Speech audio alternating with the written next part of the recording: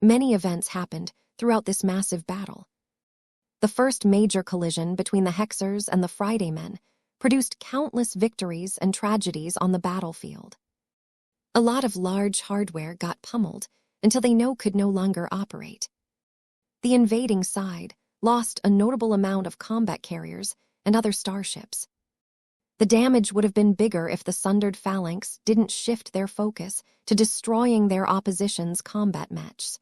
But parties like the Larkinson clan truly regretted the fact that they couldn't field as many mechs as before.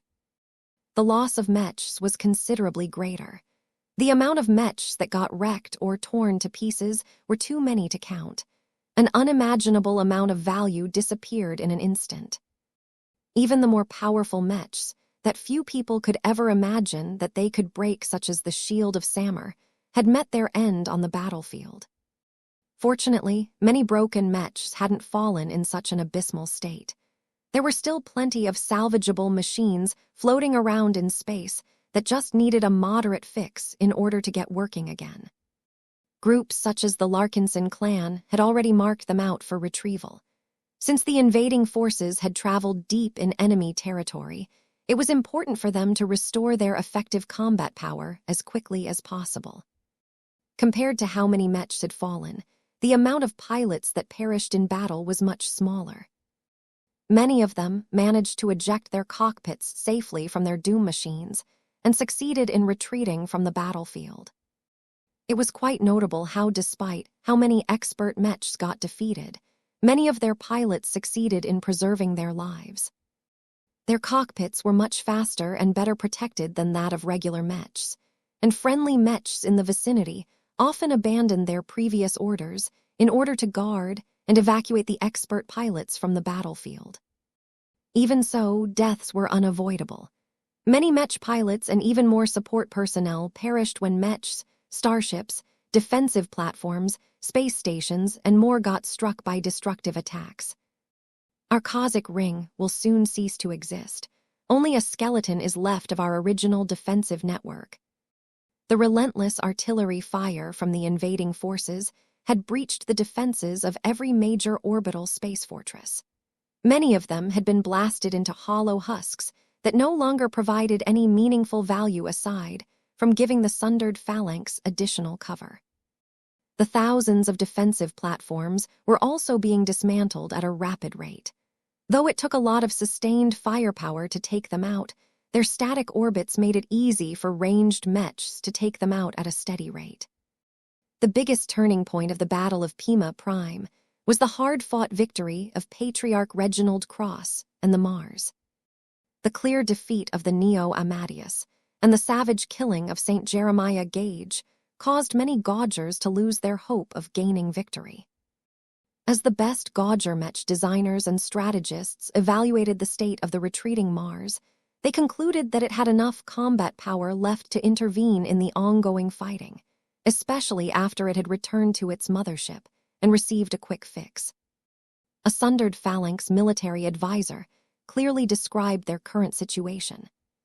Once the Mars returns to the battlefield, the battle is over. No expert mech can withstand its firepower.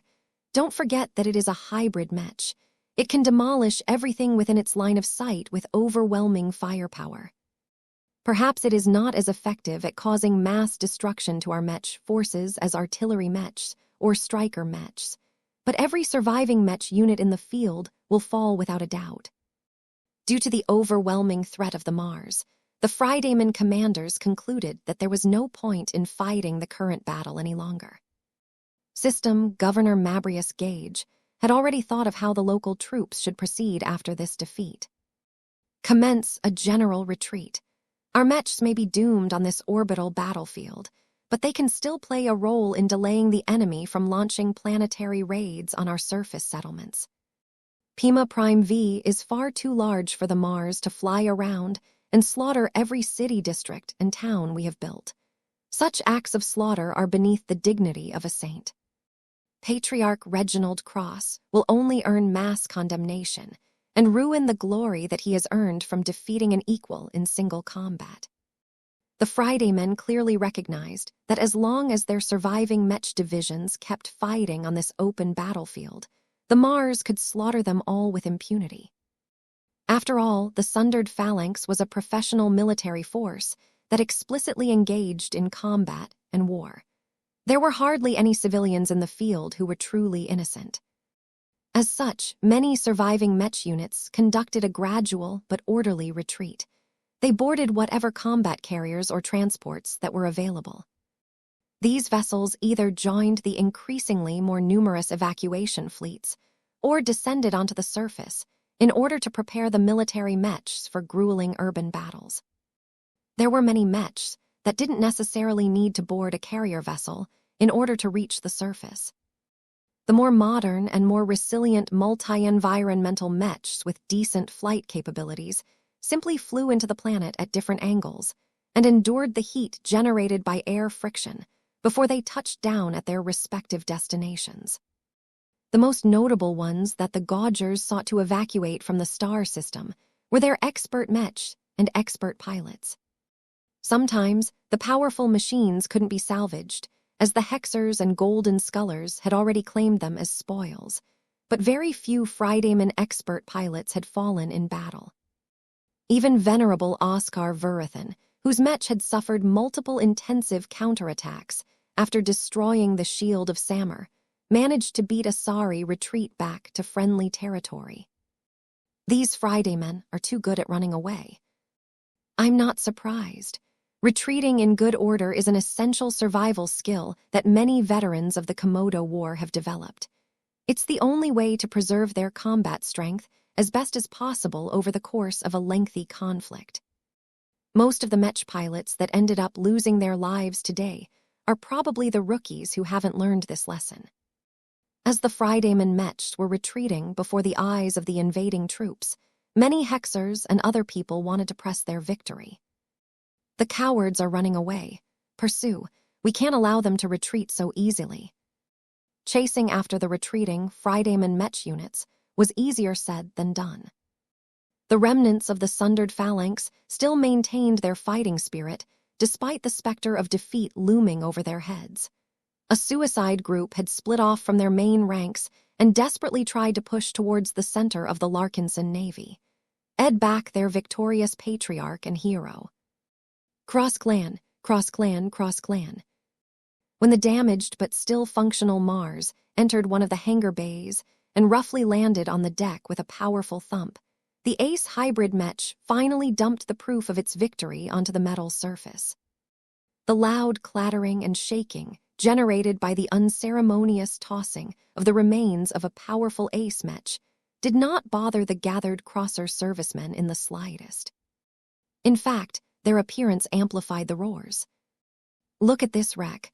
How much do you think it will sell on the market? Are you kidding me? Why would we ever want to sell this Mech? Its alloys and tech are priceless. Our clan could probably earn at least 1 million of MTA credits if we put it up for auction. Just look how complete it is. A lot of its systems are still intact, and there are hardly any missing parts aside from 2 of its swords. Speaking of swords, the Crossers did not forget to retrieve the plasma sword that the Neo Amadeus wielded at the end. Though the weapon had been flung away at the final moment before St. Jeremiah's defeat, the Crossers had made sure to beat off the Sundered Phalanx Mech units that desperately sought to retrieve the last weapon wielded by their deceased ace pilot. A Crosser Mech entered the hangar bay shortly after the arrival of the Mars. The ordinary machine reverently held the inactive plasma sword with both of its hands. The Mars seemed to bask in the earnest cries of the Crossers, but its ace pilot still remembered that its presence was needed on the battlefield. Due to the damage sustained to its legs, it was not able to walk efficiently. It was forced to hover above the deck as it quickly moved deeper inside the fleet carrier. The Mars still held its whale-cutting saber that was currently impaling the cockpit of the Neo Amadeus while it moved to its next destination. The Crosser Mech that held the plasma sword also followed suit. The 2 machines eventually reached a workshop that had already been set up to receive the Mars. Master Benedict Cortez, who wore a thick and protective suit of combat armor, quickly directed the Mechs and the personnel under his command to perform emergency repairs and maintenance on the Pride of the Cross clan. Once the various Mech designers, Mech technicians, and various engineers operated the various workshop machines and bots without any obvious mistakes, the master Mech designer smoothly flew down and arrived at the pieces of plunder that had been dumped to the side. Meanwhile, Patriarch Reginald brought his suited body out of the cockpit of his Mars and descended to the deck in order to join up with the lead designer of his machine. "Congratulations for your first win," Master Benedict spoke. "It was a closer shave than I would have liked, but I owe much of my victory to your work," Reginald generously praised. The ace pilot was in an excellent mood, despite his obvious exhausted state. The two soon turned their attention to the enemy cockpit and Mech soared. "I tried to bring back the skull you wanted," Reginald said. "I tried my best to stab my weapon in a way that shouldn't hit the skull of my opponent, but the saber that Cadiz has developed for me is too big and heavy. I can't guarantee that Jeremiah's skull is still in one piece." "It's okay," Master Benedict smiled. "We can glue it back together as long as it hasn't disintegrated into powder. I am more interested in the plasma sword, to be honest." The two walked away from the damaged cockpit and approached the plasma sword that hardly sustained any scratches. Though Patriarch Reginald cared little about this energy-based weapon, Master Benedict was the opposite. His mood darkened as a complicated expression appeared on his face. His metal-covered arm reached out and carefully touched the surface of the giant hilt. Patriarch Reginald immediately noticed the drastic mood swing from his friend. "What's wrong?" "This sword is the handiwork of Master Tokwemen Huron. Did you know that?" The ace pilot shrugged. "Maybe. It doesn't matter. A sword is a sword. No matter what fancy tech the Godgers have put into the Neo Amadeus, their efforts ultimately couldn't beat your work." Master Benedict grimly smiled. "You're correct. I am proud of the Mars, even though I do not deserve full credit for helping you win. It gladdens me that you managed to teach the developers of the Neo Amadeus a lesson." As the two leading figures of the Cross clan continued to talk, Master Benedict kept staring at the plasma sword that ostensibly contained the skull of a Fridayman expert pilot. Even now, the ace pilot and the master Mech designer could clearly feel the presence of a living individual inside this perversion of a Mech weapon. As much as Vess wanted to stay on the bridge of the spirit of Bentheim and preside over the Larkinson army's winning lap, his obligations as a patriarch and a Mech designer compelled him to travel elsewhere. "We're going on a trip, Lucky." Meow. Vess rose up from his seat and briskly left the bridge in the company of his cat and his honor guard. Not many people were walking through the corridors at the moment. It did not take too much time for him to reach his personal workshop, where a number of living sentinel Mechs carefully put down the remains of an important expert Mech onto the deck. Unlike the Crossers who treated the remains brought back by their patriarch as proof of their victory, the Larkinsons who witnessed the retrieval of the scattered salvage all adopted sad or sympathetic expressions. Vess grew a bit moody as well as he entered the workshop compartment and beheld what was left of one of the strongest and most iconic living Mechs of the Larkinson clan. He still remembered the initial time, where he fabricated the first production copy of his new Aurora Titan design. Though the Aurora Titan model did not turn out to be a great seller and eventually got phased out of the market, the Shield of Samur lived on and evolved long after the demise of the original design it spawned from. This was a privilege that few living Mechs enjoyed. The Mech that Janzi had bonded with went on to enjoy a life of its own, much like how the Quint diverged from the Bright Warrior line and gained its own separate identity. The Shield of Samur underwent 6 major revisions over its lifetime. It started out as a humble and quirky third-class standard Mech, and slowly evolved into an impressive second-class mid-tier masterwork expert space knight. Not only that, but the Shield of Samur's continued association with venerable Janzi had forged a strong and unique bond between the two. Both of them had grown from their humble origins and reached greater heights step by step over the course of a decade. Much had changed over the years, but no matter what happened to the Larkinson clan, the Shield of Samur and venerable Janzi always improved a bit more. Vess still remembered how much he and the rest of his design department invested a lot of time, money and resources into upgrading the Shield of Samur during its last major overhaul.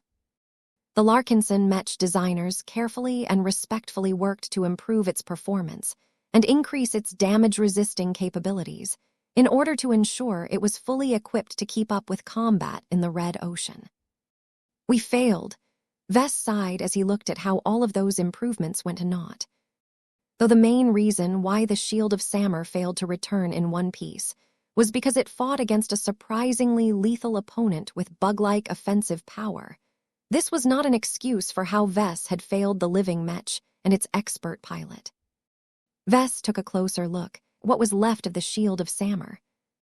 In order to fully convey its condition, it was easier to describe the parts that were at least moderately intact than to list the huge amount of components and subcomponents that the Scorpion Commando managed to dissolve with its final spiteful attack. Damn, this is worse than I thought. He already had low expectations of what was left of the Shield of Samur, but seeing the remnants for himself gave him a much more accurate impression on how much one of the most valuable mechs of his clan had fallen. None of the Larkinson expert mechs had suffered so much ruination.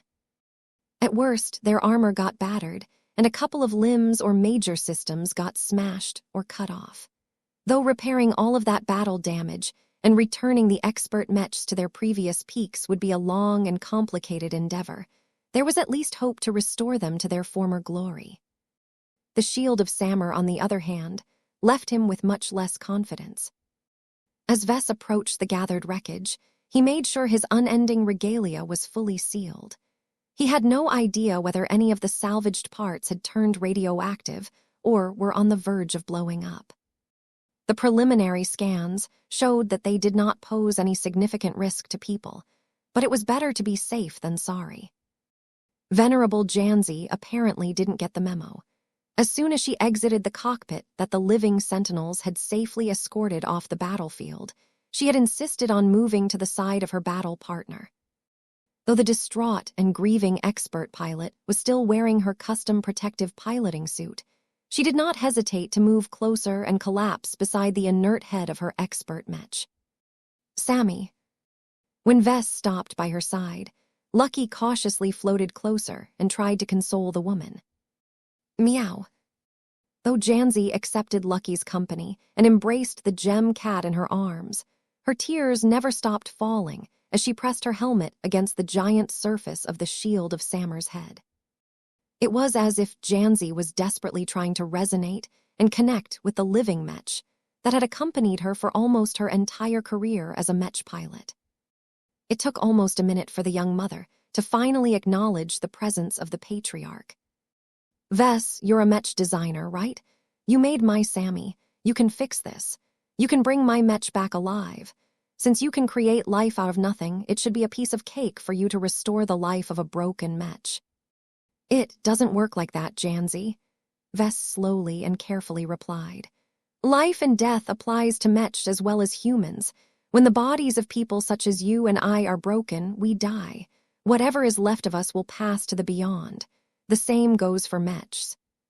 The Shield of Samur may have been a powerful third-order living mech, but unless it has reached a higher state of growth, it is not so easy for such entities to cling to life. Living beings did not necessarily disappear once their corporeal bodies died. Of the individuals that Vess had met who had somehow managed to defy the natural cycle of life, both his mother and Kalankso had managed to overcome the shackles of their mortal coils and live on in a different day through their own abilities. However, these cases were rare and demanded a lot of growth and proficiency in spiritual manipulation. Vess frankly had no idea how this could be done. While it was possible for Vess to preserve the lives of other spiritual entities such as Zygra and the Phase King, He had to intervene quickly and get ready to preserve their spiritualities from the moment they got loose. The bodies of the two entities that went on to become his design spirits were also relatively intact when he had taken action, back from the dead. Since Vess was able to revive Prophet Ilvain in a sense, how feasible would it be for him to do the same for one of his most important living mechs? A lot of thoughts began to brew in his mind. He came up with a lot of possibilities as he brainstormed hundreds of different plans and approaches. He finally turned to Janzi. "I can't make any promises, but I will do my best to restore your living mech. There is not much left of her personality and consciousness, but I may have a way to reconstruct them. Whether my efforts will be able to bring back your old and familiar shield of Sammer is uncertain. That is better than Sammy disappearing forever." Vess owed it to venerable Janzi to restore her battle partner as best as possible. He bore undeniable responsibility for allowing the Battle of Pima Prime to come to pass. The Shield of Sammer would have never confronted the Scorpion Commando in battle if the Golden Skull Alliance hadn't been eager to pick a fight. Once he made his choice on how to proceed, he moved quickly to preserve the state of his living mech. He arranged for the physical remains to be stored as securely as possible. He also moved the aspect of healing inside the storage compartment in order to provide additional assistance to the spiritual remnant of the Shield of Sammer. In order to confirm that the Shield of Sammer did not die off completely, Vess even called in Helena to ask her judgment on whether the living mech was dead. "Death is rather complicated," his so-called eldest sister replied. "This living mech of yours has definitely died, but death has not managed to claim everything.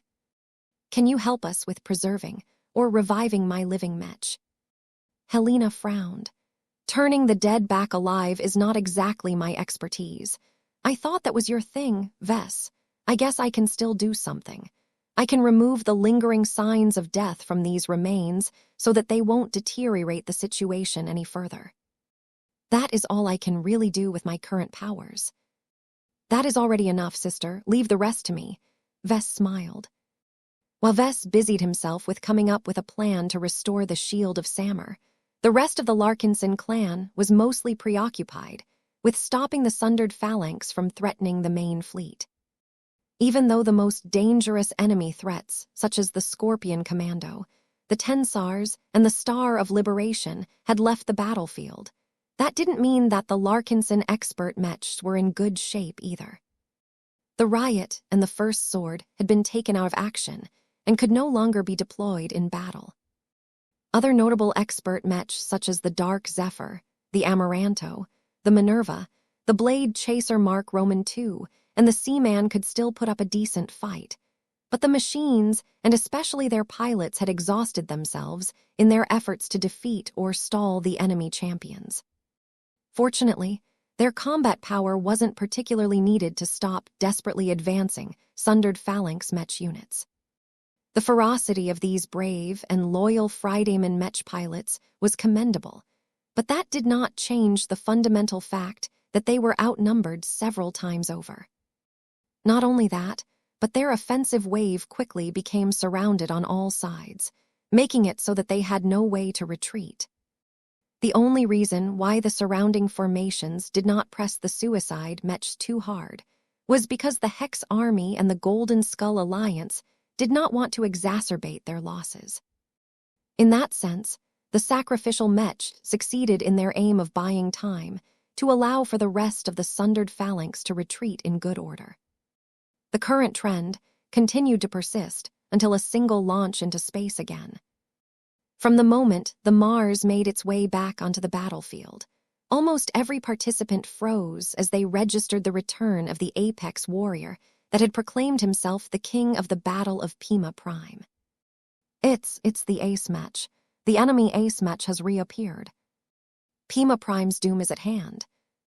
For the cross, the retreating mechs became a lot more disordered as apprehension gripped the hearts of the Fridayman mech pilots and other personnel. In contrast, the Hexers and the Golden Scullers became a lot more invigorated. Their mechs pressed their opponents harder as their morale practically doubled in an instant. The Mars hadn't even done anything yet aside from exiting the Hemmington Cross, but already the sight of this partially restored machine was single-handedly changing the trajectory of the battle. To be honest, Patriarch Reginald did not really want to go out again. After winning the most thrilling and exciting Mech duel in his life, he really didn't find it interesting to bully a bunch of weaklings. None of the remaining Mech units of the Sundered Phalanx could ever compare to the strength and majesty of St. Jeremiah Gage and his Neo Amadeus. Even the enemy expert Mechs, such as the dangerous and relatively intact Star of Liberation, and the Tensars had pulled back long before the Mars could ever take them out in an instant. "Boring," Reginald wearily remarked, as he simply couldn't bring himself to summon any energy or enthusiasm to this cleanup operation. The only reason why he forced himself to bring out his Mars once again was because he recognized that his presence was an essential guarantee to his side. Not only that, but the remaining firepower of the Mars was extremely useful in breaking apart any remaining threats and obstacles. Well, I guess I should get on with it. The longer this farce goes on, the more Mechs my clan is losing. In order to raise the effective firepower of the Crosser Ace Mech as best as possible, Master Benedict had taken advantage of the fact that the Mars could mount different modular weapon systems on its shoulders. The Neo Amadeus might have managed to wreck the expensive pair of shoulder-mounted transphasic Gauss cannons during the unforgettable duel, but the Cross clan had produced multiple alternatives. The Gauss cannons packed the greatest punch against tough and powerful targets, such as an enemy ace Mech. Though they could also be useful in sieges, they weren't the most optimal choice now that all high-level threats had retreated from the battlefield. Master Benedict therefore decided to remove whatever remained of the broken Gauss cannons and put transphasic laser cannons in their place. The addition of the pristine shoulder-mounted transphasic laser cannons partially compensated for the reduction of the Arceus system. The additional energy weapons also gave the Mars a greater ability to stay in the fight, as they did not use up any ammunition. After completely replenishing its energy reserves, the Mars had plenty of juice to bombard enemy targets. Reginald did not even feel the need to fire the weapons at his disposal at full power. Even at half power, the various energy weapons of the Mars were more than enough to destroy a dozen Mechs with ease if they all happened to line up in the right way. As such, the Mars turned into a singularly destructive machine as soon as it took its place and opened fire on different targets. Reginald did not even bother to manually aim the weapons of his ace Mech. He simply opened up a connection to the command center of the Hemmington Cross and let the tactical officers of his clan program the priority targets on his behalf. Despite the ace pilot's obvious lack of effort and enthusiasm, even a half-hearted version of the Mars was more than what the Sundered Phalanx could handle. Rays of laser beams lanced across the formations of Fridayman Mechs that had attempted to occupy the attention of the invading forces. Though there was a considerable risk that the shots fired by the Mars might end up damaging a friendly unit by mistake, Patriarch Reginald was far too capable to make such a mistake. Each strike from his ace Mech accurately picked off the strongest and toughest Mech of the Sundered Phalanx. Oftentimes, the Mars angled its attacks to ensure that the resonance-empowered laser beams struck multiple enemy machines at a time. It only took 2 minutes for the advancing enemy Mech units to disintegrate.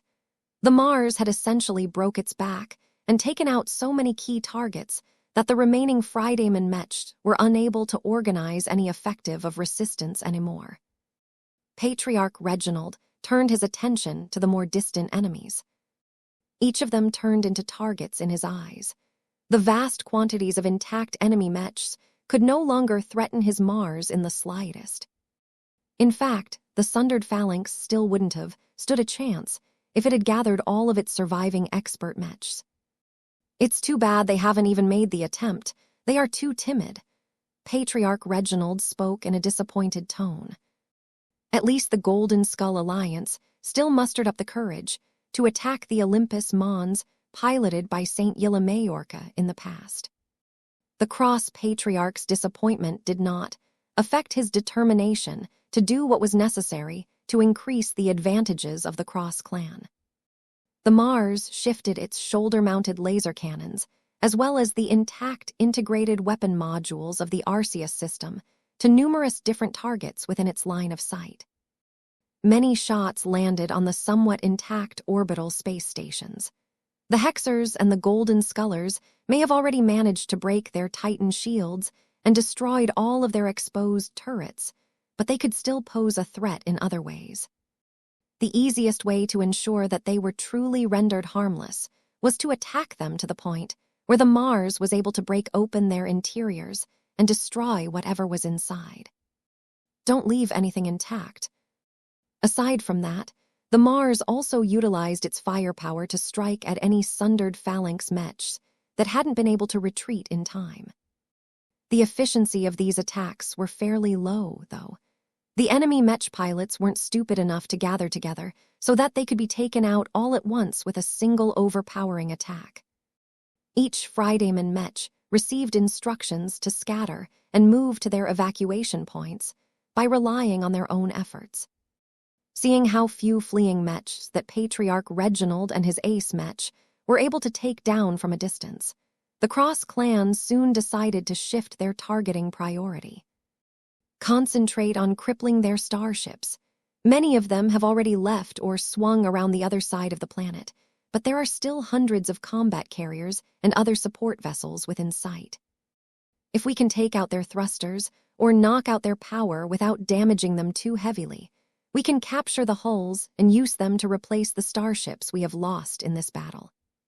The Hex army was more interested in wiping out the remaining enemy mechs. The loss of many of their combat carriers did not affect the Hexers too much, as their colonial state possessed plenty of shipbuilding capability. The Golden Skull Alliance was different in that it was a lot harder for the Larkinsons and their allies to place large orders at third-party shipbuilding companies. Perhaps their dramatic victory today might cause the leaders of these companies to reevaluate their relationship with the Golden Skull Alliance, but even then it might take years for the expeditionary fleet to return to its former size. Patriarch Reginald became a bit more attentive when his Mars was tasked with immobilizing the fleeing enemy starships. Though many vessels sought to escape doom by hiding on the opposite side of Pima Prime V, the mechs of the Larkinson clan, the Glory Seekers, and the Cross clan were already on their way to capture the ships one way or another. As the Mars struck the sublight propulsion systems of the different starships with measured attacks, the crew of the affected vessels turned stubborn. Don't let our ship fall into their hands. The loyal Fridaymen crew members overwhelmingly decided to self-destruct their vessels before abandoning ship. Thousands of escape pods launched into space just before the power reactors, and any other volatile elements blew up from within. There was little the Hexers and Golden Scullers could do to prevent the Fridaymen from destroying their own ships, once it became clear that they could no longer escape the port system. Even threats of shooting down the escape pods did not have any effect. The hatred that the Fridaymen had accumulated towards the Hexers had grown so much that neither side wanted to grant any advantages towards their archenemies.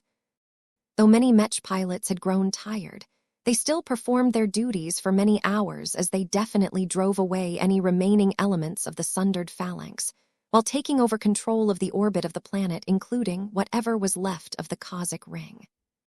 The fall of the orbital defensive network marked the definite end of the battle in orbit. Task Force Fury and the Golden Skull Alliance obtained full control of the space above Pima Prime V, which meant that they could soon land their mech troops on the ground and commence their planetary assault. There was no way for the Gaugers on the ground to fend off the incoming invasion entirely, but they could still do much to slow down enemy progress. Tens of thousands of mechs of the sundered phalanx have managed to reach the surface. General Verl spoke with concern. I'm afraid that they have already linked up with their counterparts stationed on the planet. Pima Prime still has many fortified bases on the planet. It will be very difficult to root them up, unless we bring overwhelming firepower. Calabast chuckled. You overestimate the opposition that we will encounter. The Friday men won't be able to fight back as well as you think. While our agents weren't able to play a significant role in the battle in orbit, we are much more able to affect the defenses on the surface, since many of them are located in densely populated settlements. Just watch and see. The Battle of Pima Prime ended in a decisive victory for the invading forces. Every citizen of the Hex Federation celebrated the success of the Hex Army and the crushing of one of their most hated foes on the battlefield. The battle did not involve any tricks or traps. Though the attacking forces most definitely leaned on the element of surprise, the Gaugers enjoyed a considerable defensive advantage. In fact, the invaders also enjoyed a massive intelligence advantage that allowed them to plan out their assault and make the right preparations. But none of these results would have been possible without possessing enough strength. The battle that ended today was also significant for other reasons. For example, this was the first time that the Hexers fought alongside external allies. During the Komodo War that the two sides fought in the past, the Friday men were usually the ones that relied on outside help to bolster their capabilities. Their ploy to convert the expert pilots of vassal states into their retainers had been a massive success, and supplied the Mech armies of the Friday Coalition with additional high-end combat power. It was profoundly ironic that the Hexers essentially copied the same approach from the archenemies by relying on the aid of the Golden Skull Alliance to counter the Sundered Phalanx's powerful elites and champions. The fact that the Golden Skull Alliance had actually been willing to commit their newly advanced ace pilot in a dramatic duel to the death was shocking news to many powers in the Red Ocean. The reputation of the Golden Skull Alliance soared overnight. Previously, the quirky alliance made up of 3 weird organizations gained a bit of attention, but not too much. The living Mechs of the Larkinson clan and the emergence of a new ace pilot from the ranks of the Cross clan were both noteworthy attention grabbers, but there were plenty of other groups that performed no less worse. The Battle of Pima Prime changed people's cognition of the Golden Skull Alliance. Though their numbers were limited, the Golden Skullers showed that their Mechs and Mech pilots matched, or in some cases, exceeded the standard of a credible veteran military Mech army. No one thought that the Sundered Phalanx was weak. Their record in a recent war was as clear as day, and even the fact that many of the Mech divisions transferred to the Red Ocean had not yet updated their Mech rosters to modern standards was not that big of a deal. However, in this battle, the Sundered Phalanx had been reduced to a foil. Aside from the rare and fantastic breakthrough of St. Rebecca Andis, the proud soldiers and heroes of the Gage dynasty largely lost at the hands of the troops of this strange alliance. It wasn't just the strength of the Golden Skull Alliance that made a profound impression on the grassroots and the leaders of other organizations. It was the willingness of Patriarch Vess Larkinson and its other leaders to take part in a risky offensive operation that also frightened and impressed other people.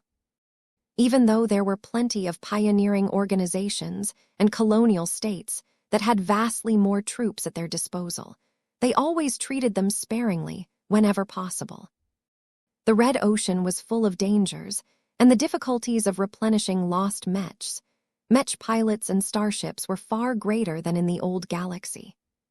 For the Golden Skull Alliance to boldly commit its entire core fleet and Mech forces to a battle that did not involve its core interest was rather shocking news. The consequences of losing in this battle were too great. For example, Patriarch Reginald Cross could have been killed by St. Jeremiah Gage, thereby robbing the Cross clan and the Golden Skull Alliance of their top-end combat asset. Though it was probable that the Golden Skull Alliance probably wouldn't run off to intervene in another conflict between colonial states, what if this happened anyway? Anyone who looked up the history of the Golden Skull Alliance would immediately conclude that it was made up of large numbers of battle maniacs. From the Larkinson clans, frequent acts of provoking powerful enemies to the warmongering roots of the Cross clan, it was hard to believe that the leaders of the Golden Skull Alliance were willing to sit in place and commit to peaceful development. We don't have to befriend these maniacs, but we absolutely cannot afford to become their enemies. At least 2 of their leaders are dangerously unstable and can decide to pick a fight with people for any reason. These crazies aren't even content with raiding one of the core star systems of a colonial state. They have also announced an ambitious expedition to the deeper parts of the new frontier. There is no way this Golden Skull Alliance will survive in the long run. Sooner or later, they will enter into a conflict against an enemy that is too great for them to handle. Over the course of human history, it is far too rare for daredevils like these Larkinsons to overcome their continuous challenges. It has always been the steadier groups like ours that are able to outlast the other ones. The leaders of the Golden Skull Alliance aren't as simple as you think. You are not a Mech designer, so you haven't been able to see what my colleagues and I have seen. The properties and the effective combat power of the Mechs fielded by this alliance are far more impressive and impactful than we thought. The designers of their impressive masterwork Ace Mech are young but visionary. I have no doubt that the MTA has already taken a special interest in their work. The excellent performance of the Mech forces of the Golden Skull Alliance generated an explosive amount of buzz among the public. The galactic net became filled with discussions, commentary, and post-battle analyses as a huge number of people tried to figure out the details, either out of curiosity, admiration, or fear. Though the strength exhibited by the Golden Skull Alliance most certainly spooked a lot of rivals and possible enemies, the upsides massively outweighed the downsides. The reputation, prestige, and glory of the winners had all skyrocketed. One of the more immediate benefits of winning the Battle of Pima Prime was that the businesses associated with the Golden Skull Alliance all received a massive surge in interest. As Vess busied himself with surveying the damage done to his precious expert Mechs, his personal assistant did not wait to present him with the good news. As far as marketing goes, this battle is worth more than a galaxy-wide advertising campaign, Gavin Newman said, while wearing a hazard suit due to safety regulations. The LMC has received 300% more inquiries in the past 4 hours than the past week, and this is just the beginning. The company management has already decided to ramp up production and contract more third-party manufacturers in anticipation for the spike in sales. Vess nodded as he studied the damaged state of the first sword. Most of his attention was still directed towards the upcoming repair jobs. Restoring damaged expert Mechs back to their peak conditions was anything but simple. It took a lot more precision and expertise to fix these powerful machines, and the difficulty only skyrocketed when trying to repair masterworks among expert Mechs. Ordinary Mech technicians and low-ranking Mech designers weren't qualified to repair the expert Mechs. Vess and his fellow journeymen had to take action in person to restore the strongest and most important Mechs of their clan. Vess already lamented the amount of time he had to set aside to fix these important machines, but he had little choice in the matter. "I'm not that interested in the sales of general commercial Mech models anymore, Benny," he spoke. "Whether we earn 50,000 or 200,000 MTA credits a month won't affect our outlook in the short term. I'm more interested in whether our strategic products are able to increase their market penetration. Have our war squires and our pacifiers gained additional interest from relevant clients? We haven't seen much sign of that yet, but our analysts expect that to change soon enough. The Battle of Pima Prime offers an abundance of hard proof that your work is not useless. Our living Mechs have definitely proved their worth on the battlefield against formidable adversaries. It is much more difficult for skeptics to deny the added value that living Mechs can bring. As long as people accept this truth, many more large and institutional clients will become interested in our War Squire and Pacifier Mech lines. It will just take a while for them to commit to placing orders, since their decision-making is much slower and more deliberate. Vess nodded in satisfaction. The profit generated from the sales of those Mech were not as important as how much they were able to spread the Larkinson clan's influence. There were many ways for him to earn money, but it was a lot harder for him to make friends or build up goodwill among other human powers. From what it sounded like, the Larkinsons didn't have to worry about this problem as much anymore. Vess was confident that as long as more and more powerful clients adopted his most useful living Mechs, they would never think about switching back to the alternatives sold by his competitors. Gavin continued to report on the other immediate consequences of winning the battle in orbit. Other subsidiaries associated with the Larkinsons, such as the Open Consortium, the Larkinson Biotech Institute, and the Creation Association, also enjoyed a lot more attention than before. But the increase in business prospects weren't as exaggerated, as none of these organizations were directly tied to Mechs. Nonetheless, Vess confirmed that his clan had definitely taken a large step into becoming a force to be reckoned with. The reputation of the Larkinson clan was on the verge of hitting a new peak in the Magyar and Krakatoa Middle zones. Please tell me whether we have gained any immediate and concrete gains from this victory, Vess asked his assistant. Well, I believe you will be glad to hear this news, boss. Minister Shedrin Purnes has already informed me that our clan has already begun to make more headway in our ongoing negotiations with possible business partners. Think of resource suppliers, shipbuilding companies, high-end development companies, and more. The companies that we are in talks with are already taking us a lot more seriously than before. This will give us greater leverage in negotiations. I can already tell you that it will be easier than ever to replace the combat carriers that we have lost today. That was the best news that Vess had heard from Gavin. Though the other gains were also important to Vess, right now it was crucially important for the Larkinson clan to restore its strength as quickly as possible. Our total combat strength is heavily dependent on how many Mechs we are able to carry in our fleet. The sooner we make up for our losses, the better. You should wait for the good news, then, Gavin smiled. We are already in talks with several major shipbuilding companies, each of which can produce many more hulls than Murphy and Sons. It probably isn't realistic for us to be able to order capital ships from them, but it should be a lot easier for us to secure promises to deliver a large batch of combat carriers to us within a standard year. Aside from this, we have even received orders to swap the captured Fridayman starships for other hulls. Oh, what is that about, Benny? It's a fairly common business arrangement in the Red Ocean, boss. The basic idea is that whenever a group like ours wins a battle, we often end up capturing a bunch of starships from our opponent. It is not wise for us to add these prizes to our fleet because the vessels are most certainly riddles with backdoors. There are companies who specialize in refurbishing such vessels, and they will be glad to take our captured ships off our hands. Vess became a lot more interested in this new business. The Red Ocean was not lacking in clever entrepreneurs. Can you give me a more concrete picture of these starship swaps? Let me give you a general example.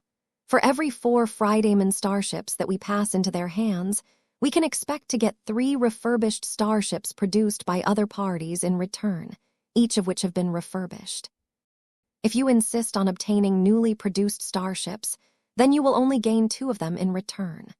Though the exchange rate is not as great, the waiting time is usually short, so this is definitely a quick and convenient way for groups to restore their numbers after winning a battle. Vess became incredibly attracted by these potential offers.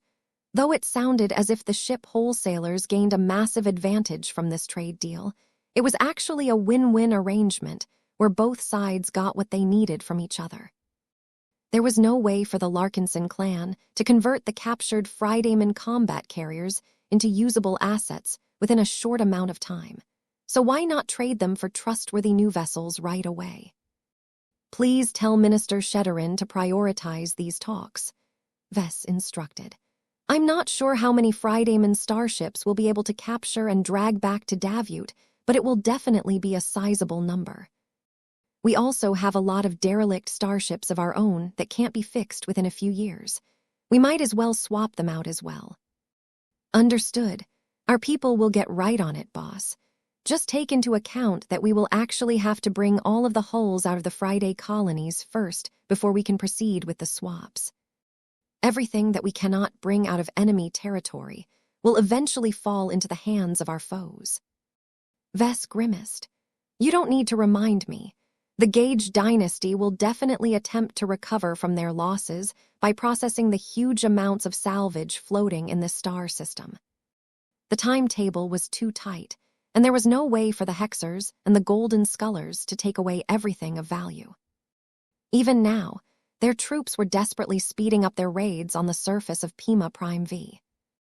As the Larkinsons continued to preoccupy themselves with launching planetary raids and handling the aftermath of the battle in orbit, Vess eventually attended an important meeting. Enough hours had passed for the Larkinson army to rescue its trapped Mech pilots and tally most of the gains and losses. Let's start with the unpleasant news first. Vess spoke shortly after he entered the virtual meeting room. How many ships have we lost? The Larkinsons attending the virtual meeting turned all their heads towards Chief Minister Abigail Evern. As the most senior naval expert in the clan, Abigail possessed the greatest understanding of the states of all of the starships that participated in the battle. At least 12 of our combat carriers have sustained serious damage to the point where they have lost power, FTL travel capability, or both, the woman reported.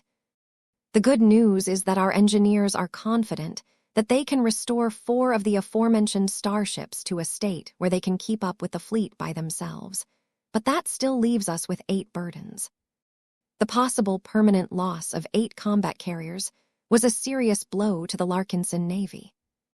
How far gone are the 8 most seriously damaged starships? General Verl inquired.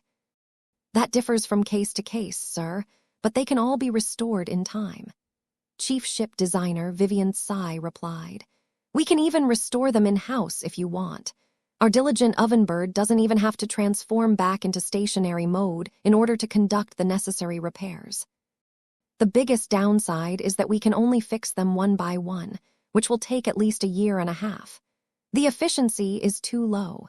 It is best to leave this job to dedicated repair yards, but it is notoriously difficult to contract their services. Vess smiled. We may be able to swap our damaged or derelict hulls for intact ones. Both Abigail and Vivian were familiar with the type of service that their patriarch references. If we can conclude a deal with those companies, then that is indeed possible. Abigail Evern looked thoughtful. These kinds of swaps involve trading starships for time, which is unprofitable in the long term, but incredibly useful for parties that need to increase their combat power as quickly as possible, such as us. If we want to proceed with our original plan of embarking on the Trailblazer expedition, after we have concluded our participation in Operation Saturday Market, then it is not a bad idea to engage in this business. Though there were Larkinsons who felt that the ship wholesalers were definitely getting the better end of the deal, there were no better alternatives available to them. This was just a part of the reality of the persistent lack of supply of starships in the Red Ocean. The Larkinsons continued on to talk about the state of their other starships. Our other sub-capital ships have received various degrees of damage, Chief Minister Abigail continued. Some have merely received scratches, while others have lost entire compartments into space. Many of them are designed to take a beating, so there is no particular need for concern. We can repair the majority of the damage ourselves. There are only a small number of cases where it is recommended to put them in a dry dock to perform more extensive repairs. How are our capital ships doing? Vess asked. I've noticed that several of them have taken an awful beating. Abigail nodded. That is indeed the case, but that is exactly how they were meant to be used. All of our armored vessels, such as the Gorgonean, the Graveyard, the Wild Torch, have all received heavy damage to their exterior. However, all of this is within a controllable range. The crews have responded well to the pressure exerted by the sundered phalanx and made sure that none of our enemies were able to damage their critical systems. The hulls of these capital ships were so large and thick that they could endure an unimaginable amount of incoming damage as long as enemies weren't able to concentrate their attacks on specific sections. The Larkinson clan actually owed a lot to Task Force Fury for providing a lot of cover during battle. The Hexers attracted the brunt of enemy firepower. When Vess learned more about the condition of all of his capital ships, he became reassured that none of them had turned into liabilities that could slow down his fleet.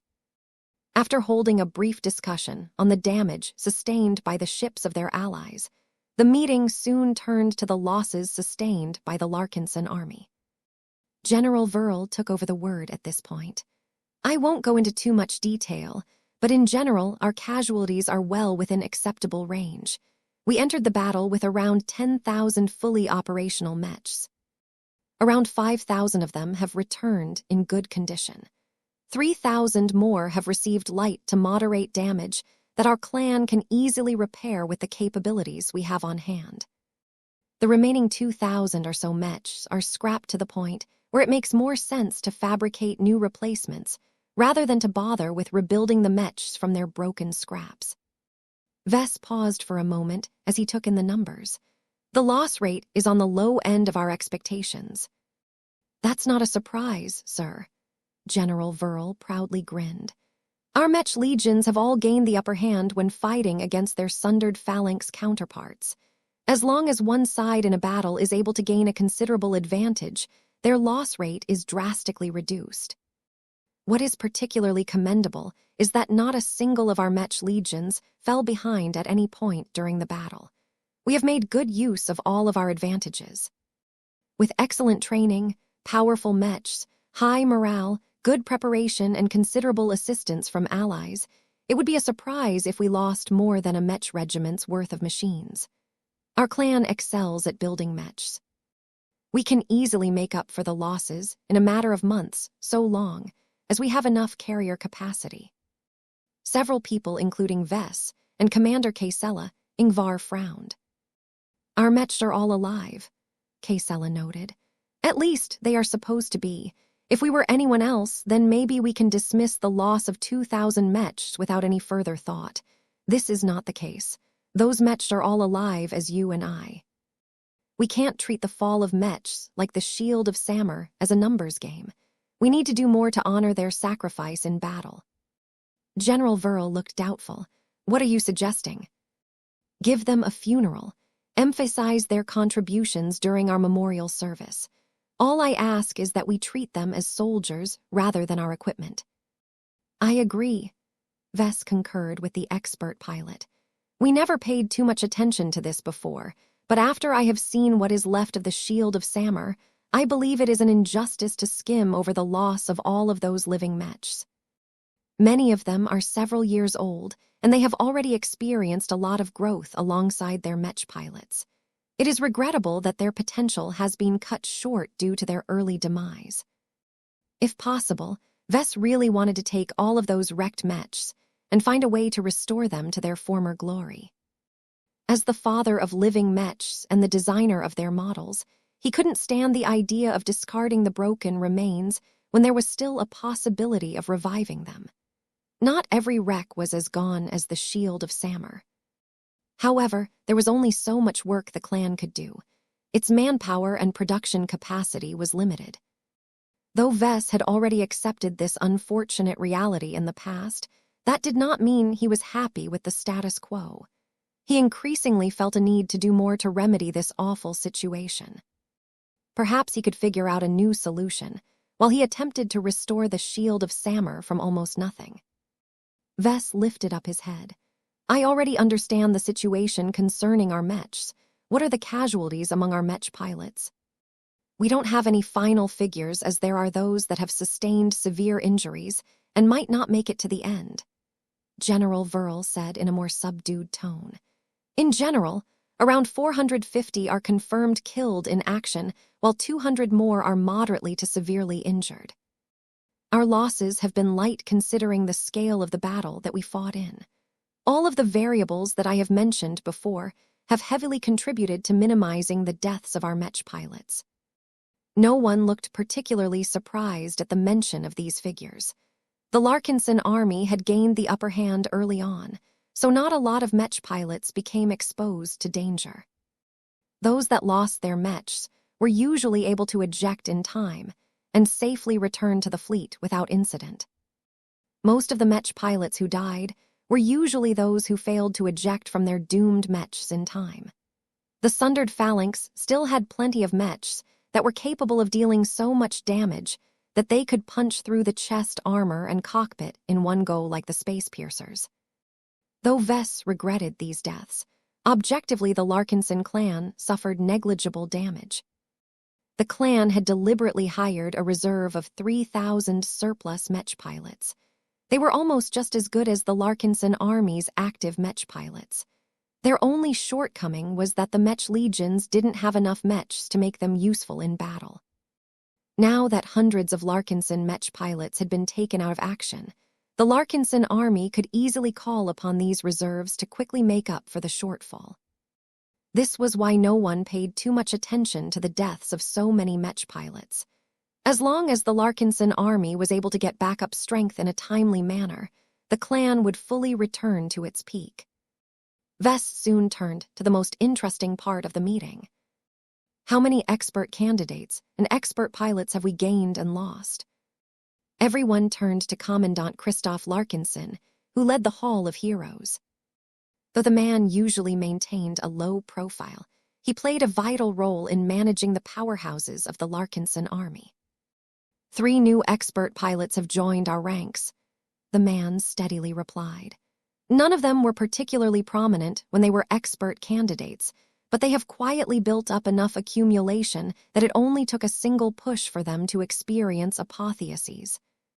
Each of them managed to break through fairly quickly once they entered battle, which shows that it was only a matter of time before they made a name for themselves. Vess quickly skimmed through the list of names. He didn't really know any of them well enough to care too much about them. Unless any one of them were particularly special, he was more than willing to hand over their cases to Gloriana. What about our expert candidates? 2 of them have unfortunately perished in battle, Commandant Christoph regretfully said. They attracted too much attention in battle, but didn't have the strength or ability to deal with it. The good news is that we gained 9 new expert candidates, many of whom are on the younger side. Just as before, these expert candidates already stood out before they broke through. They have all invested a lot of effort into improving themselves by conducting rigorous training with the MSDS and also accrued sufficient real battle experience by fulfilling numerous mercenary missions. The addition of 9 expert candidates was great news for the Larkinson army. Vess already expected to gain that much from a single battle. Just as Commandant Christoph had mentioned, the mental simulation training simulation had drastically improved the accumulation of a lot of Larkinson Mech pilots over the years. Even if the Evertshanger did not switch to the Transcendence glow, the most talented among the rank and file soldiers would have broken through eventually. Vess' mentality towards the expert candidates and expert pilots had changed over the years. The Larkinson clan was no longer awfully deficient in high-end combat power. Sure, the Larkinson army was still far away from obtaining an ace pilot, let alone a high-tier expert pilot, but it wasn't easy to fill up these gaps in the short and medium term. Though most of the Larkinson expert pilots were still young and fairly early in their careers, the clan was able to provide them with the equivalent combat power of a mid-tier expert pilot by providing with much more powerful expert mechs than normal. Vess simply overcame the weakness of one by cranking up the strength of the other in order to shore up his high-end combat power. The overall results they attained in this battle largely vindicated his strategy. Pretty much every Larkinson expert pilot overperformed compared to their peers in the Sundered Phalanx. It was not as if the expert pilots of the Gage dynasty were piloting crappy mechs. Vess had a lot of respect for their mid-tier and high-tier expert mechs. He gained a lot of inspiration from watching mechs like the Tensars, the Shockshell, and the Scorpion Commando in action. Yet even though Vess was more than willing to admit that they had all been well-designed, they ultimately possessed limitations due to their limited design budgets. The Fridayman mech pilots would have been able to put up a much more difficult fight if their mechs were as extravagant as those of the Larkinson clan. In short, the Battle of Pima Prime definitely proved that it was possible to defeat high-tier expert pilots and high-tier expert mechs by investing a huge amount of funding and resources in the development of his own expert mechs. Even the incident where the shield of Samur fell after fighting the Scorpion Commando was not necessarily a repudiation of his chosen approach. The Scorpion Commando managed to break out with much more strength than usual because the Fridayman had partially adopted the same idea with regards to this specific expert mech. If not for the sudden crisis that had overtaken the Pima Prime system, the Gaugers would have never agreed to invest at least a kilogram's worth of face water on consumable ammunition. The Scorpion Commando literally sprayed away a fortune's worth of face water each time it struck with its scorpion tail. The overall lesson that Vess derived from this battle was that spending lots of money most definitely made life easier for the Larkinson clan. As Vess thought about whether he should pimp his expert mechs even further, the discussion of the ongoing virtual meeting turned to the expert candidates and expert pilots of the Glory Seekers and the Cross clan. Just as with the Larkinsons, their allies also welcomed a bunch of new heroes. Naturally, Vess wasn't familiar with any of the names, though he guessed that he would probably get familiar with all of the new expert pilots in due time. The Glory Seekers have only gained 2 new expert pilots, which is within the range of our expectations. Their mech capacity is the smallest out of our alliance, so it is rather improbable for them to gain more demigods in a single battle. Vess furrowed his brows. He distinctly remembered that many Glory Seeker mech pilots had access to the MSDS for a long period of time. The only problem was that the Glory Seekers didn't possess a lot of expert candidates to begin with, so the pool of pilots that were eligible to jump to the rank of expert pilots was too small. The Cross clan is in a much better position as they have gained 4 expert pilots over the course of the battle. General Verl continued. It is rather notable that their breakthroughs mostly happened in the later stages of the battle. From the moment Patriarch Reginald and the Mars began to demonstrate their might, the Crosser mech pilots fought as if their favorite sports team was crushing the opposition. The breakthroughs happened quickly during this period. That fell in line with Vess' theoretical framework. It is easier for mech pilots to break through when they are highly stimulated by external factors. Though our clansmen most definitely gained a lot of courage from seeing the Mars holding its own against the Neo Amadeus, it is a pity that the ace pilot ultimately belongs to the Cross clan. The Cross clan, undoubtedly, entered an accelerated revival period after its forces played a decisive role in winning the Battle of Pima Prime. The addition of 4 new expert pilots at once would most definitely fill up the schedule of Master Benedict Cortez. Vess had a feeling that he could forget about receiving an invitation to contribute to the design of the Cross clan's latest batch of expert mechs. The Crossers had already maintained a policy of limiting their dependence on living mechs. The fact that Patriarch Reginald brutally murdered the personality of his living mechs showed that the Cross clan most likely dropped any further interest in exploring the possibilities of making use of synergistic living mechs at any level. Gloriana is about to receive big business, Vess softly muttered. By hollowing out the Mars and turning it into his incarnation, Patriarch Reginald inadvertently converted to vision espoused by Gloriana. Master Benedict would most definitely invite Gloriana to apply her own design solutions to the new expert mechs of the Cross clan. Her specialty and her latest innovations were all extremely suitable for high-level mechs. As long as the Crosser mech pilots wanted to obtain expert mech designed in a similar style to the Mars. Then Gloriana's contributions were essential to make their dreams come true. At least the Glory Seekers should still be fans of my work.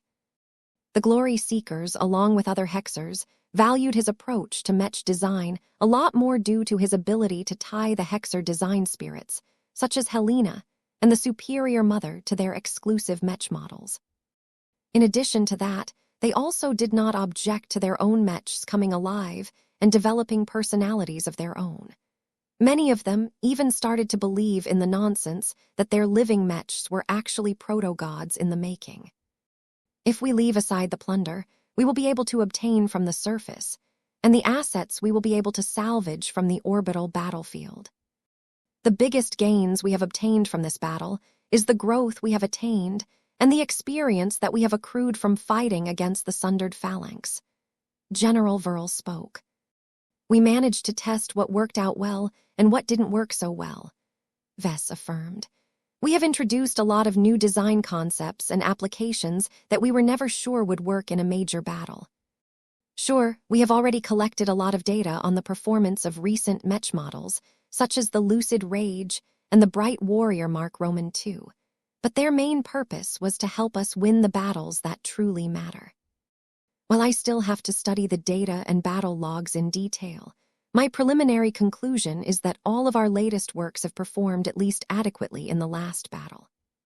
Commander Casella also saw lots of gains. All of our Mech pilots down to our rookies have fought thousands of simulated battles within the MSDS, but there is still a small but insurmountable gap with reality. None of our rookies are rookies anymore. Our veterans have also made massive gains. Once we recover and internalize all of the lessons we have learned, our battle readiness will reach a substantially higher level in the future. Our troops will be a lot better prepared to face the challenges of the Red Ocean by that time. The Larkinsons explicitly sought to make these gains when they committed to Operation Saturday Market. In line with the societal revival theory, Vess and much of the leadership thought that the only way to prevent their fellow Larkinsons from becoming complacent and falling into decay was to subject them to high-pressure situations. Vess hated this treatment back when he was a small and insignificant apprentice Mech designer, but nowadays he held the opposite opinion. He found it rather ironic that he turned out this way when he previously loathed the leaders of the Bright Republic for ascribing to this radical social theory. It was as if someone who used to be abused as a child went on to abuse his own kids once he had become a parent. Anyway, Vess saw nothing wrong with his approach as long as he controlled the risks. He just had to make sure to never pick a fight with an overwhelming opponent. "What is your evaluation of our new expert pilots, sir?" General Verl asked. Vess snapped his attention back to the current discussion. "It has been a long time since I personally paid attention to our expert candidates. I don't particularly know the ones that have broken through today that well.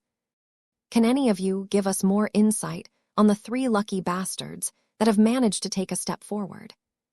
"I can help you with that," Calabast surprisingly spoke up. "One of them happens to be a black cat. Do you remember the circumstances where we picked up Zimro Belson?" Vess had to dig through the memory of his cranial implant to recall this particular event. "I remember. Zimro was one of the former pirates that we picked up during the Nyxian Gap campaign.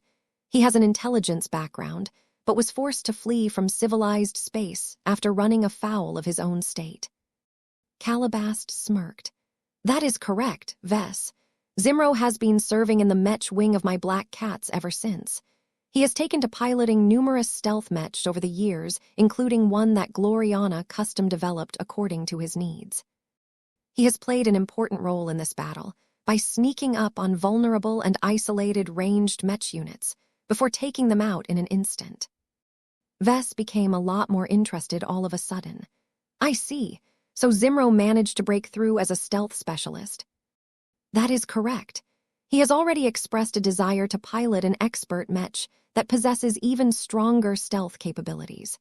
He wants to fulfill the role of an assassin and a saboteur that is much better at silently approaching enemy positions than Venerable Tusa." We shall see what we can do, but I can promise you that I will definitely take charge of this design project," Vess promised his strategic partner. He quickly developed an interest in designing his first true expert stealth mech. It was a type of mech that he had never designed before.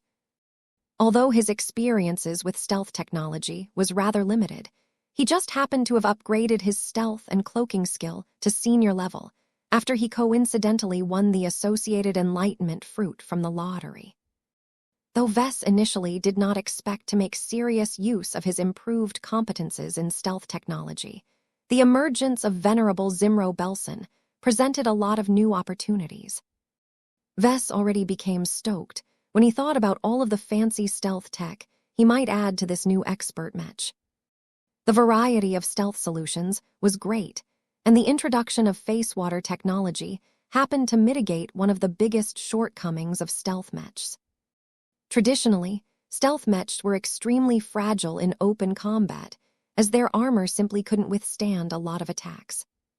However, by employing new face water-infused materials, stealth mechs had the option to actively reinforce their exteriors at the cost of deactivating their stealth measures. Though this meant that stealth mechs wouldn't be able to toughen themselves up when they were sneaking around, they at least wouldn't fall apart after a single hit once they got exposed. Naturally, expert stealth mechs were subject to less limitations because of the greater possibilities of high technology. As long as Vess was willing to spend enough money, he could design an expert mech that was equally effective when operating in the dark as well as in the light. As the winning side of the Battle of Pima Prime cleaned up the battlefield in orbit, the operations on the ground began to pick up steam.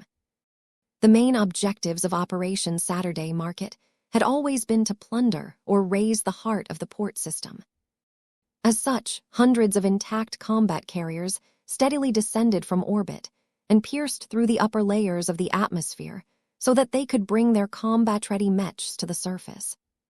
The local defenders of the Gage dynasty did not make it easy for all of these vessels to reach their destination unscathed. A large number of turrets and ranged mechs opened fire without hesitation and attempted to strike at the distant targets as best as possible. The rather intense anti-air barrages forced the descending combat carriers to keep their distance from the enemy strongholds and touch down further away than they wished. None of this hindered the massive amount of incoming raiding forces for long, but every second counted. The garrison stationed on the surface, along with the remnants of the sundered phalanx that lost the battle in orbit, did not set out to repel the invading enemy troops. The defenders no longer had the numbers to defeat the Hexers and the Golden Scullers in open combat. Instead, the Gaugers had clearly shifted to a strategy that amounted to delaying the progress of their opposition as much as possible. By forcing the raiding Hexers and Golden Scullers to waste lots of time on cracking powerful Titan shields and dislodging entrenched mechs, the Gage dynasty hoped to limit the damage that the invaders could inflict on the planet. The first wave of reinforcements are already on their way. It's impossible for the Hexers to hold on to our planet when they have traveled so deep into our territory. They will have to leave eventually, so let's make sure that our old enemies won't be able to create too much of a mess to our planet. Time is on our side. General Aliski Victrix and the other leaders of the invading forces understood this truth as well. They had already given up on assaulting smaller and less important settlements and city districts. It simply wasn't worth the time and effort to destroy a bunch of bungalows, shopping malls, or office buildings when there were much more profitable and strategic targets for them to strike. It was at this junction that the different forces of the invading fleet split up and attacked Pima Prime V according to their own ideas.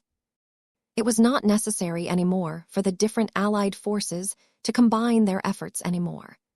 Operating together in sieging and raiding operations across dense urban environments would inevitably lead to greater confusion, friction, and delays. The Hexers had their own methodology of conducting raids, and adding in other forces like the Larkinson Army would add a lot of coordination problems. The defenders are but a shadow of their former selves. Now that we have broken their backs and drove their expert Mechs away, the threat of facing an overwhelming counterattack should be minimal. The movements of the surviving Fridayman Mech forces were not secret to the attackers. It would be incredibly obvious if tens of thousands of Mechs converged on one location in order to fight another standing battle. The Gaugers won't dare to concentrate their Mech units anymore. No matter how many they can rally under these circumstances, we can definitely muster up more. Combined with the fact that we still have the Mars as well as plenty of expert Mechs at our disposal, the sundered phalanx would only invite greater humiliation on the battlefield. Reputation mattered. The Gage dynasty had already become the laughingstock of the Magyar Middle Zone. Back in the Friday Coalition, its prestige and air of invincibility had also taken a lot of hits. The smart and clear-minded leaders of the Gage dynasty were confident that they could rebuild their tattered reputation, but that required them to stop the bleeding. This was why even if the sundered phalanx was still able to field the numbers required to contest the invaders once again, the Gaugers didn't dare to roll the dice again. As such, the sundered phalanx no longer concentrated all of their available forces on a single battlefield, but dispersed whatever it had left across multiple different settlements and city districts. While the more important strategic locations were much better defended than the less important ones, that did not change the reality that none of these sites were particularly difficult to siege. The different invading forces had already divided their responsibilities and picked their own targets to focus upon. The Hex Federation's ultimate goal was to destroy Pima Prime's capability to act as a strong and well-developed commercial and industrial hub. The Hexers therefore targeted a lot of heavy industries, logistical centers, but also more administrative or symbolic structures such as government offices and the Palace of New Beginnings. Though General Aliski Victrix marked out a lot of different targets for destruction, Task Force Fury managed to deploy at least 80,000 Mechs on the surface. Even if many of them weren't optimized for atmospheric environments and siege operations, the abundance of Mechs could overwhelm any well-defended fortification.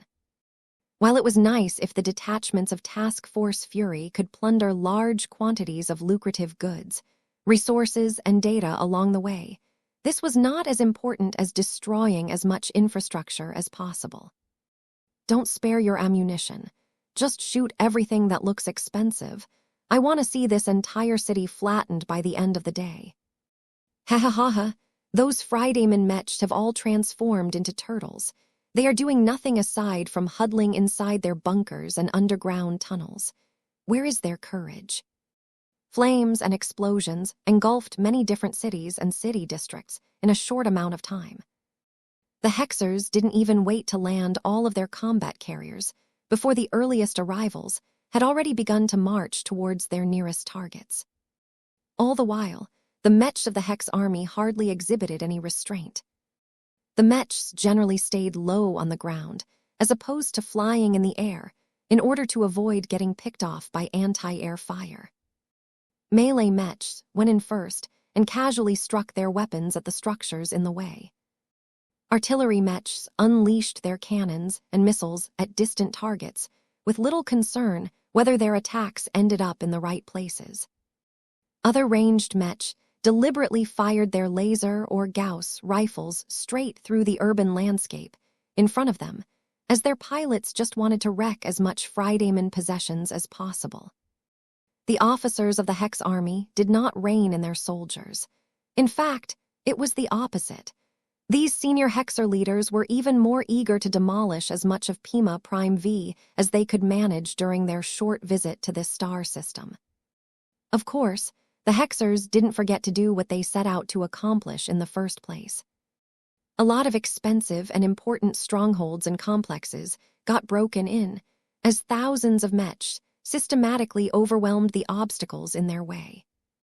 Though Mechs such as the Valkyrie Redeemer Mark Roman II were not that great at siege battles, their rifles possessed enough firepower to wear down Titan shields as long as enough of them attacked at the same time. Civilian casualties remained surprisingly low as these operations took place. The Friday men still possessed a strong memory of the cruelty of the Hexers and knew better than to ignore the orders to evacuate and head to safety. Every settlement built by the Gaugers was designed to offer an abundance of underground shelters. Millions of colonists had already entered them before they all closed up in an effort to keep them out of harm's way as long as possible. However, the Hexers weren't willing to let them all go. While the Hexers originally sought to sniff out these large shelters and collapse them so that none of the Friday men would be able to stay alive and contribute to the development of the Friday colonies, the invaders recently changed their minds on how to best exploit these civilians. Spies and saboteurs that had previously blended in with the locals silently took control of the operation centers of these facilities and unlocked the heavily reinforced entrances that should have kept the shelters closed. The Hexer Mech that arrived soon afterward easily took control over the shelters and forced the bewildered Fridayman colonists to follow their own arrangements. This wasn't the extent of what the Hexer spies accomplished. Now that time was of the essence. Thousands of Diva agents and other Hexer operatives emerged out of nowhere and struck critical objectives such as Titan shield generators, ammunition depots, senior officers, and more. Many groups of defenders fell into disarray as their Titan shields disappeared in an instant, or when explosions began to engulf their own strongholds. These Hexers are everywhere. How did they find out about our secret entrance? Our intelligence agencies are too incompetent. As all of this was taking place, the Golden Skull Alliance preoccupied itself with chasing after its own objectives. To the partners of the Alliance, the planetary assault offered them a rare chance to plunder as much as they could out of what was left on Pima Prime V. Most of them put their focus on attacking the wealthiest and most advanced districts of Ardum, the capital city of the main planet of the port system. Ardum was roughly comparable to Cotter City of Davut Roman 7. Both had developed into urban metropolises that were divided into many planned city districts. The Golden Skull Alliance were mainly interested in attacking two sorts of districts. The most obvious ones were the industrial districts. This was where all of the manufacturing complexes and most of the warehouses were located. Thousands of Larkinson, Glory Seeker, and Crosser Mech all split up in 3 different directions and sieged the areas that featured the largest and most extensive factories. No matter whether these industrial facilities were tasked with producing mechs, starship components, or colonial infrastructure, they were bound to store a lot of valuable materials and other goodies.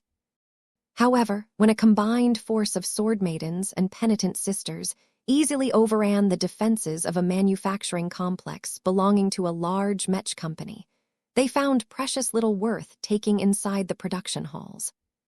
Damn. The Gaugers took away all of the superfabs while blowing up all of the other production equipment that weren't worth as much.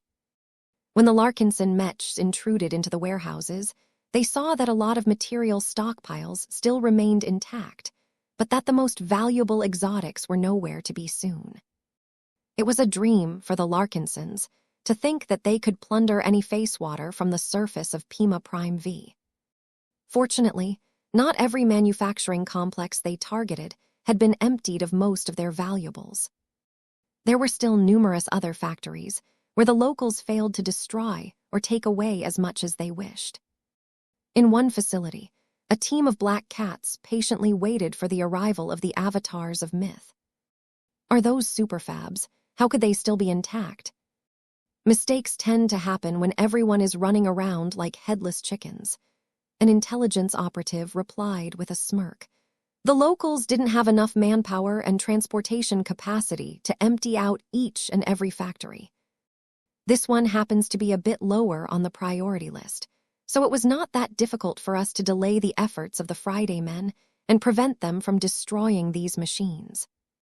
Though the Larkinson clan had no intentions of making use of these Fridayman superfabs, they could easily be sold for tens of thousands of MTA credits in any market. Though these situations were fairly rare, The efforts of the Black Cats easily tripled the profits that the Larkinsons expected to gain from these raids. Aside from plundering a lot of valuable production machines, the Larkinson raiding units also managed to pick up all kinds of new and strange exotics. While their value was unclear, Vess eagerly wanted to take them away in the hopes of finding a new material that worked well with his specialty. Hours went by as the Hexers, and the Golden Scullers continued to assault the feeble defenses that stopped them from plundering the wealth of Pima Prime V. Many Mech pilots that had recently fought a battle in orbit only enjoyed a brief rest before they had to get back into their cockpits and fight other battles. Many settlements of Pima Prime V turned into ruins as the invading forces focused on ruining years' worth of investment in just a single day. Plenty of people were enjoying this moment. Practically every Hexer Mech pilots vented their frustrations towards the Friday Men during this time and eagerly spread as much destruction as possible. In contrast to the violent and destructive Hexers, the troops of the Golden Skull Alliance didn't exhibit as much uncontrolled behavior. Aside from the Glory Seekers, who acted a bit more heavy-handed than normal, the Larkinsons and the Crossers did not harbor any overwhelming animosity towards the Friday Men. They were much more focused on earning a profit rather than kicking enemies while they were down. The planetary assault presented an excellent opportunity for the Larkinsons and Crossers to obtain rare and precious valuables on the cheap. The Larkinson clan had already made an abundant amount of preparations for their raids. The Black Cats played a key role in securing all of the plunder. Hundreds of intelligence operatives, along with many more informers, had gone to work weeks before the invaders arrived in the star system. These well-trained and well-equipped agents scoped out important facilities in advance and infiltrated them in order to pave the way for future raids. The agents had put a lot of effort into identifying and securing as much valuable and strategic goods as possible. The Black Cats of today were incomparably stronger and more numerous than years before. Calabast had personally made sure to persuade the Larkinson clan to invest a lot of money and resources into building up its own intelligence network and spy organization. Once it became clear that the Golden Skull Alliance would take part in Operation Saturday Market, Calabast knew that the time had come to prove to Vess and every Larkinson that her Black Cats were not as impotent as in the past. "So why are we here?" Lainey Larkinson asked as her lucid rage entered one of the academic districts of Ardum. "There aren't any factories over here. There are only schools in this neighborhood." Though her lucid rage got banged up quite a bit during the battle in orbit, the Mech technicians only had to patch it up a little bit to ensure it wouldn't malfunction in the short term. "The academic district holds more than schools." A Larkinson Mech officer spoke as he led a unit of Avatar Mechs into the quiet and peaceful district. "There are labs, workshops, and libraries in this place.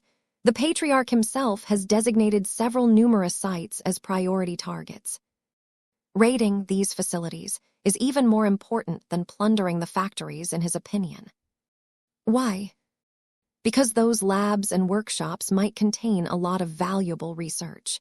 According to the reports, the Black Cats have already infiltrated them in advance and prevented the staff from destroying everything they couldn't immediately take away." Lainey looked skeptical. "The Friday Men have put a lot of effort into taking away the most valuable materials like face water. I doubt we'll ever be able to find a single drop in this district." "You're probably right. Our agents might be good, but they're not that good. The Gaugers would have taken all of the face water and other high-value materials by force if any delays took place. This was why our Black Cats waited until the evacuation troops brought out the most critical materials." "What did they do then?" "They prevented the staff from destroying the valuable hardware and clearing out all of the data.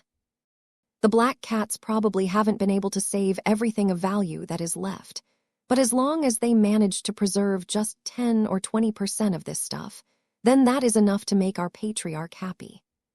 Lainey smiled. Though she didn't understand the value of obtaining all of this science crap, she could get behind the goal of making Vess happy. She owed far too much to the Larkinson patriarch already. It was finally time for her to pay back her benefactor. The group of Mechs eventually reached a fancy-looking modern building that belonged to a high-end research and development institution. "What is special about this place?" Lainey asked as the Larkinson Mech bumped into a few scattered defenses. "This is the main R&D facility of TXQ Phase Tech. It's one of the top research companies on the planet. The elite researchers and developers who used to work here have already been dragged on one of the first ships to evacuate from this star system, but at least some of their work should still be left. Our job is to break into this place and retrieve the goods. We're about to engage the defenses, but whatever you do, don't go overboard." "Understood." TXQ Phase Tech possessed a substantial presence in the research and development sector of the Friday colonies. If not for the fact that the arrival of so many hostile troops threatened the entire planet, the Friday men would have put a lot more effort into securing or destroying this research facility. As it was, there were so many fires that the local forces needed to put out that they simply couldn't spare the Mechs or manpower to take care of a bunch of labs. The staffers and security personnel who worked in a research institution like this should have been the ones to clear it out, but the Black Cats produced enough interference to hinder these efforts. According to the maps and intelligence that we have received, this research institution is guarded by 20 medium-powered turrets along with other defenses. Our saboteurs claim to have neutralized them, but be careful when you approach. We will destroy them, just in case they are able to go back online." Lainey found it strange as she and her fellow Larkinsons approached this valuable research facility.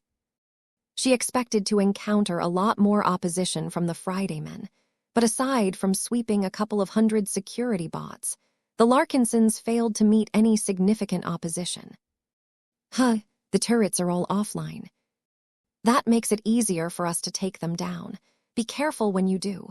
Don't damage the main buildings and don't trigger anything dangerous." The ranged Mechs didn't attack the disabled turrets for fear of producing collateral damage. It was up to melee Mechs, such as the Sword Warriors and Lucid Rages, to destroy these potential threats. Once the Larkinson Mechs completed this chore, they moved further into the grounds of the Research Institute and continually kept their sensors peeled for any other threats. In order to detect hidden defenses or spaces that hadn't been mentioned in any of the intelligence gathered by the Larkinson clan, the Avatars borrowed a light hunter Mech from the flagrant vandals.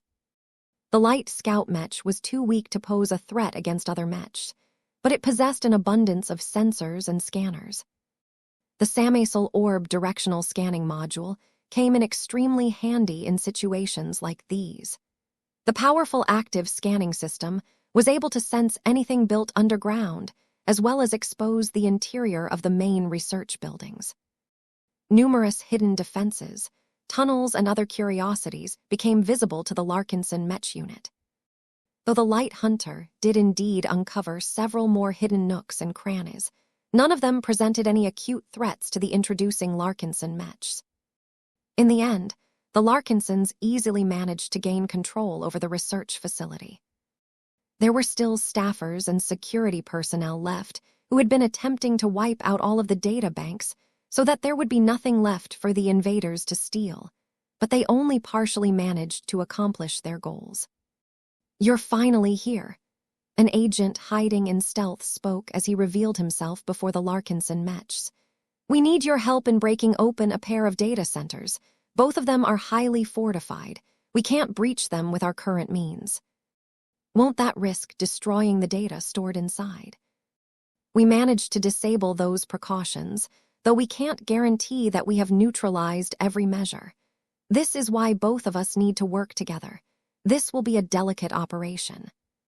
I need a Mech that is powerful enough to breach the fortified walls, but also possesses enough precision and control to avoid further damage."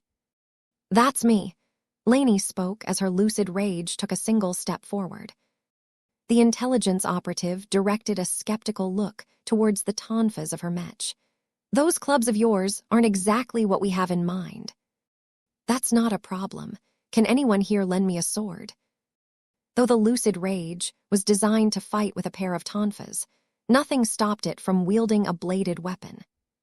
Once it was armed with a sharp mech sword, the lucid rage proceeded to break into a structure and carefully utilize its weapon to pierce through a reinforced vault-like structure. Lainey had to be exceedingly careful when digging through the reinforced wall. She could not push too hard for fear of triggering a contingency measure or inadvertently damaging some of the data banks inside. Fortunately, she and the black cats meticulously kept the situation under control. It did not take long for the lucid rage to slowly pry open a wide enough hole. The infiltration team had already utilized their various gizmos and computing systems to control whatever was inside. Their hacking suites and other measures neutralized a lot of precautionary measures and prevented the precious research data from going up in smoke. It was only after a couple of operatives stepped inside and came back out while carrying several storage devices that they announced the good news. We succeeded. I have personally confirmed that this data center contains encrypted research and development files related to the development of high-end transphasic weapons and transphasic armor systems. It's highly likely that at least some of this research had recently been applied to the Sundered Phalanx's expert Mech that we recently fought against. Are you sure about that? We still have to decrypt the files once we have returned to our fleet, but we think it is probable that we have stolen the secrets behind the development of those powerful Fridayman expert Mechs. This wasn't the only intact data center of this site. There was also another data center that stored files related to different applications of Facewater technology. TXQ Phase Tech might be a relatively new company in the Friday colonies, but it was founded by numerous powerful influences of the Gage dynasty. The Sundered Phalanx, numerous master Mech designers, as well as a group of industrialists, had invested in this company.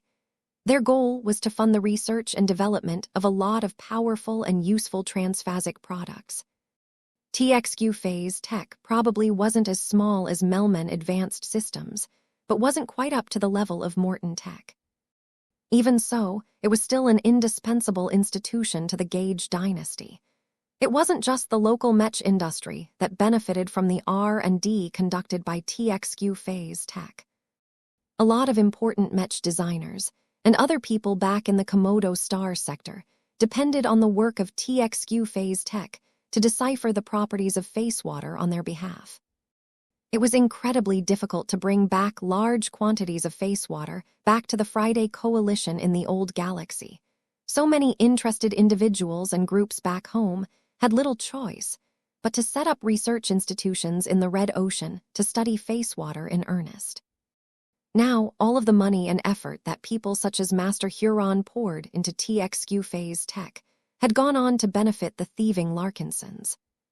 Even if the clan couldn't digest all of this advanced research and development data by itself, there was always the option of passing it to friendly development companies such as Melman Advanced Systems in exchange for favors. Now that Operation Saturday Market had progressed past its most dangerous and risky phase, Vess and many Larkinsons in the fleet no longer remained on high alert. That did not mean that they let loose every precaution and treated this trip to Pima Prime like a holiday, but at least no one needed to act as if the Fridaymen could start a fight at any second. The intelligence operatives dispatched by the Hexers and the Larkinsons gained an excellent grasp of enemy movements and activity. The defeat of the Sundered Phalanx in orbit, combined with the chaos and disruption that took place on the surface, opened up a lot of vulnerabilities that agents took advantage of in the last few days. The local Fridaymen didn't even know that a part of their command centers had already been bugged. This was why Vess possessed a high degree of confidence that nothing on the surface could threaten his main fleet at this stage. The only serious danger that he needed to take into account was the possibility that a large Mech army was quickly heading towards Pima Prime V under warp travel. However, the Hex army already took that possibility into account. They had seeded every corner of the star system with probes and listening devices whose sole job was to track warp travel activity. Every warp drive and minidrive worked by bending the surrounding space to form so-called warp bubbles that allowed mechs and starships to reach their destinations faster. The disturbances and fluctuations generated by these powerful drives were as obvious as observing the ripples of a lake. Even if the fast-acting reinforcements dispatched by the Friday men managed to avoid the detection of all of these warp detectors, the Hex army already deployed a web of warp inhibitors in every direction. This prevented the newcomers from dropping their ships and matched right on top of the invading fleet. With all of these precautions and more in place, Vess decided to relax and enjoy the good news that his troops regularly transmitted from the surface. He moved back to the main design lab and began to study the abundance of data generated by the battle in orbit. There was so much interesting footage and data that Vess felt as if he had entered a paradise. He casually waved his hand and activated a projection that showed a globe representing Pima Prime V. The augmented map not only showed the fantastic terraformed landscape of a colony that the Gage dynasty once regarded as one of its crown jewels, but also tracked the activities taking place in different settlements. The city of Ardum turned into a particularly busy hotspot, as at least a half of the mechs that landed on the surface had infested the place. "It's beautiful," Gloriana remarked as she held a dozing Marvane in her arms. She had taken her eyes away from the battle footage of the Mars to observe the globe as well. "Look at all the cities that are burning. The Hex army is as decisive as ever." The Hexers specifically brought out striker mechs armed with flamethrowers and artillery mechs, capable of firing flammable shells to burn as much construction as possible. Though engulfing the cities in flames took quite a lot of effort that the Hexers could have spent on breaking open more fortified areas, the Hexers eagerly wanted to make Pima Prime V as unlivable as possible. The main reason for the Hexers to spread so many fires wasn't even centered around setting back development or trying to destroy as much value as possible. The Hexers wanted to spread fear and apprehension in the hearts of the Friday men. By wiping out their homes and workplaces, the Hexers sent their archenemies a clear and open message. It was conceivable that it would become a lot less popular for the Friday men in the old galaxy to immigrate to the new frontier. After all, the Friday men recently gained control over an entire star sector. The Friday Coalition reigned over Komodo's star sector and did not have to worry about getting attacked by hostile neighbors. The Friday colonies were in a different situation. Not only were the colonies a lot less developed than any population center back in the old galaxy, but the colonists also had to take into account that the Hexers might drop by and ruin the party at any time. Vess shook his head in disapproval. "Don't talk like that in front of our kids. Our conflict against the Friday Coalition is old news. The two of us might still harbor hard feelings against the Friday men, but I don't want children to get caught up in a spiral of revenge." He directed a loving gaze at his suited daughters who were sitting on a mat while playing with their cats. "Meow Tilda," Clixie purred as Aurelia scratched the cat behind the ears. "Meow." Lucky jumped up in the air and caught the ball that Andrast had flicked above her head. Both girls noticed their father's attention and beamed in his direction. "Papa." Vess' heart melted a bit. He didn't want his girls to take over the obsessions of the Hexers. The Red Ocean was bigger than the Friday men.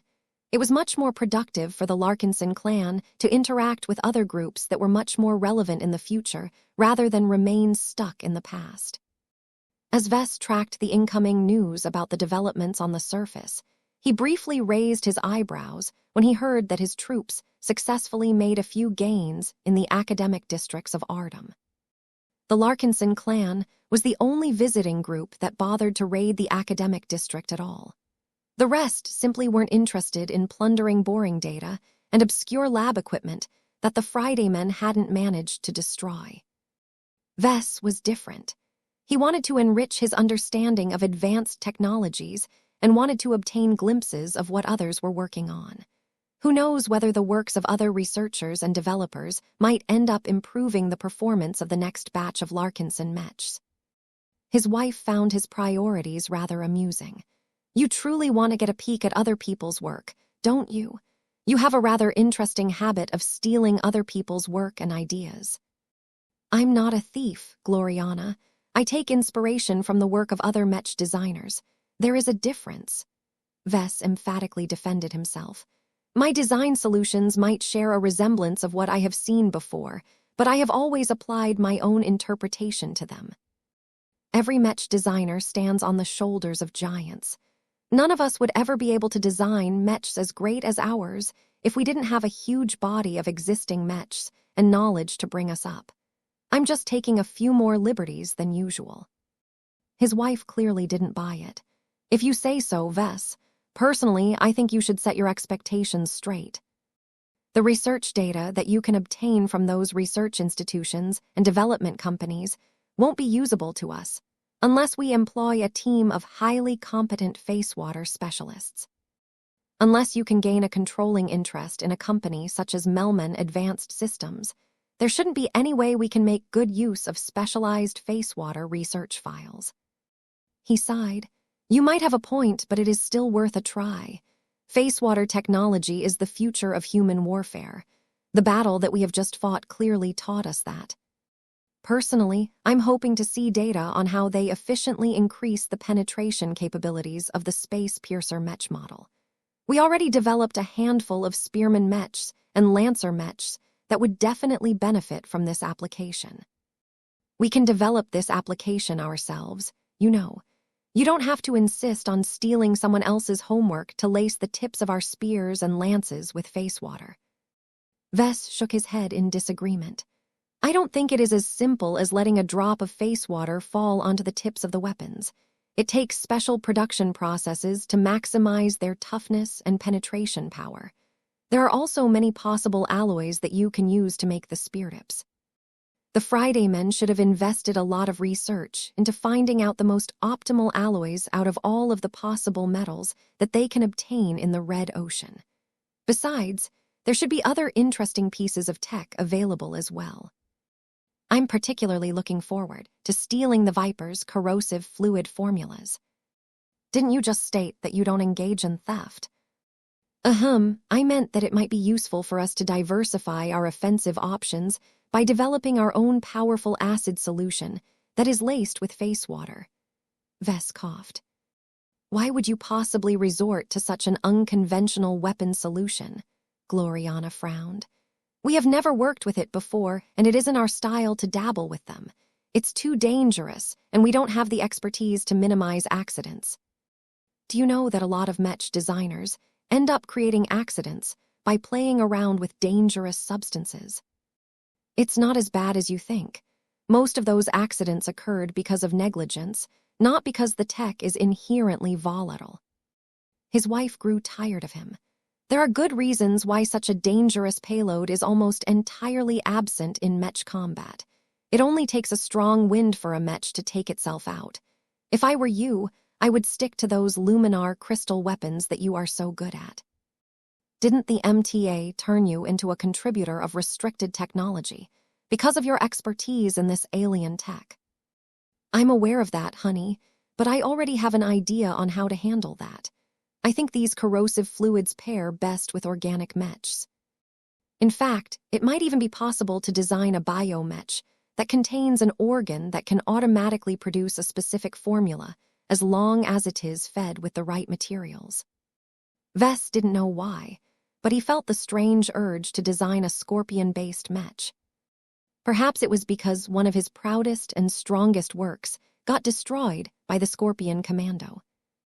Even though the circumstances behind the Shield of Samur were unconventional to say the least, a defeat was a defeat.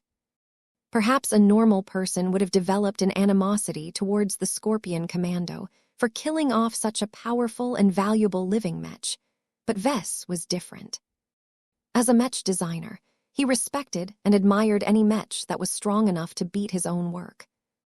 Vess even wanted to call the Viper and hold a constructive exchange with her, in order to understand the design of the Scorpion Commando. It was unfortunate that he probably wasn't on speaking terms with the masters of the Gage dynasty. Many of them probably hated his guts for defeating so many of their works. "How is the Mars doing, by the way?" Vess asked. "Shouldn't you be asking this question to the Crossers? Master Benedict probably wants to deepen your involvement in its development. I haven't received any news about the Mars lately.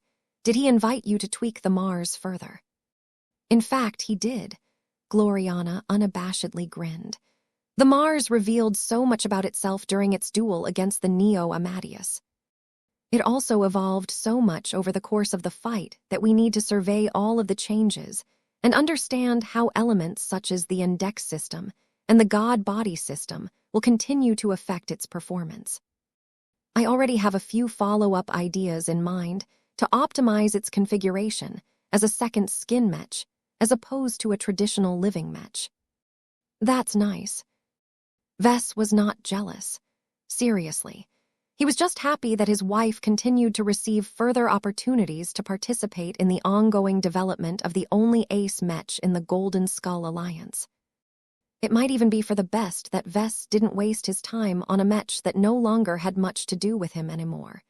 He gained so many new ideas from the recent battle that he could easily pack his schedule with lots of interesting design projects.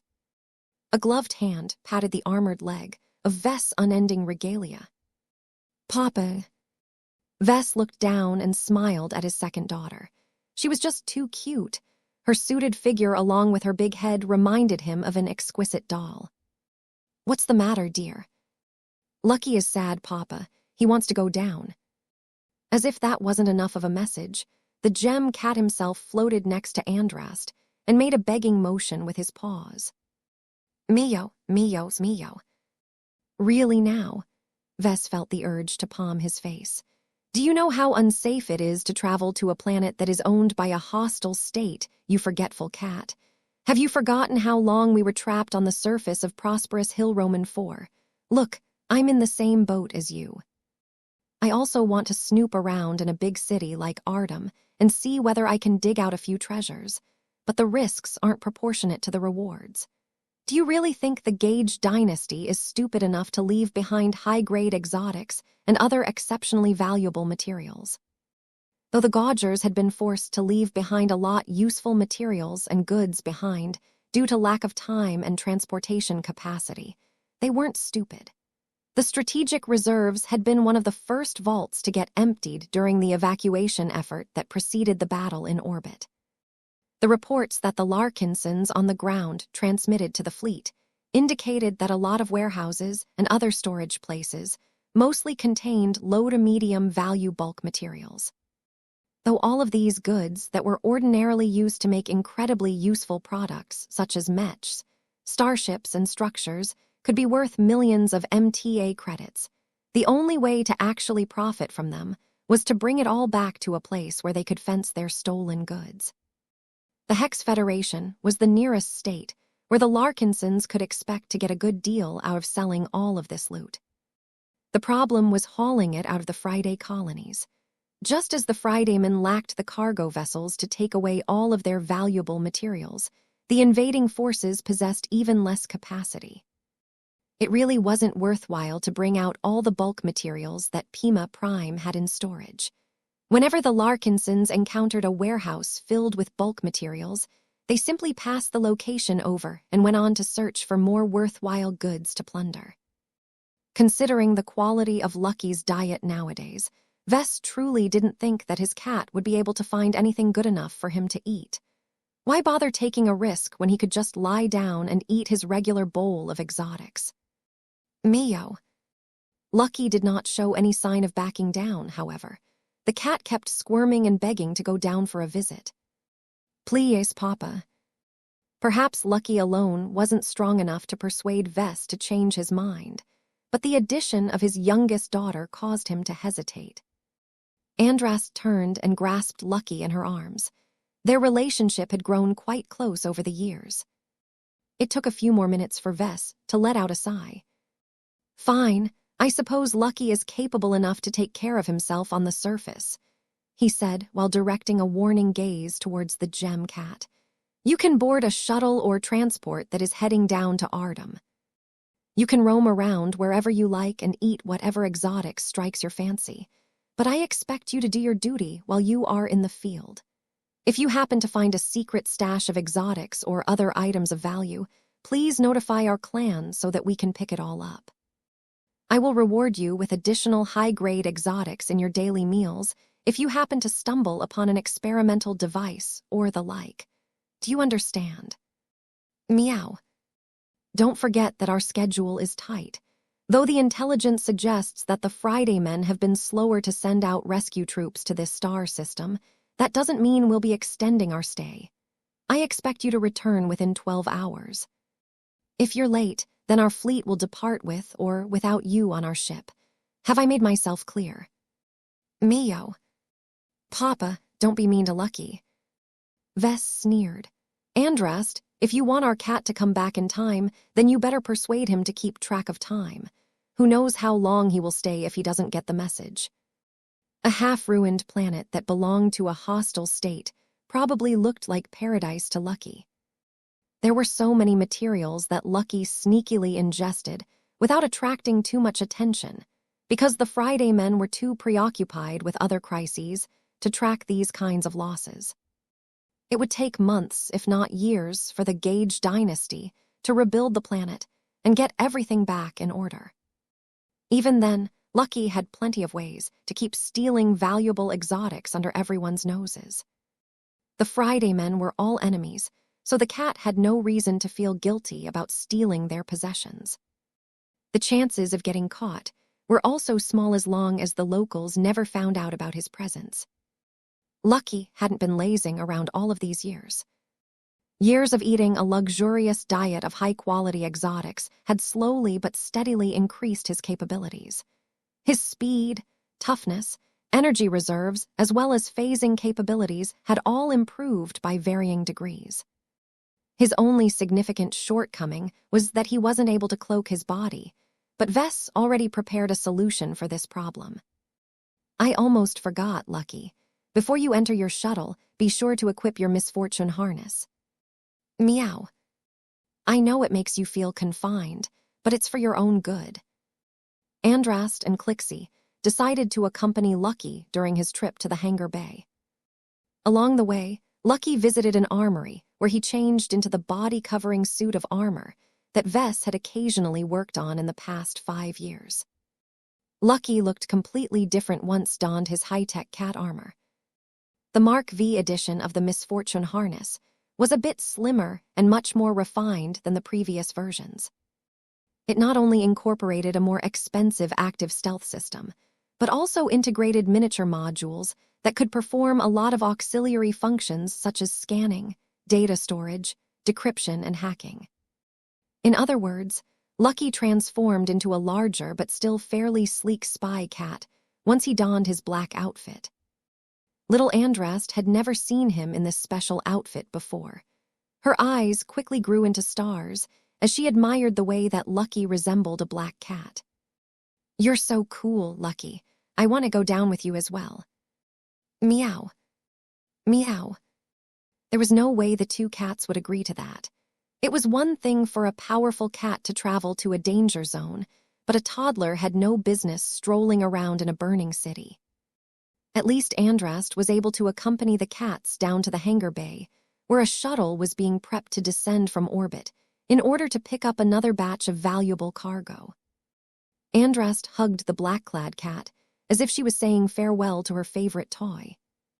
Have fun down there. Be sure to pick up a gift for me before you go back. Meow Tilda. Clixie also came closer in order to lick Lucky's cheek and wish him good luck. Meow Tilda. Lucky finally entered the shuttle, which steadily exited the hangar bay and initiated its descent to the surface. The shuttles employed by the Larkinson clan nowadays were upscale models that possessed greater speed, larger cargo holds, and greater protection against attacks. Even if it was a bit risky for shuttles to be flying in the vicinity of cities such as Ardum, the escorting made sure that none of them would get shot down over the course of their flight. A large quantity of mechs and shuttles had initially attempted to shoot down the combat carriers and other vehicles that entered the airspace, but the Hexers and the Golden Scullers quickly took care of these threats. The local Friday men were much more honest by this time. They had either lost their capabilities to resist or were far too busy with fighting against the troops on the ground to bother with shooting down targets from the skies. In order to keep track of Lucky's movements and help coordinate his actions with other friendly units, the Larkinson clan tasked a Black Cat operative to accompany the cat. The woman activated a projection that displayed a real-time map of Ardham. The map accurately depicted the capital city's dire state, including the numerous districts that had become engulfed in flames or bombed to oblivion. "Where would you like to explore first?" the woman asked. "I don't recommend you explore the industrial districts. Many of them have already been ransacked or explored already. The academic districts might be of interest to you. There are many labs and workshops that might contain hidden surprises that our initial scans failed to detect the first time. Under normal circumstances, the chance of encountering high-end goods and materials was definitely the greatest in these areas, but that had changed once Pima Prime got attacked." Lucky shook his head and pointed his paw at one of the more central districts. "Oh, you want to visit the richest district instead. This is where the most successful administrators, businessmen, and military officers reside. It is unlikely for the residents to forget about taking away sensitive and valuable goods, but perhaps they may have been too hasty to pack up their important possessions. It's a good choice for you to explore these sites if the Hexers have already gone through this place." Meow meow. Lucky insisted on exploring the mansion-filled district, despite the fact that several Hexer Mech units had barged into the area and attacked almost every fancy estate out of spite. The shuttle eventually touched down in the outskirts of Ardham. The pilot did not dare to land anywhere closer, but the Black Cat operative took out a hoverbike and hopped onto the seat. "Let's go, Lucky." Meow. The cat jumped up and settled onto a special seat that was designed to fit his exact dimension. The slender but powerful vehicle quietly floated up in the air and sped up towards the center of the city. Along the way, the vehicle changed shape and activated a cloaking system that turned it invisible. No one disturbed the stealth bike as it silently made its way to its destination. There was so much fighting going on that the locals had much better things to do than looking out for stealthed vehicles. The abundance of emissions in the air also made it a lot more difficult to detect anomalies passing through the skies. The stealthed bike soon reached the center of the wealthiest and most luxurious districts of Ardham. The Black Cat continued to keep her vehicle under stealth and emerged while activating the stealth system of her infiltrator suit to keep herself as undetectable as possible. The Gem Cat landed on the ground and began to sniff around for anything interesting. "Did you find anything, Lucky?" the operative asked over a short-ranged communication channel. "I specifically chose to touch down on this location because the surrounding estates are all owned by the direct descendants of the Gage dynasty. If there are any places where you can find hidden vaults, these homes are the most likely candidates." Perhaps she was right, because Lucky soon caught an interesting scent. Meow. The cat didn't bother to explain any further and activated his phasing ability before diving into the ground. The Larkinson intelligence agent sighed, but did not express any frustration. She had already been informed of Lucky's habits and antics. "I hope you can find useful intelligence for us. There has to be more we can obtain from this planet." The Gage dynasty colonized Pima Prime V less than a decade ago. Compared to the centuries-old settlements of the Friday Coalition, cities such as Ardham were practically babies. The main reason why Ardham looked a lot larger and more developed than other settlements was because the Gage dynasty concentrated a huge amount of effort and resources into its construction. Pima Prime was meant to function as a popular trading hub, so the presence of a large and well-built city was essential to facilitating transactions and attracting lots of business. However, despite all of the rapid buildup, there were many places where the capital city showed its lack of age. The many estates that occupied the best locations in Ardham were too new, for example. The passage of time had yet to age the facades and gardens to a point where they acquired an ancient air that served as proof of a family's heritage. Despite this shortcoming and more, Lucky cared little about the kind of people that resided in these luxurious estates. The cat had lived in a place that was just as opulent, if not more, back in Davute. In fact, it was Lucky's familiarity with all of the panic rooms, secret arsenals, escape tunnels, and hidden vaults that the Larkinsons had built underneath the so-called royal mansion that he knew that he would be able to find a lot of hidden wealth today. If someone like Vess was paranoid and cautious enough to stuff all kinds of hidden goods underneath his former home in Davute, the powerful and wealthy Gaugers who occupied the surrounding mansions should be no different. Lucky skillfully navigated the underground landscape, relying on his powerful and sophisticated sensors to orient himself and prevent himself from getting lost. He descended around 655 meters before he bumped into a square metal vault that was located directly underneath the biggest and most central mansion in the rich district. Lucky did not impulsively try to phase through the metal wall, but instead circled around in order to survey the strange construction. Meow. What was weird about this vault was that it was completely enclosed and inaccessible. There were no obvious entrances on any of its sides. There weren't even any tunnels that allowed people to approach this hidden site. If that wasn't enough, the vault was also covered by an external layer of sensor-dampening materials. Lucky was no stranger to them, as the Larkinson clan also made use of them to hide its own stuff. The materials employed by the builders of this secret vault were even better and more effective, allowing it to escape detection when the Larkinsons and other parties swept the city with penetrating scans. The biggest reason why Lucky managed to detect this secret vault was because he was extraordinarily sensitive towards large concentrations of metal. His nose was his best sensor.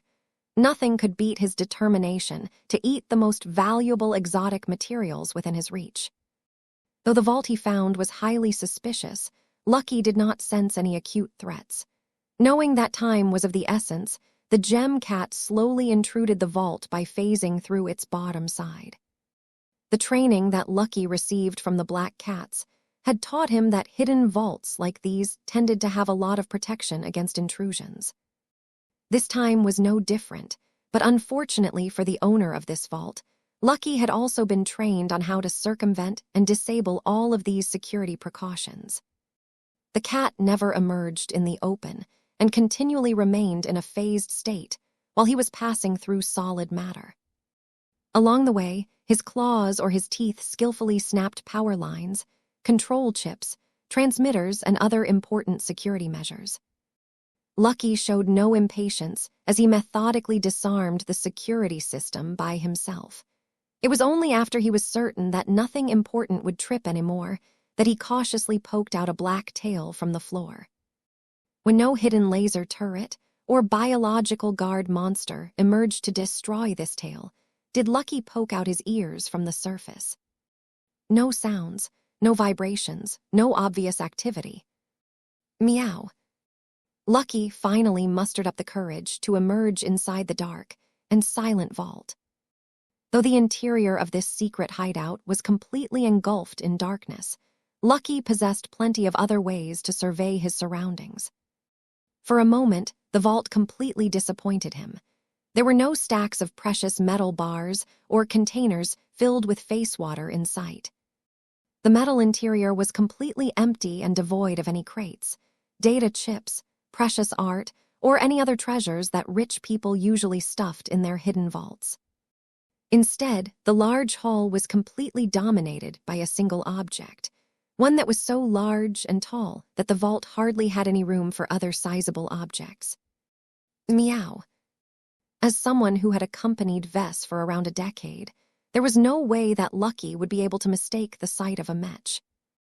After confirming that the Mech was completely inert and inactive, Lucky cautiously floated upwards, while circling around its massive frame that was slumbering in the dark. Lucky's exceptionally sensitive nose was already able to develop an impression of the quality of the materials used to construct the Mech. It immediately became clear to him that the Mech was not a cheap or standard product. The exotics and other materials were too powerful for that. It did not take much time for the gem cat to conclude that he stumbled upon an expert Mech. Meow meow. After a few more seconds of examination, Lucky found out that it was special even among other machines of its kind. The design and the materials were so good that Lucky judged it to be a high-tier expert Mech. The gem cat's clear green eyes glowed in the dark. Drool already leaked from his tongue as Lucky thought of all of the yummy materials he absorbed from a high-tier expert Mech. Meow meow. The cat grew a bit more curious about the expert Mech. Why was it hiding all the way down here? Why hadn't the Gaugers used it during the battle in orbit? How come its owner neglected to evacuate such a valuable Mech before the invading forces reached the planet? The soft green glow emanating from Lucky's eyes raked across a portion of the upper body of the expert Mech and happened to expose a few markings. One word immediately caught the cat's attention. Amadeus. Meow. Realization dawned on Lucky's feline face. It turned out that he had inadvertently stumbled upon the vault that belonged to Saint Jeremiah Gage himself. The Amadeus was the high-tier expert Mech that Jeremiah had once earned a lot of acclaim with during his participation in the Komodo War. The Sundered Phalanx had engaged in many offensive operations and campaigns that resulted in many pitched battles against hardened Hexer troops. Despite his high pedigree, Jeremiah Gage did not shirk his responsibilities and actively sought out powerful enemy Hexer expert Mechs. He became notable in how many powerful Hexer heroes he managed to defeat by relying on his pure and highly polished swordsmanship. Sure enough, when Lucky flew to the back of the Amadeus, he was able to spot the famed sword that had accompanied the high-tier expert Mech for a long time. Jeremiah had piloted the Amadeus long enough for him to develop a close relationship with the expert Mech. Even if it wasn't a living Mech, years of getting exposed to a powerful expert pilot caused it to be affected by an extraordinary influence that transformed it in many subtle ways. That wasn't the only reason why this expert Mech was special. What turned it into a particularly precious and unique expert Mech was that it was the machine that helped Jeremiah undergo his second apotheosis. The Amadeus was the machine that Jeremiah achieved sainthood with. That alone was enough for it to gain the qualification to be displayed in a prestigious museum. The story became clear to Lucky. Saint Jeremiah may have gained a new ace Mech after his breakthrough, but he couldn't bring himself to let go of his old machine. The ace pilot brought his expert Mech with him to the Red Ocean and buried it deep below his personal mansion in order to keep it safe and fairly close at hand. As a cat that accompanied Vess or his family almost every day, Lucky was well aware of the significance of this historical expert Mech. The original Amadeus not only contained a wealth of Friedman tech and design applications, but could also facilitate research into the growth of Mechs and the effect of willpower baptism on non-living Mechs. The value of the Amadeus was already high to most people, but it was even more precious in the hands of a Mech designer like Vess. It was practically a certainty that Vess would be able to learn a lot of lessons and derive a lot of inspiration from studying this expert Mech. Ace pilots were rare throughout human space, and the chance of encountering them and their ace Mechs were practically minimal. Though Vess still had opportunities to get in touch with Patriarch Reginald and his Mars, it was not as if he could randomly visit the Cross clan to poke around as he wished. Besides, there was only so much data he could gather from a single.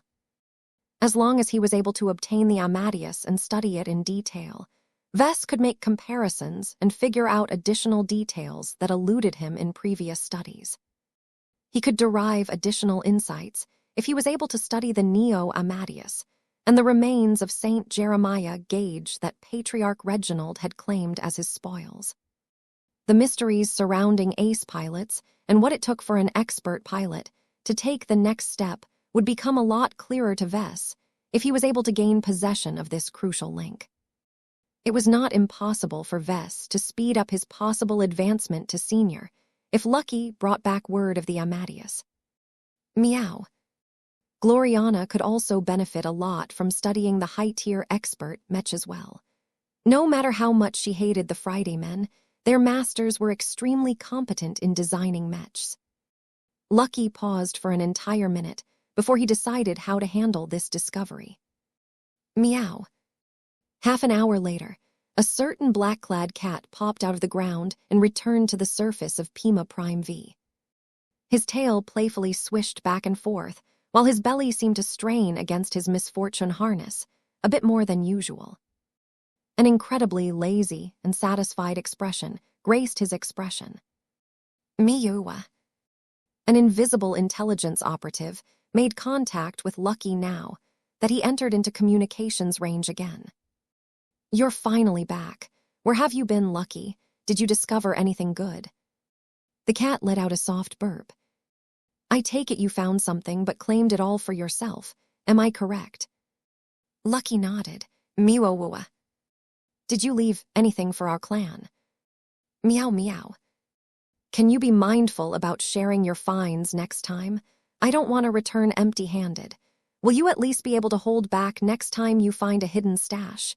You look as if you have already eaten your dinner. Is your stomach full? It has to be. There is no way a cat as small as you can strip the entire planet of metals. Meow. Well, let's proceed. We still have plenty of hours left to explore the buried treasures that other elites have left behind. I haven't been idle all of this time. I took the liberty of using my scanners to examine the neighboring estates. I have marked a few lots that might contain other worthwhile goods. Can you take a closer look at these locations and inform me of your findings? Meow meow. Lucky was in a great mood right now. He did not mind giving the rest of the Larkinson clan a bone. After all, he had already obtained the grand prize as far as he was concerned. Chapter 43, 32 Heirloom Collections. Lucky performed his duties more diligently now that he was working on a full stomach. Of course, that didn't stop him from eating snacks from time to time, but that only drove him to work harder. The gem cat's diligent search allowed him to uncover one hidden hiding hole after another. The rich district of Ardham concentrated many of the movers and shakers of the Gaugers who had transferred to the Red Ocean. These were individuals who founded the colony, invested in the businesses that went on to dominate the local economy, and occupied the top of the chain of command of the sundered phalanx Mech divisions stationed in the port system. Practically none of the aforementioned elites possessed grassroots identities. They were all descendants of the Gage dynasty or emerged from the most powerful families and organizations rooted in the territory of the coalition partner. Whatever the case, the figures that formed the upper echelon of the Gage dynasty's presence in the Red Ocean were so wealthy and powerful that they were bound to own a lot of valuable assets. Lucky managed to stumble upon a lot of useful finds during his exploration of the vaults and storehouses the wealthy Gaugers built underneath their exclusive plots of land. The quality and effectiveness of the anti-detection technology applied to these underground treasure houses was considerably high. None of them had been marked in any maps or intelligence reports.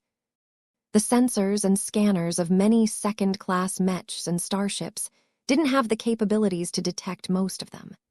The only way for the Larkinsons to pick up all of this hidden wealth was to use a powerful scanner at full power to sweep the ground at close range.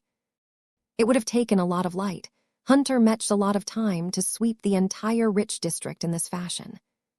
If the Larkinson clan had a week of time to plunder the star system, then it wouldn't have been a big deal for the flagrant vandals to find and dig out all of the stashes. The schedule was too tight to accommodate carpet searches. This was why the Larkinsons and their allies largely skipped the rich district despite being able to guess that there ought to be plenty of worthwhile treasures for the taking. They simply had better goals to chase, after in the limited time they had available. Fortunately, the Larkinson clan had lucky. His effectiveness in detecting and breaking into the vaults was higher than expected.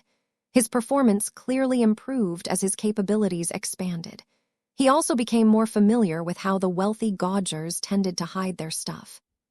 Despite finding a lot of hidden vaults, not all of them were filled with treasure. The elites who owned them had emptied them all out, but at least half of them were surprisingly untouched. Perhaps their owners ran away from the Pima Prime system too quickly for them to think about emptying their vaults. Perhaps the owners weren't able to reserve enough cargo space to bring much of their valuable cargo. Perhaps the owners were confident in the measures they took to hide their vaults and expected to return with their treasures in place after a few months.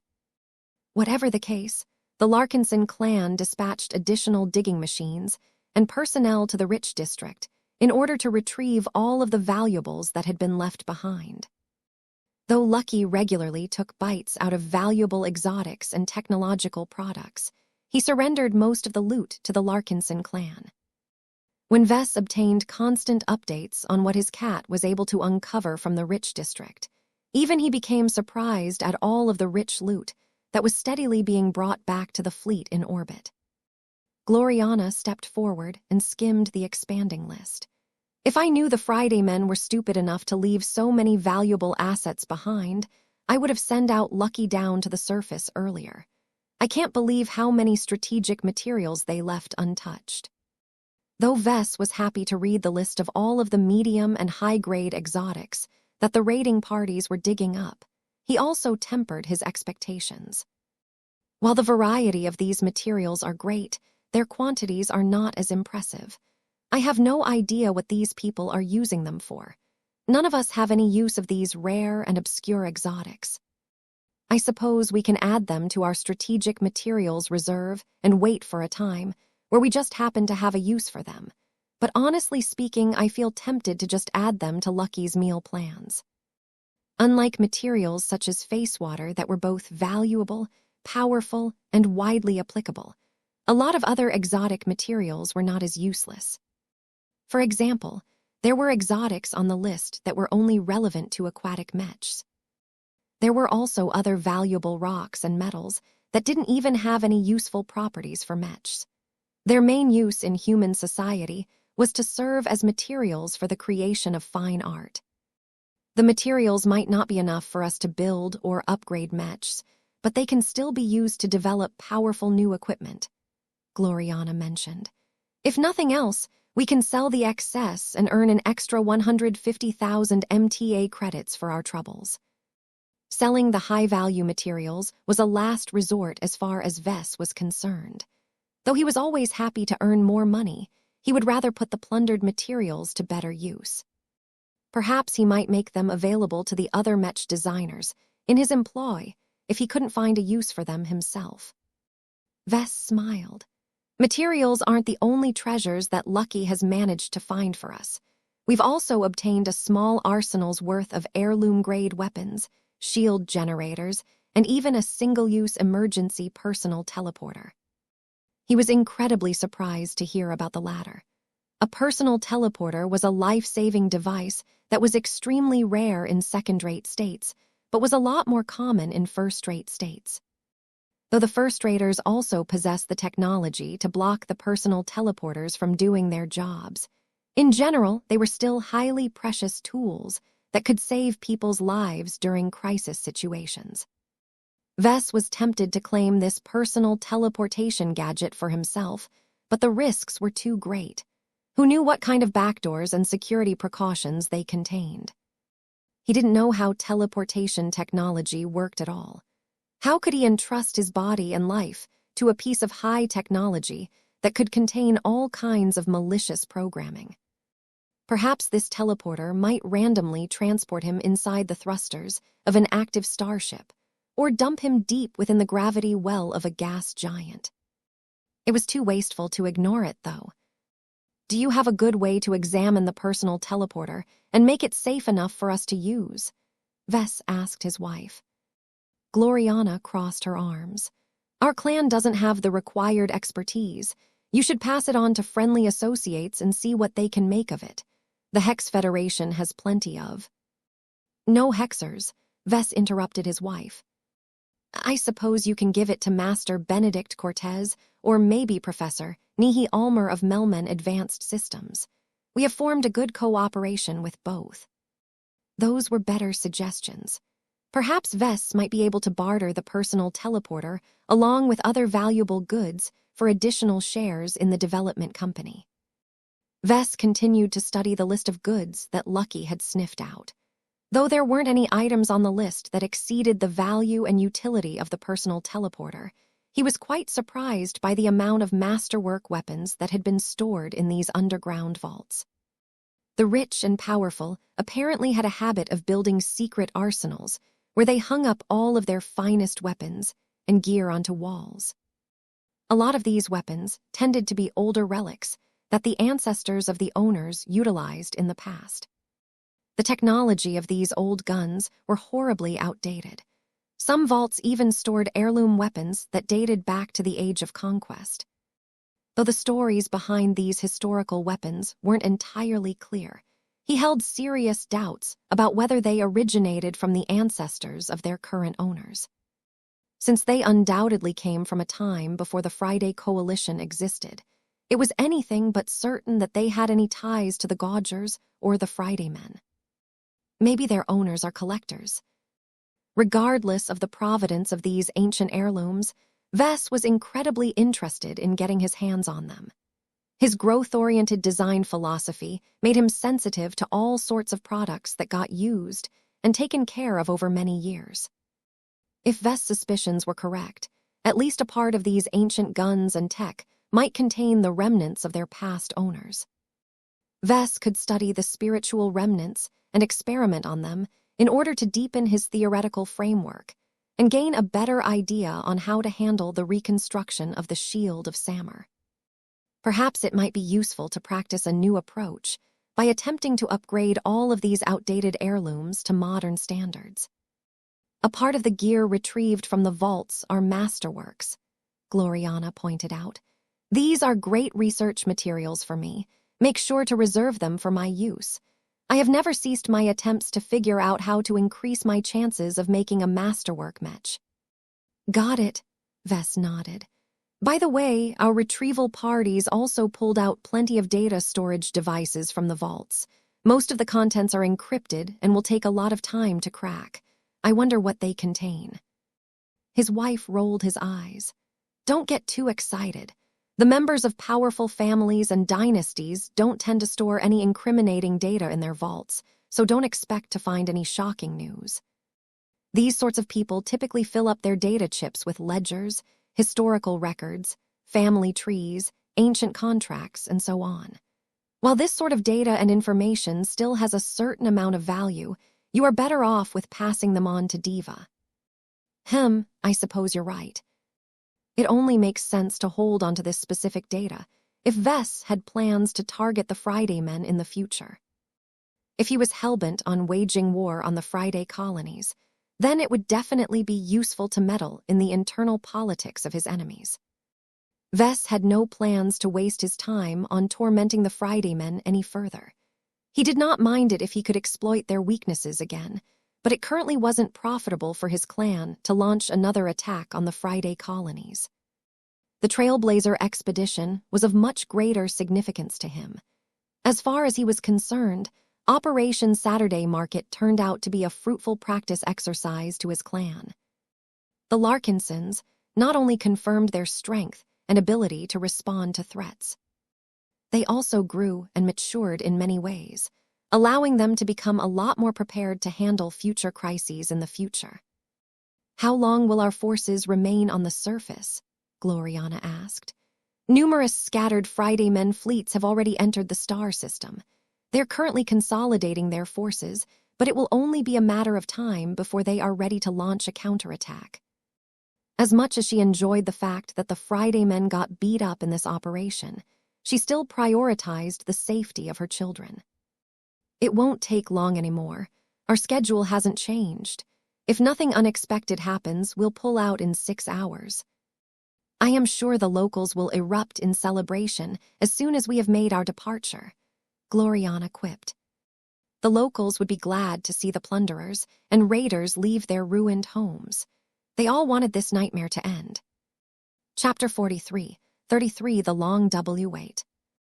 Hundreds of artillery Mech steadily bombarded one of the last industrial districts of Ardum with their cannons. A continuous stream of straight and powerful disruptor beams struck the Titan shield, causing it to wobble and destabilize at a rapid rate.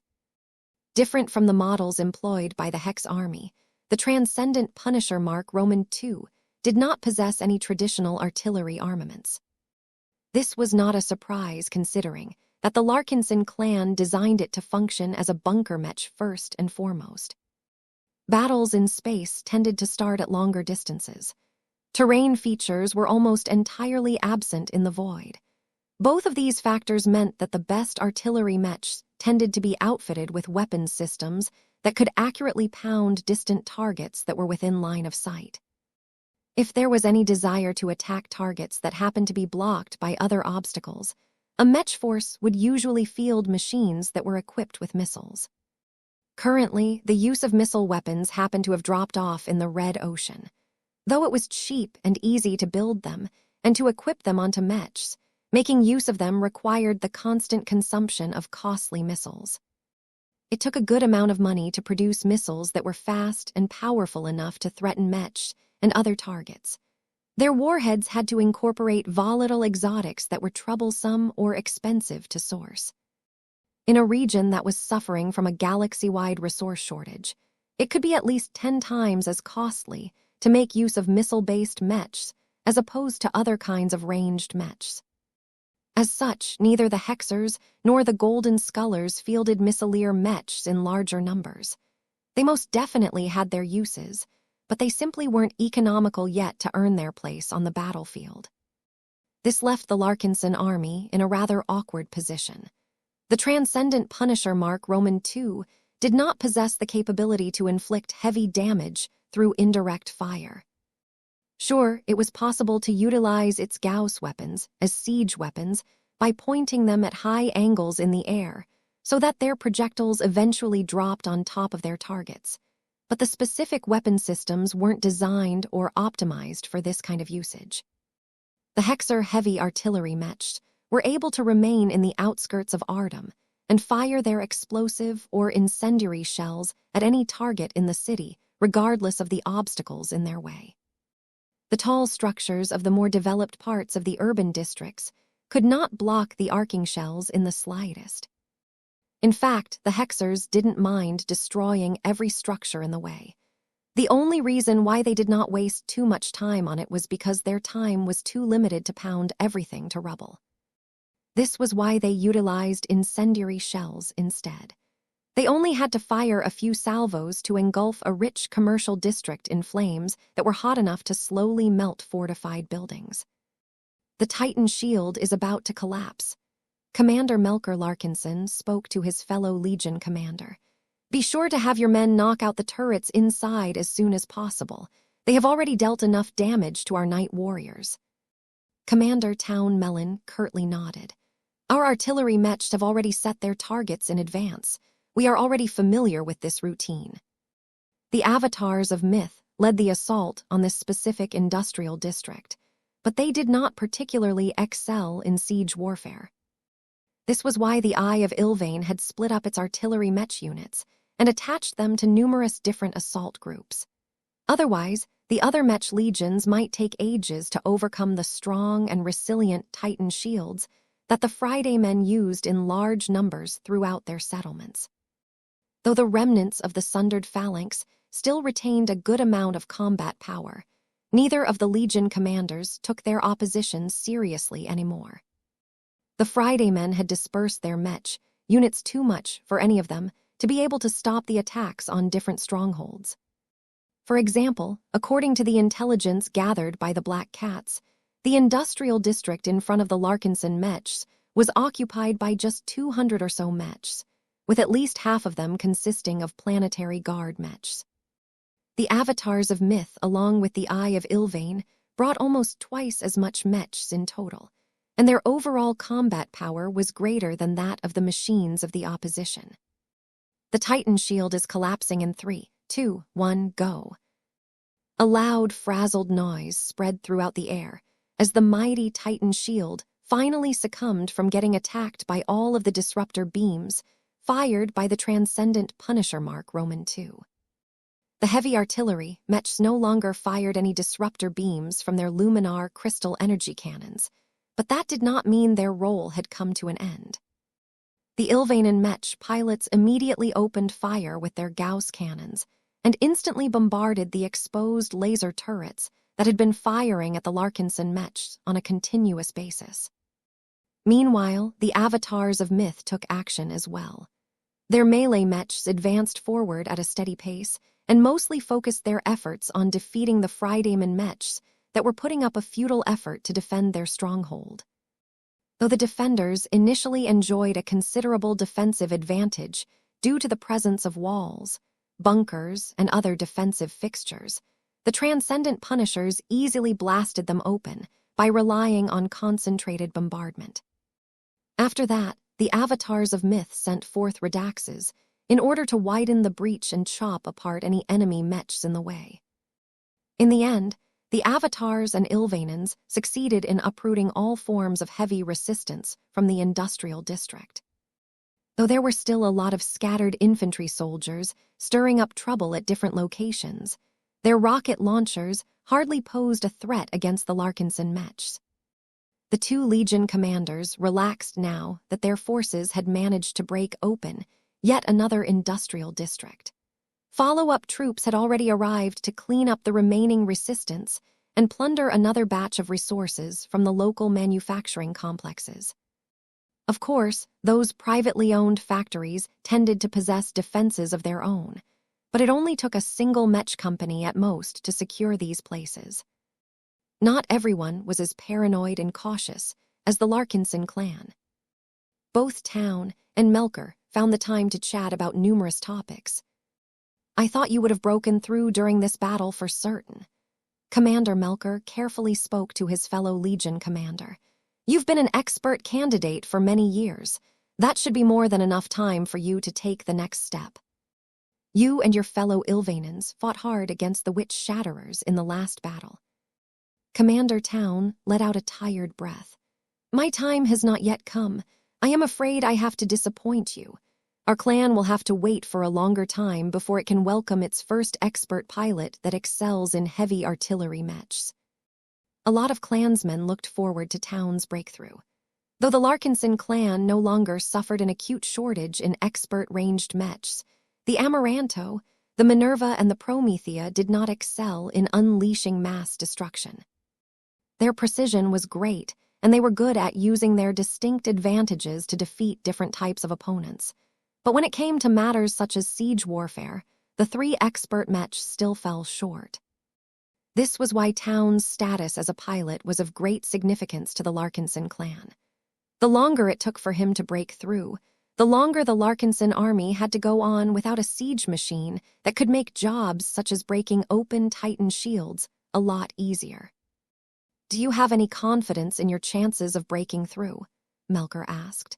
"Maybe you should focus more on your training and less on handling the administration of your Mech Legion. After several years of growth, there has to be Mech officers within your ranks that can take over your responsibilities." Town shook his head again. "That is true, but I am aware of my own problems. I have trained my skills as closely to my current limitations as possible. Spending any further time on deepening my abilities won't benefit me anymore. My problem is more philosophical." "Oh, I see. Is it a mental thing?" "You can say that," Town frankly admitted. "I have approached numerous expert pilots in the past in order to hear what they have to say. Most of them tell me that I have too much faith." "Too much faith? That shouldn't be a problem, right? There are plenty of warriors who believe in something but are still capable of breaking through in the end. Just look at the Hexers, for example. The Handmaidens of Death are hardcore believers in Helena and the Superior Mother, but they are still making a lot of progress.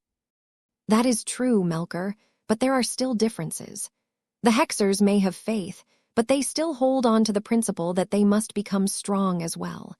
Their pride and their conceit compels them to push themselves beyond their limits. It sounds like you have a good understanding of your specific problem. Why haven't you been able to overcome it, Town? Perhaps it is because I don't feel enough urgency. There are so many strong heroes in our clan that I am often in a position that doesn't require me to do anything special. If the expert pilots of our clan can't take care of a threat by themselves, our clan can always make use of battle formations to launch powerful attacks.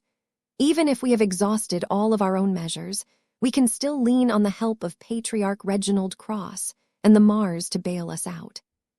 With all of these powerful elements, my role has become indispensable, especially when I am often stationed in the rear. Melker wanted to scratch his head. This sounds like a familiar problem.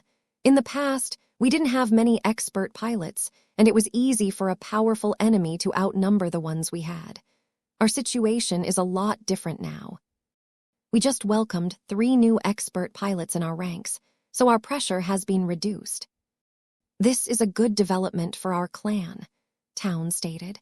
The only regret is that it might not be as good for my own development. It was not necessarily good to gather too many expert pilots together. Studies had shown that subsequent breakthroughs happened at a lower rate. This was because the ordinary Mech pilots no longer tended to push themselves beyond their limits during crisis situations, but increasingly hoped that the existing expert pilots would save them instead. This was why many Mech militaries tried to spread out their expert pilots as much as possible. The presence of 1 or 2 per Mech regiment provided enough protection to the troops, but did not make them complacent to the point where they constantly expected their heroes to clean up after their messes. Why not switch to another Mech? Melker curiously asked. You don't have to remain stuck in the rear while piloting your custom Transcendent Punisher Mech. Your Eye of Ilvain also fields Lancer Mechs. Those Transcendent Chargers have impaled many Fridayman Mechs during the last battle, but they have also received fierce counterattacks in return. I bet your chances of breaking through while piloting a melee Mech like this will be a lot higher. Town adopted a rueful smile. I did think about that, but our clan doesn't need an expert Lancer Mech. A machine like the Point Break of the Sundered Phalanx is not a useful addition to our lineup. If I break through while piloting a Transcendent Charger, my talents and abilities will develop in a way that will help me become stronger while piloting Lancer Mechs. That is not my goal. My plan is to continue to pilot a heavy artillery Mech and wait for the day that I can finally become the hero that the Larkinson needs.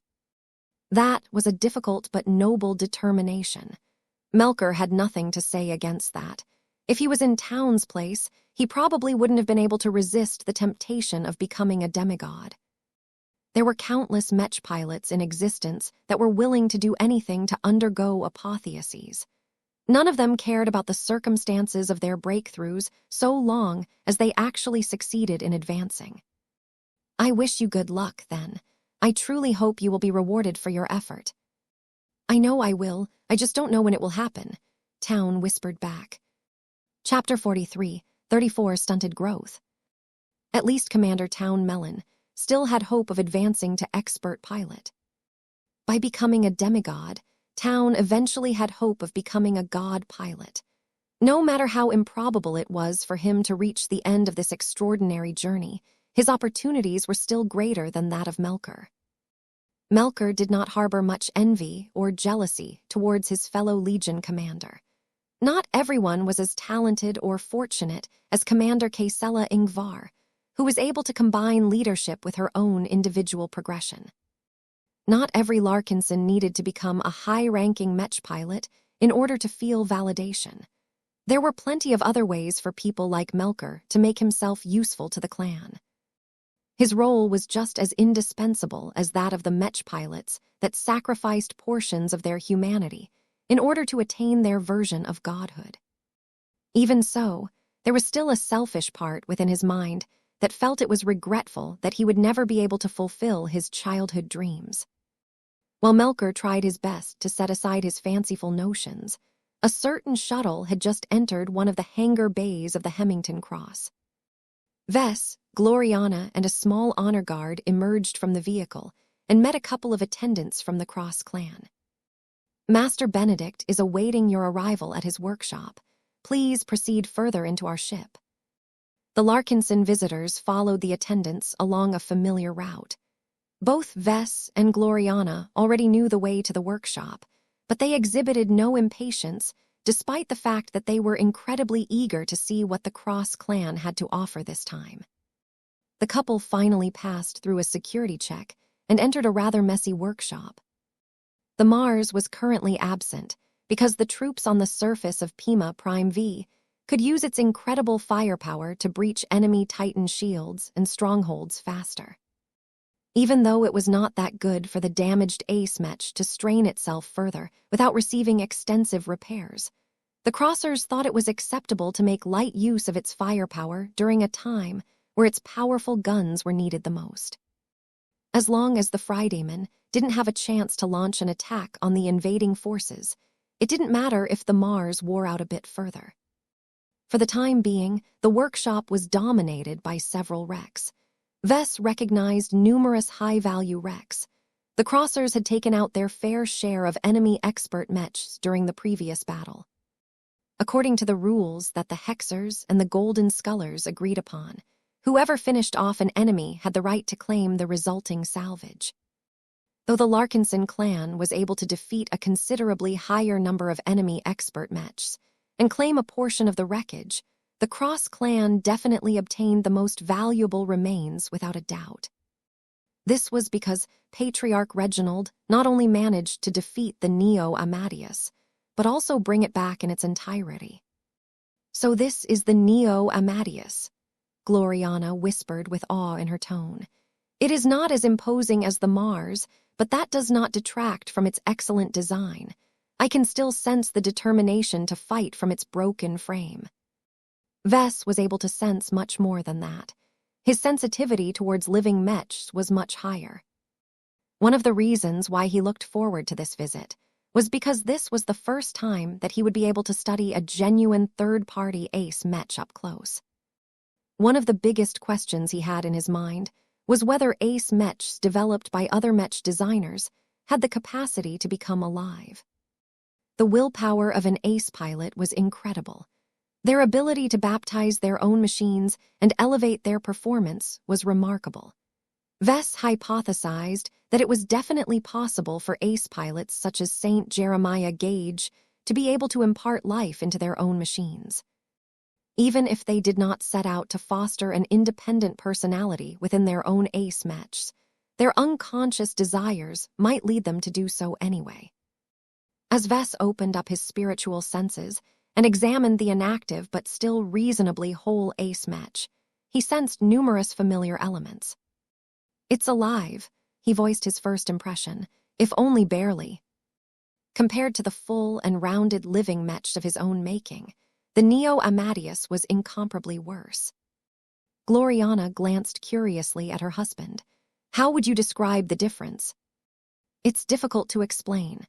The best way that I can put it is that my living mechs can breed life that is comparable to humans like you and I. They were set up to grow that way from the beginning because I have always structured their spiritual foundations in the right ways. Whoever designed the Neo Amadeus never put any thought into that, so this Ace Mech gradually formed its own form of life due to the feelings that St. Jeremiah developed for his latest machine. It's a shame that he only had it for a few years. I would have loved to examine its state after it has been used for a couple of decades." "You still haven't clarified the differences, Vess." "Oh, sorry. It's like comparing a human to a sparrow. The former is a lot smarter and can think deeply on everything. The latter is not as smart, but can still do stuff that humans can't do, such as taking flight. Do you understand my meaning?" His wife slowly nodded. "I understand the analogy. Humans are superior organisms in any way because of our sentience and our ability for complex thinking, but a small bird can also be decent as long as it sticks to its job and no further." The Neo Amadeus is like that, but instead of functioning like a sparrow, it is specialized in functioning like a multi-armed swordsman Mech.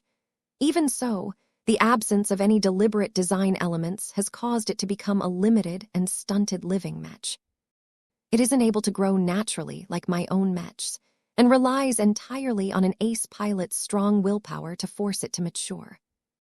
It was a completely alternate path to creating living Mechs that resulted in considerably worse outcomes than with his own living Mechs.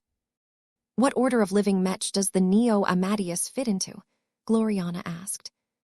The Neo Amadeus is such a strange and limited living Mech that it doesn't really fit in my existing theoretical framework. Vess answered with a frown. I guess it is comparable to a first-order living Mech in strength and capabilities, but even then I am reluctant to label it as such. I will probably have to go back and expand my theory by creating alternate categories to describe Mechs like these. If Vess was willing to be less kind in his phrasing, then he would have classified the Neo Amadeus as a stunted living Mech. If the living Mechs of his own making were comparable to ordinary humans, then the Neo Amadeus was more like an uneducated dwarven mining slave from a dirty planet like Desala X in the past. Now that Vess satisfied his curiosity, he no longer spent any time on this topic. There were plenty of other areas of interest that attracted his attention. Master Benedict had already noticed the arrival of his guests. He stopped his examinations and flew towards the two Larkinson Mech designers. Vess, Gloriana, you've arrived. Good day. I'm sure you are eager to secure your share of the loot. Isn't that right, Vess? You know me too well, Benedict. Well, let us not delay any further. I have taken the liberty to put the cockpit of the Neo Amadeus under stasis to preserve whatever is inside. Your workshop is equipped with a stasis device. Master Benedict smiled. Stasis technology can provide a great amount of convenience in specific situations. Let me bring you closer so that you can take a look. While Vess looked incredibly eager to examine the ejected cockpit that Patriarch Reginald had brought back, his wife was less than enthused by the prospect. She only had to entertain a single thought about the gruesome mess that she might encounter to quell her desire to take a look in person. Can I stay here and examine the frame of the Neo Amadeus by myself? She politely asked. No offense, but whatever the two of you have in mind is not related to my work and specialty. Master Benedict nodded. Please feel free to use the scanning facilities of my workshop.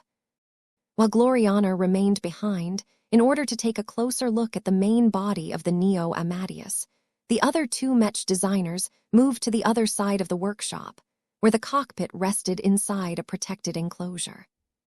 Can you sense him? The master Mech designer curiously asked. I could already feel him before I entered this workshop. His willpower is a lot weaker than that of Patriarch Reginald, but it is remarkable how much strength and coherence he is able to retain under these circumstances. Are you sure he is dead? You can take a look at his condition to see for yourself. Vess did so. His armored form slowly approached the cockpit that was put under stasis. Since the Mars previously ran the entire cockpit through with its large and broad whale-cutting saber, the cockpit gained two large holes through its sides. Vess was easily able to peer through one of these holes. He could still see a bloody and broken mess of a body. The entire lower body of the ace pilot was simply gone due to getting struck by the massive Mech saber of the Mars. The upper body along with one of the arms were still recognizable, but none of them endured the massive trauma without serious signs of damage. Exposure to space, along with other damaging influences, had seriously deteriorated the body that was only partially protected by the remains of Jeremiah's high-end piloting suit. Fortunately for both Vess and Master Benedict, the head of the ace pilot was still reasonably intact. Patriarch Reginald had indeed shown a good amount of care when he attacked the cockpit during the last battle. So, what do you think now that you have glimpsed his body for yourself, Vess? St. Jeremiah isn't entirely dead, Vess slowly said. He may have suffered a physiological death, but his extraordinary willpower hasn't weakened to the same degree. I have always considered ace pilots and other comparable lives as different kinds of energy-based life forms. I think that Jeremiah's ability to maintain the cohesion of his spirit under such extreme circumstances lends a lot of credibility to my theory. Master Benedict didn't look too surprised. I can understand why you would draw that conclusion. This is your field of expertise more than anything else, but from what I know about ace pilots, they become increasingly more inhuman the more they develop. Vess was relieved that there was still plenty for him to salvage from the cockpit of the Neo Amadeus. The stasis effect helped a lot in this regard. He lifted up a pea stone that he had reserved for this occasion. I would like to secure my loot. Can I proceed with my retrieval process? You can go ahead, Vess. Do you need me to deactivate the stasis effect? That shouldn't be necessary. It will only hasten Jeremiah's deterioration, I think. Vess carefully reached out to the weakened spirituality of Saint Jeremiah, only to get smacked by the ace pilot's powerful remnant will. Ouch! The hostility from the Gauger ace pilot was as clear as day. There was no way that Jeremiah, or whatever was left of him, wanted to cooperate with the people responsible for his demise. This is going to be a challenge. Vess furrowed his brows. How could he coax the spirit of an unwilling ace pilot out of the man's own head?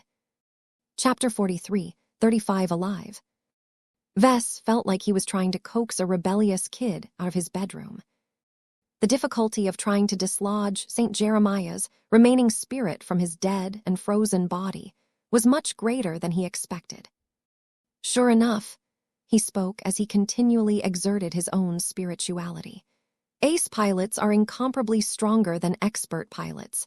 If I was dealing with the body of the latter, then I would have been able to obtain what I wanted in a matter of seconds. Vess gained a much deeper comprehension of what made ace pilots special now, that he was wrestling with the intangible remains of a recently deceased saint. Though Vess was able to meet with Patriarch Reginald Cross in person from time to time, he would have to be suicidal if he ever attempted to lock horns with the Cross Patriarch's domineering force of will. People like Reginald weren't called saints for nothing. They possessed their own dignity, and their incredible strength gave them capital to be treated as a higher form of humans. This was one of the reasons why he looked forward to this visit. The chance to bump into the spiritual remains of an enemy ace pilot was a priceless opportunity for him to perform detailed examinations and experiments on an actual saint. If other people would see Vess now, they would probably condemn him in the strongest terms for desecrating the remains of an honored and revered figure. Hardly anyone thought it was permissible to torture and experiment on ace pilots regardless whether they were alive or dead. Fortunately, neither Patriarch Reginald nor Master Benedict cared that much about silly morality. As long as Vess didn't profane the remains of Lord Hemington Cross himself, the Cross clan was fine with anything else. It was rather convenient that Patriarch Reginald was currently deployed on the surface of Pima Prime. It also helped that Master Benedict's hands weren't exactly clean. Vess had no worries about doing what he set out to do with St. Jeremiah's spiritual remains. Seeing that whatever was left of the ace pilot remained far too strong and stubborn to leave its long-standing home, Vess figured that he needed to employ more drastic measures to secure his loot. "Are you having problems, Vess?" Master Benedict asked in a gentle tone. Vess filled up his mouth with air and blew it out in an exasperated manner. "My current operation is not going as smoothly as I wished. I need to resort to another solution." "What do you have in mind?"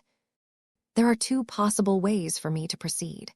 I either need to open up the skull and retrieve St. Jeremiah's brain, or I need to send out one of my cats." Master Benedict grew speechless for a moment. He could understand the logic of the former option, but the latter one sounded completely unrelated to the problem at hand. "To be honest, I would prefer it if you don't take away the brain," the master Mech designer said. "It has great research value. Not only that, the MTA will come to recover the body sooner or later. It would be rather inconvenient for me to explain why it is missing a brain.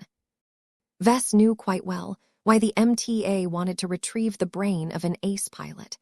The Mechers must have already made plans as soon as St. Jeremiah fell in battle. To be honest, trying to take away St. Jeremiah's remnant spirituality was a risky move. He did not know how important it was to preserve this part of the ace pilot to the Mechers. Perhaps whatever plans they formed for the brain might get ruined due to the absence of a critical element. That did not stop Vess from taking action, though. If Patriarch Reginald dared to claim Jeremiah's skull for himself, then it should be fine to take out a bit extra, right? If the Mechers disapproved of Vess' actions, then they should just come and warn him not to touch an ace spirit's spiritual remnant next time. Though Vess felt it would be a lot more convenient if he could just take out Jeremiah's brain and put it into a special cultivation tank to preserve its biological state as best as possible, he did not want to generate too much controversy with his actions. His own clansmen would definitely condemn him if they found out what he had done. "I will take more direct action then," Vess spoke. "I've never had my cat challenge an ace pilot directly. This will be an illuminating confrontation. Get out, Blinky." "Emro." A furry purple companion spirit squeezed out of Vess' head. The light trials coursing across his body had grown a lot more vigorous by this time, showing that the spiritual cat had recovered from his previous exertion to a large extent. Though Blinky's condition had yet to return to its peak, the cat still ought to be able to tackle this latest challenge. Vess stroked his companion's spirit's head for a few seconds. "Well, Blinky, are you ready to drag Jerry's spirit out of its broken body?" "Emro." "Don't sound so timid. I know you can do it. You are a cat that is born to harness energy. The spiritual remains of an ace pilot is not much different from that of a dark god. There is just a lot of willpower infused in Jeremiah's spirit that makes it extra tough. If not for the fact that he has died, it would have been impossible for you to do anything. Let's hope that our target has weakened enough for you to be able to gain the upper hand." Blinky steadily flew towards the cockpit in stasis. The more the companion spirit Jeremiah's broken body, the greater he experienced the oppressive willpower from the deceased ace pilot. Even in death, Jeremiah still hadn't completely died. Though Vess was rather certain that the former saint was no longer awake or aware was going on, the man's remnant spirituality still possessed such a strong instinct to defend itself and repel foreign influences that Blinky rapidly encountered increasing resistance. "Emro, Emro." It was like trying to approach a burning star. Blinky's progress slowed as the ace pilot's remnant willpower condensed into a weakened version of a domain field that caused the companion spirit to feel as if he had entered a dense minefield. Vess was able to experience all of this firsthand, as Blinky was essentially another side of himself. Seeing that Blinky couldn't proceed any further at this point, he finally made a decisive decision. "Take action." "Emro." Blinky no longer acted gentle this time. The cat began to suck in ambient spiritual energy and even a bit of willpower. Though it was incredibly difficult for the companion spirit to absorb and digest this foreign matter, the fact that Jeremiah was already dead for the most part made it a lot more possible to affect whatever was left. Slowly but surely, Blinky drew out more energies and began to pass it on to the peace stone that Vess had prepared. This was the companion spirit's unique ability. The unending one's devouring ability was so powerful and comprehensive that not even Jeremiah's remnant spirituality and willpower could resist this power. As this process continued, Jeremiah's willpower continued to weaken and lose strength at a steady rate. Perhaps it might have been able to put up a better fight against Blinky if it was conscious, but this was not the case. Soon enough, the resistance had weakened to the point where Blinky could finally move closer without encountering any powerful blockades. Though Vess lamented the fact that he had been forced to cripple Jeremiah's spiritual remnant a bit more than he would have liked, he also felt it was better to neutralize a hidden danger in advance. After all, if he tried to preserve Jeremiah's spiritual remnant as completely as possible, who knew whether the ace pilot might actually regain consciousness and begin to stir up trouble? Right now, Blinky had cut away so much energy from Jeremiah's spiritual remnant that the P-stone was currently filled with the former ace pilot's powerful aura. Luckily, I made sure to bring an extra. Vess set aside the P-stone and brought out another one that was ready to be filled. This time, Blinky no longer damaged Jeremiah's spirituality any further, but instead attempted to dislodge it from the ace pilot's body. Though the resistance was still great, Blinky was so good in this aspect that he eventually succeeded in pulling out Jeremiah's weakened will and spirit. The cat quickly dragged his booty to the second P-stone and completed his mission. "Good job, Blinky. I knew you could do it. Take a rest." Emro. Blinky dove back into Vess' head, thereby concluding this important event. Vess gazed appreciatively at his two P-stones. Though it was rather weird for him to split up St. Jeremiah's spiritual remnant into two, he felt this was a good way to disarm what would otherwise be a powerful hostile entity. He carefully set the two P-stones aside, making sure they were placed far away enough to prevent them from interacting with each other. He already made a plan to store the second P-stone in his B-stone lockbox as soon as he returned to his own ship. Seeing that Vess was done with claiming his share of the loot, Master Benedict moved to another section of the workshop. "Come, there is something else that I want you to see. I believe it is of great professional interest to a Mech designer like yourself." Vess grew curious as he followed the master Mech designer for a while. The two eventually reached a large weapon rack where the crossers had mounted a familiar-looking sword. "Is that the plasma sword used by the Neo Amadeus?" "Correct." Master Benedict let out a soft snort. "It's not an average sword. As one of the three primary armaments of an ace Mech, the tech and material composition of this weapon are both luxurious and well-designed. This is a weapon worthy of a saint." There was no way for Vess to hide his appreciation for this high-tech weapon. Perhaps Caddies would squeal out loud if she was able to get in touch with this priceless piece of equipment. The plasma sword was not only an exquisite technological product, but it had also been baptized by St. Jeremiah's willpower for at least several years. This changed and enhanced the weapon in ways that were difficult to describe. Even now, pieces of Jeremiah's spirit and willpower still clung to the weapon. Vess was tempted to send out Blinky in order to decontaminate the precious plasma weapon, but he thought better of it a moment later. There was no need to act in a hurry. Cleansing the weapon might cause it to devolve back to its original state.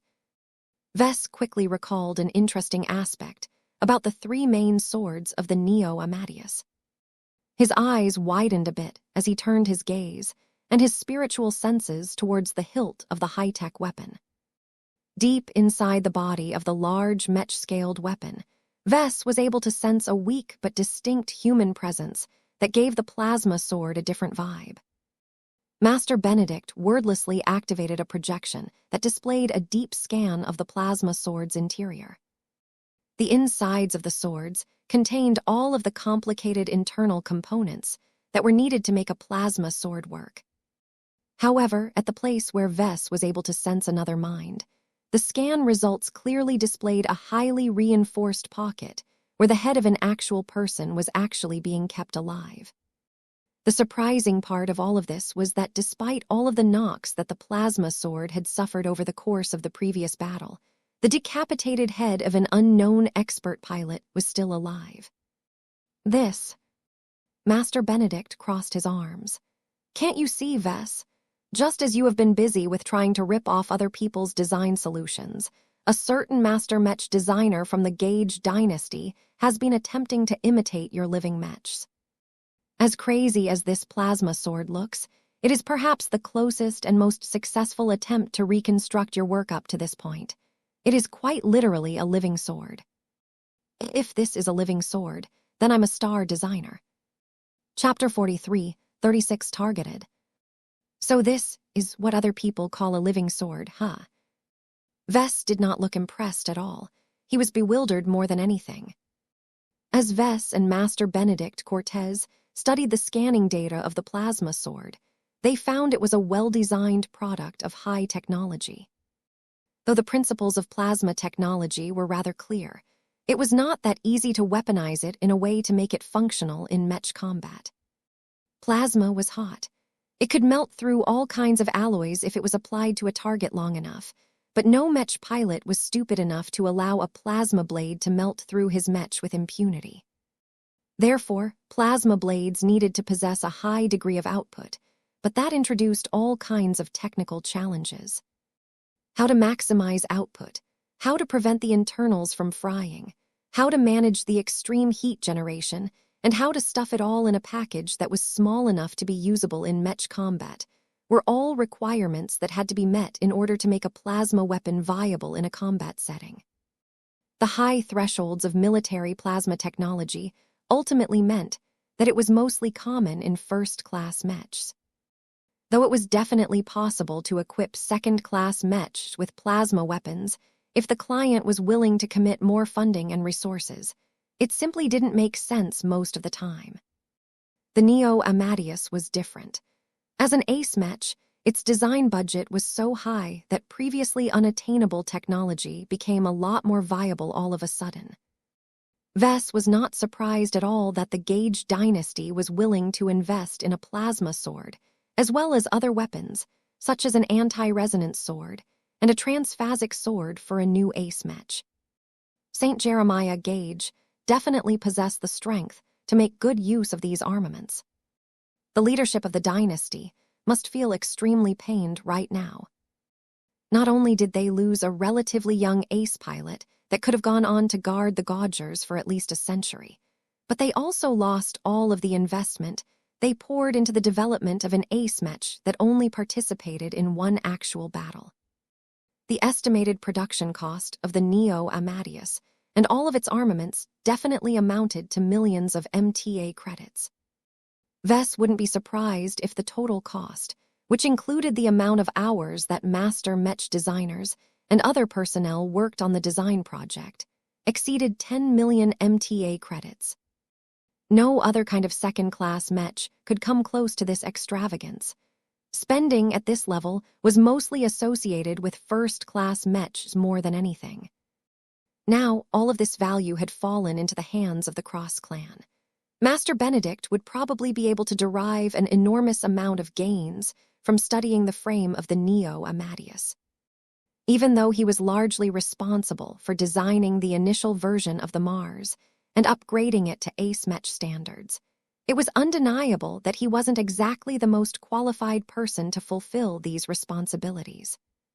The former Skull architect only realized his design philosophy a few years ago and could still be considered a baby among master Mech designers. This meant that there were huge and profound differences between the Mars and the Neo Amadeus. Though the former actually possessed more face water and high-grade exotics than the latter, Vess actually found that the Neo Amadeus possessed a clear and decisive edge in technological sophistication. This should not be a surprise. Several masters contributed to its design, and the famed multi-armed designer himself led the design project.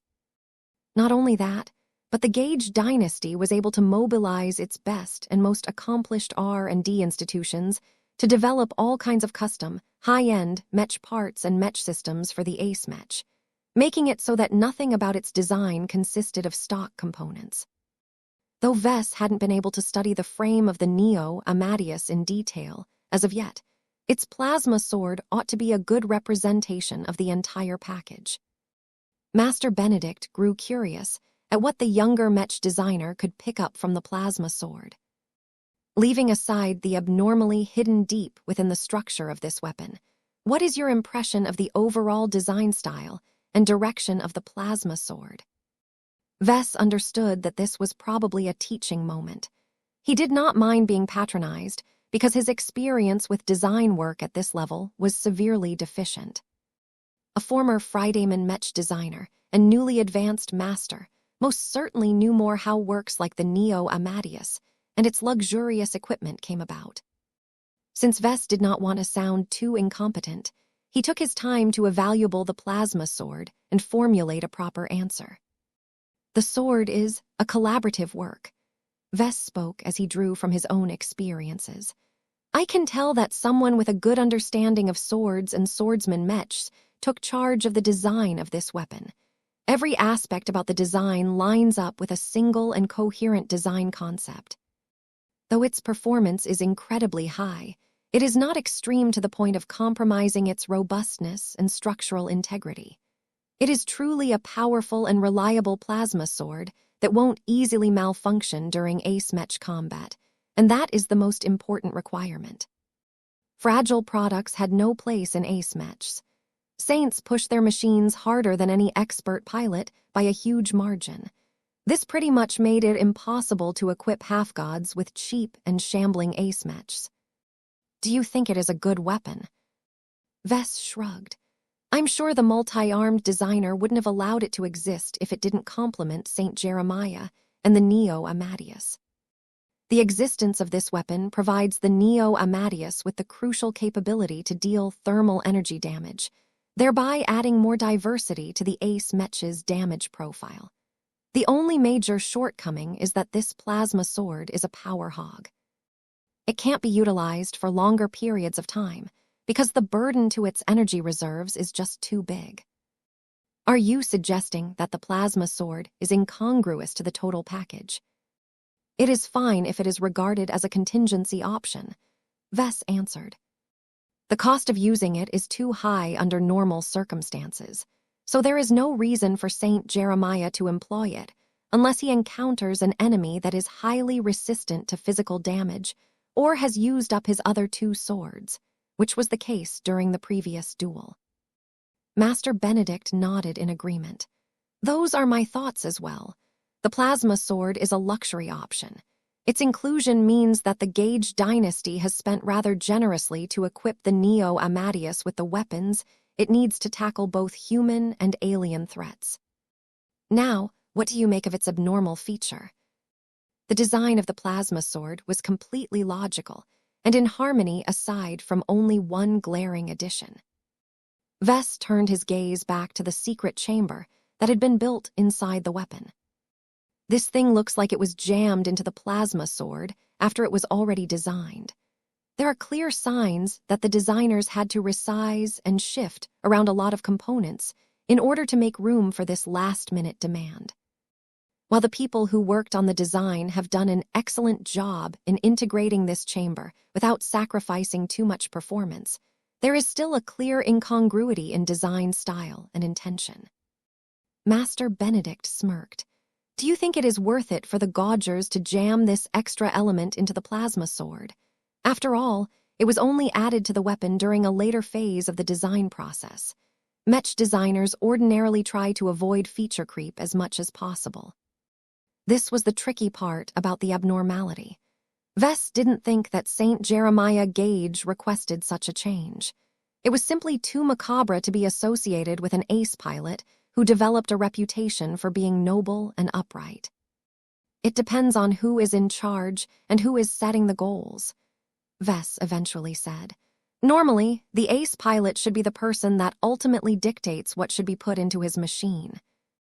The lead designer is the person responsible for translating the demands of the ace pilot into concrete design work. However, this weird attempt to turn the plasma sword into a living weapon looks like it is an attempt to perform an experiment. If I didn't know any better, then I would have accused Master Taquem and Huron for misusing the Neo Amadeus for his own ends. He has co-opted his design to pursue his personal goals and ambitions. Master Benedict sighed and shook his head. You think too simply, Vess. Ace Mech are literally lifesavers to a state. The Gage dynasty is only capable of fielding an extremely limited amount of these powerful machines, so the design of each of them is subject to rigorous political oversight in order to ensure that none of them are found wanting. Vess furrowed his eyebrows. Too much meddling from leaders rarely leads to good results. Don't those Gaugers know their actions are counterproductive? Maybe yes, maybe no. Whatever the case, it is impossible for Master Huron to fool around with the design of the Neo Amadeus. For him to be able to make this drastic change to not just the plasma sword, but also the other two main armaments of the Ace Mech, means that he has most definitely convinced the leaders of the Gage dynasty to allow this experiment to proceed. This is an exceptional result, considering how radical and unorthodox it is to insert the decapitated head of a living expert pilot inside a Mech sword. Vess finally realized how unusual it was for such an abnormality to exist. Wait a minute, what about the MTA? Isn't it taboo to desecrate expert pilots by using them as test subjects in sick human experiments? Why haven't the Mechers arrested Master Huron and worked harder to prevent this travesty from happening? Didn't the older man standing next to Vess get in trouble in the past because he committed a comparable crime in the past? Master Benedict remained silent for a few seconds. I have a theory on that, but I think that you can deduce one as well. You know what has happened. You know that the MTA apparently hasn't sanctioned Master Huron, despite knowing that he is responsible for conducting an egregious form of human experimentation. What does that tell you, Vess? Numerous thoughts began to well up in Vess' mind. Many of them could stir a lot of controversy and condemnation if he tried to publicize his ideas. It tells me that the MTA or a faction of it is likely complicit in this taboo experiment. Vess ultimately concluded. The MTA monitors everything, and there is no way the association would miss the fact that the Friday men committed this act not once, but thrice. 3 different expert pilots have lived a tortured life, while locked inside the massive structure of different Ace Mech weapons.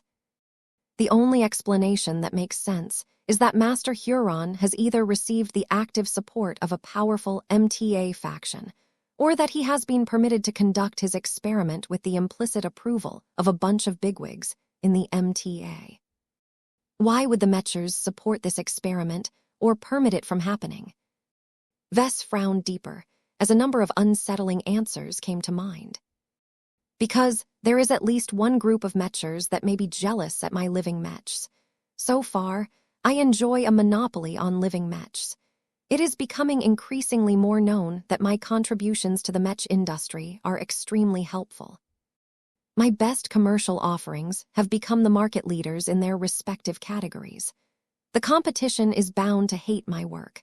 The only ways to cope with my increasing success is to ban my work or find a way to develop a superior alternative to the value proposition of my specialty. In other words, Master Huron is but the first among many Mech designers who are seeking to replace your living Mech with their own versions. That is probably not a surprise to you. What is truly important this time is that we have obtained proof that those Mech designers are pursuing their goal with the implicit or explicit approval of a portion of the MTA. That is much more significant news. Vess understood exactly how scary it was to receive so much care and attention from the MTA. He was being targeted. Chapter 43, 37 Heightened Attention. As a Mech designer who is now subject to special treatment from your competitors, as well as others who are interested in replicating your design philosophy, how do you feel at this moment? I don't know. I feel awfully mixed, to say the least. A part of me is honored that my work is valued to this degree by some of the most authoritative groups of the Mech industry. Another part of me is afraid that I am being targeted by people in power. Then there is a part of me that is horrified that a master Mech designer dares to experiment on expert pilots, and that the MTA has actually allowed this to happen. The existence of this Mech sword clearly violates the rules the association has set on the treatment of high-ranking Mech pilots. Those are dangerous words, Vess, Master Benedict said, though his smirk showed that he didn't really take them seriously either. Master Huron and his backers have probably prepared reasonable excuses and rationalizations to explain what they have done to those that may be concerned about this experiment, but that is not really that important. What matters is that there is a more systematic attempt to deconstruct, reverse engineer, imitate, or replace your design philosophy. What is your response to this development? I don't think I can do anything about it, Vess sighed. I mean, the MTA is on it, right? As the ultimate authorities of the Mech industry, there is no way a small figure like myself can fight against it. Besides, I don't think a design application as gruesome as this can ever achieve mainstream success. The MTA would be fools to standardize the practice of cutting off the heads of expert pilots and integrating them into Mechs. At least in your case, you don't need the high-ranking Mech pilots to be alive when you harvest their skulls. Let's focus on the MTA for a moment. What do you think? Do you think the Mechers are treating you unfairly? Vess simply shrugged. As I've alluded to earlier, my bargaining power is too small for me to affect the decisions of the association. I'm not that surprised that the Mechers are willing to violate their own rules in order to advance their own interests. It is their prerogative to do so considering that they hold all of the power. I just find it questionable whether it is worthwhile for them to make an exception to the rules to make a plasma sword like this. I'm sure its original design was already sufficient for St. Jeremiah Gage. Why take this unnecessary step? From what I have observed in the earlier battle, the so-called living swords did not grant the Neo Amadeus a drastic improvement in combat effectiveness. To be fair, it was difficult to judge how much the living aspect enhanced the performance of the Neo Amadeus when there were no clear comparisons available. This was a familiar problem with many innovations, and one that plagued Vess as well over the course of his career. Master Benedict crossed his arms. When it comes to experiments, achieving good results is not necessarily the only goal. The process is also important, and so are the discoveries made along the way. This is only an initial and extremely rough attempt at replicating the phenomenon known as living Mechs. The reasons why the heads of expert pilots are used this time is because their strength is high, which makes it a lot easier to gather clear and distinct data. Subsequent experiments may be a lot less controversial. For example, Master Huron might employ heads taken from regular people or even clones that were grown in labs. This was an established approach in the research sector. At the start, an inventor might not even know whether his radical new idea even worked. His goal at this stage was to prove his new concept, and to do that he needed to employ the best materials he could obtain in order to produce the strongest and most unambiguous results. Just as with the plasma sword, other goals weren't as important. There was no need to focus on making the implementation as practical, cost-effective, and in line with ethics at this early stage. All of these improvements could come later, but only after the researcher was able to prove the validity of his theories. Vess narrowed his eyes as he tried to dig deeper into how the plasma sword's unusual feature affected its combat power. Even if this is just a test balloon, it is an extreme one. I really don't know what the people from the MTA are thinking by letting this lunacy happen in the first place. I've heard that some of the factions of the MTA are more radical and obsessive than others, but I don't think that the Mech Supremacy faction is so desperate that it is even willing to permit such an act. Master Benedict held a different opinion. Ha ha ha, your understanding of how the MTA works is not extensive enough. What do you mean by that, Master? The older man sneered. I wouldn't be surprised if the survivalists or the transhumanists are involved in this operation. Their motivations to understand and crack your specialty are greater than normal because they possessed the greatest understanding of the potential of your work. What? They wouldn't. I'm already cooperating with them. I have shared plenty of my trade secrets with them. The two factions only need to sit back and relax while I feed them with regular updates on my research progress. Why would they want to go behind my back and mess around with bootleg versions of living Mechs? There are many possible reasons why your supposed friends and backers might want to conduct their own research in your fields, Benedict answered. For example, they may be concerned about whether you will remain available long enough to supply them with your research results. If you happen to die during the Trailblazer expedition, how will living Mechs continue to be developed? If you go crazy one day and shift your design philosophy in a completely different direction, how will the supporters of living mechs within the MTA be able to proceed? Vess began to understand what Master Benedict was trying to convey. I see. It makes a lot of sense to increase redundancy and perform additional research in the new and promising field you have opened up. The fact that living mechs are so dependent on a single point of failure is bad practice. Don't forget what kind of organization the MTA truly is. The advancement of technology, especially in relation to mechs, trumps everything else. Rules and morality take a backseat when progress is at stake. That indeed fell in line with Vess' own impression of the MTA. His expression became more thoughtful at this time. Strangely enough, I don't feel as bothered with this treatment as before, he said. Why the change? Vess smirked. If the MTA cares so much about living mechs that it is willing to encourage or allow additional research in my own field, then that is a sign that I am finally beginning to fulfill my grand vision of the mech industry. One of the goals that I am pursuing is to turn living mechs into the new status quo of the mech community. It is a lot easier to make them ubiquitous when the association itself puts its entire institutional weight behind my work. Master Benedict knocked Vess' chest plate with his own covered fist. Don't get too conceited. You're still a journeyman. You are too young and junior to bear this weight. Have you forgotten about the power balance we talked about earlier? You do not have much leverage. The MTA can favor your work in one day and prohibit it the next day. It can also impose a lot of additional rules or demands that make it much harder for you to do what you want. That was indeed a great concern to Vess. For now, the MTA had been remarkably generous towards him. The Mechers did not impose too many burdens on him and generally allowed him to design all kinds of living mechs, even ones that had the potential to change and disrupt existing human society.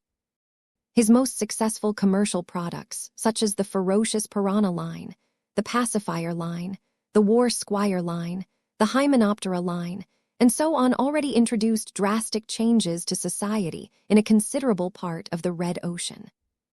If Vess continued to progress his design philosophy, he could impact human society so much that he could easily amass influence comparable to that of Master Termanio Dervidian.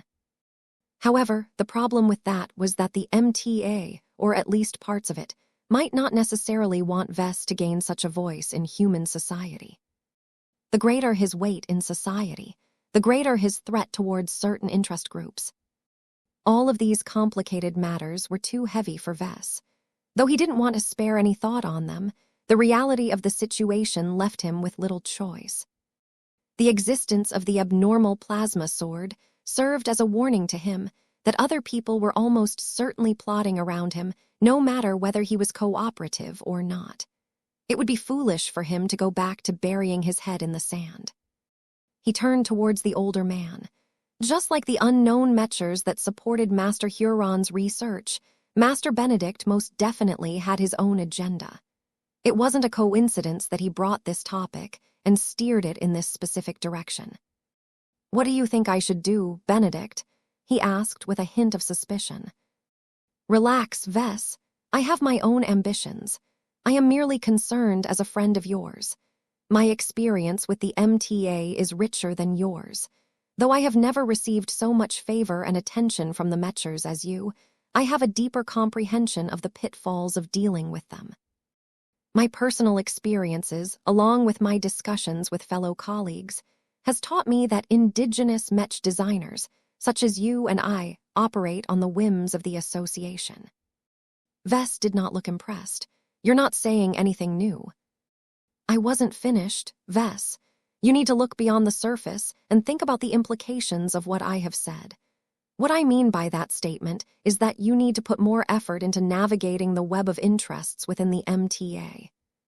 It is best if the Mechers think so little of your work that they will ignore you, just like they ignore most mech designers. That is clearly not the case, though. You have already caught their attention. This means that the only way for you to go forward is to actively cultivate a friendship and alliance with a strong backer within the MTA. I've already done that, Benedict. I impressed the survivalists and the transhumanists and received their backing and protection in return. Those relationships are too shallow. The master Mech designer shook his head in disapproval. Take this plasma sword, for example. In truth, you are correct that it is unlikely that the two factions would approve of this experiment. However, they are not as monolithic as you think. Every MTA faction is divided into many powerful individuals and interest groups. Only one notable master Mech designer, or star designer, can start an initiative like this without needing to obtain the approval of the rest of a faction. So Master Huron was allowed to do what he wished, because he obtained the favor of a single big shot. Master Benedict nodded. That is correct. As long as the consequences aren't too big, it is possible for powerful individuals within the MTA to pursue their own initiatives.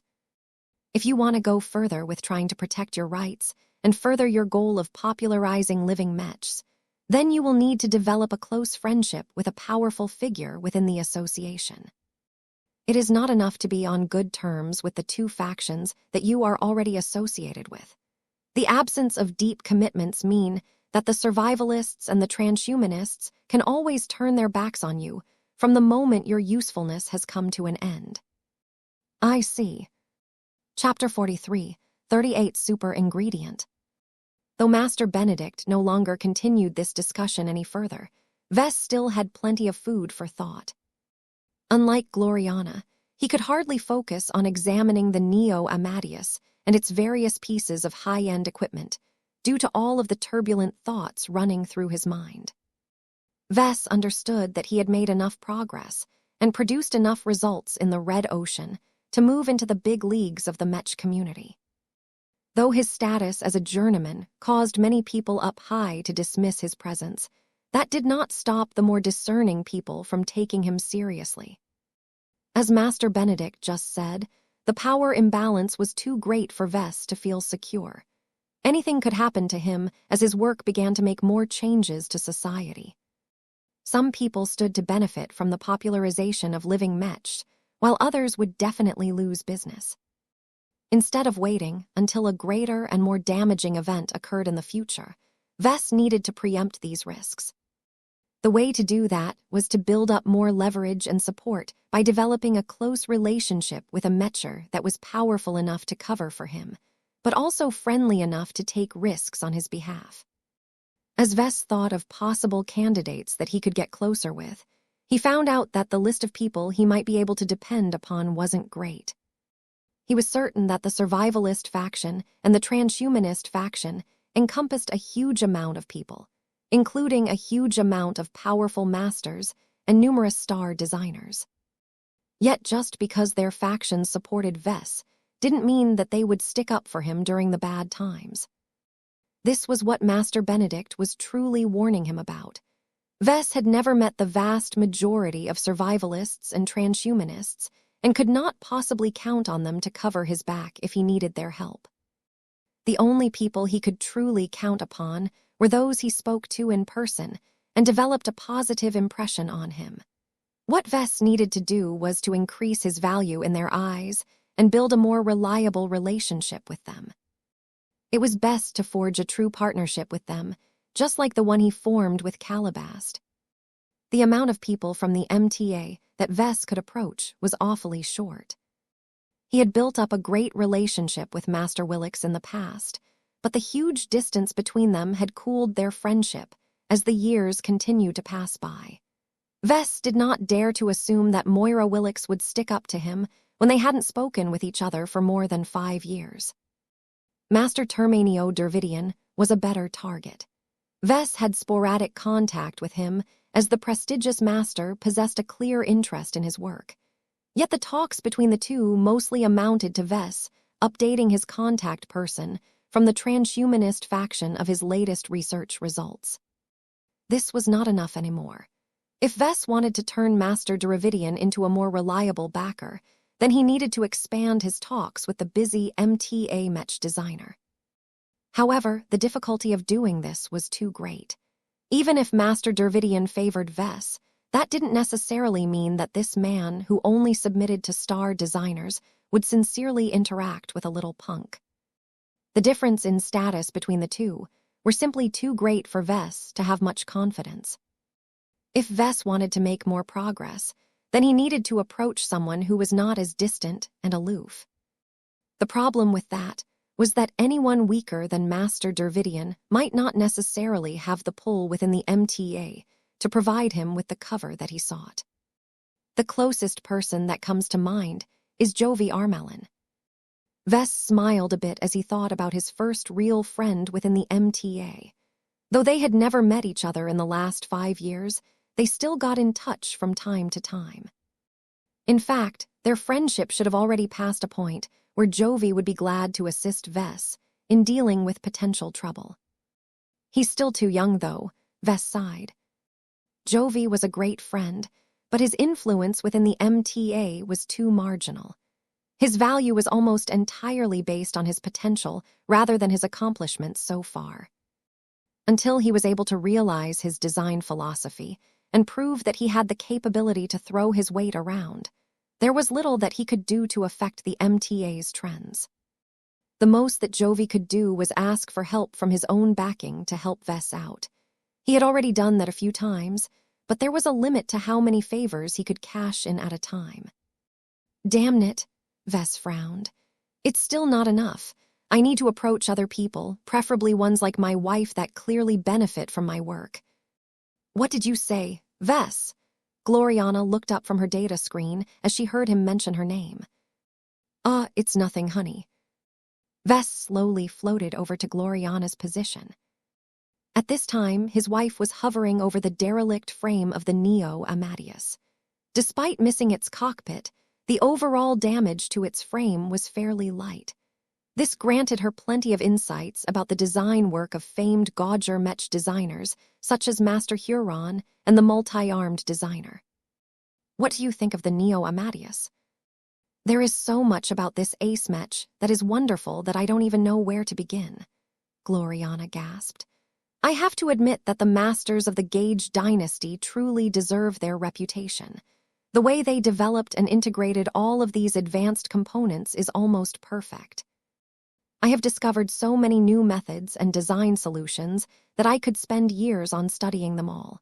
To be honest, it is too premature for me to study a Mech as high-end as this. I understand to a better degree why such work is usually left to masters. As Vess took a look at the Neo Amadeus from above, he could feel the lingering influences that Saint Jeremiah's strong willpower had imparted to the frame. As an ace swordman Mech, the wreck gave off a vibe that vaguely reminded Vess of Ketty's distinctive Mech designs. Ketty's should come and see this. She can probably provide a lot of insights from the perspective of a swordswoman, Vess noted. She will have plenty of time to do that once our fleet has left the Friday colonies. Both Vess and Gloriana began to take a closer look at specific aspects of the Neo Amadeus. Anytime they made an interesting observation, they exchanged their thoughts and enriched each other's understanding of the captured ace Mech. It's a shame that a Mech as new, advanced, and valuable as this can't be used anymore. Vess spoke with regret. The passing of Saint Jeremiah means that the Neo Amadeus is no longer able to fulfill its primary job. The only ways for us to make use of it is to study its design, turn it into a trophy, or break it down so that we can recycle a portion of its high-grade materials. Is that truly the case, Vess? What do you mean by that? Don't act stupid in front of me. Gloriana turned in his direction. I paid attention to you when you approached the cockpit of the Neo Amadeus and retrieved an important part of Jeremiah. Be honest with me. Is it possible for you to revive him to an extent and make it possible for a version of him to pilot this ace Mech again? What? Don't be ridiculous, honey. That's impossible. Saint Jeremiah obviously died. The whale-cutting saber ran right through his body. Then what were you doing with your peace stones back then? I've heard some of your theories. I know in part what is going on in your mind by connecting with each other through our design networks. I can guess what you are thinking whenever a devious grin appears on your face. I'm not stupid, you know. Ace pilots are already close to becoming gods. I don't believe that Saint Jeremiah is as dead as everyone thinks he is. I believe with certainty that he can come back alive as long as he has fallen into the right hands. Don't you agree, Vess? He couldn't hide the truth from his wife. She knew him far too well. Okay, I admit it. I did think about it, but it was just a thought experiment, that was all. As you are already aware, I have developed something of a knack of bringing entities back from the dead in a sense. I have speculated that if I really wanted to, it may be possible to revive Saint Jeremiah by nurturing his remnant spirituality and willpower while preparing a healthy cloned body for him. I don't know what I will get out of this, but the chances are far too great that I will just bring an irreconcilably hostile enemy back to life. Do you really think it is a good idea to give back a powerful ace pilot back to the Gage dynasty and the Friday Coalition? Can't you do anything about it? You're in complete control over his remnant spirit. Why can't you reprogram it so that he can become the ultimate tool in your hands? Vess couldn't believe what his wife was saying. We can't do that, Gloriana. The entire Mech community will kill us if the public learns what we have done. Besides, I don't think it is possible to induce any serious changes to Saint Jeremiah's spirit. It is so deeply intertwined with his willpower that it is unchangeable. The protection is simply too strong for me to manipulate it like I can with other spirits. Willpower acted like copy protection, more or less. Though Vess hadn't attempted anything, he already theorized that if he tried to make any alterations to Jeremiah's remnant spirituality, the former ace pilot's willpower would either block or lash out when it detected anything that did not look right. His wife looked disappointed. So you can't do anything useful with what you have. Well, I need to study the spiritual remnant and perform experiments in order to figure out the answer. But if my guess is right, you shouldn't expect too much from me. Ace pilots are so strong that they can still maintain their dignity after their passing. That didn't stop Vess from coming up with strange ideas, though. It was not in his nature to abide by common sense. The spiritual ingredients that he had just salvaged from the cockpit were among the most valuable that he had ever obtained up to this point. For example, Vess came up with a potential idea after witnessing the stellar performance of the Titan V project. Despite the fact that the meat suit clearly possessed a hostile and rebellious personality, its combat prowess was incredible. Vess didn't think he could develop a stronger mounted wargear loadout for the Everett Shanger unless he invested in insanely expensive tech and materials. If Vess could take the concept that made the meat suit such a unique living product and apply it to a different mech or weapon, he might be able to introduce a brand new category of living mechs. Vess was tempted to call them devil mechs, as their concept aligned with what he originally had in mind with his devil tiger. Saint Jeremiah's spiritual remnant could play a useful role in this potential research project. Vess could either use it to create a new design spirit, or he could convert it into the spiritual foundation of a supermech of unsurpassed power. Of course, he didn't think it would be that easy to make use of this super ingredient, but he was willing to give it a try. Chapter 43, 39, The Quiet Departure. The raiding finally came to an end. Pima Prime V had suffered enough. After plundering, burning, and destroying many lucrative city districts of Ardum, the capital city became a shadow of its former self. The Hex army behaved more violently towards the proud colony of the Gage dynasty than everyone expected. At times, the Hexer veteran Mech pilots recalled how much they fought, bled, and suffered over the course of the Komodo War. The fall of the Hexadric hegemony and the subsequent abandoning of trillions of Hexer citizens had left a deep and irreparable scar in the hearts of every Hexer soldier. So few Hexers managed to make it to the Red Ocean that many of them suffered one form of survivor's guilt or another. Now that they came face to face with the properties and the wealth of the enemies responsible for driving the Hexers away from the old galaxy, many Hexer veterans completely let go of their discipline and their orders, and began to lay waste to the surrounding structures. Too many Mech squads deviated from their instructions and wandered off into other districts in order to stomp on houses and demolish monuments dedicated to Fridayman war heroes. Some Hexer Mech pilots had even gone AWOL and wandered off to take revenge against the Fridaymen according to their own ideas. Suffice to say, the neat and detailed plan to methodically plunder and raze Ardum and other cities on the surface of Pima Prime V eventually devolved into a bit of a mess. The Hexers wasted so much time on less productive acts that they failed to plunder as much as they intended to at the start. The uncontrolled outbursts of violence disrupted the raiding operations so much that the Golden Skull Alliance regularly admonished the Hex army for deviating from their areas.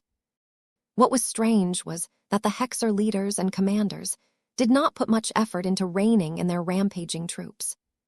General Aliski Victrix offered General Verl a blunt answer. "Our people need this more than anything." She spoke in her cool but incisive tone over the communication channel. "For over half a decade, our people have resided in the Hex Federation with the cloud of shame and defeat hanging over our heads. We have lost almost everything we cared about when we lost the war. This is the first time that we have been able to prove our strength over the Fridaymen.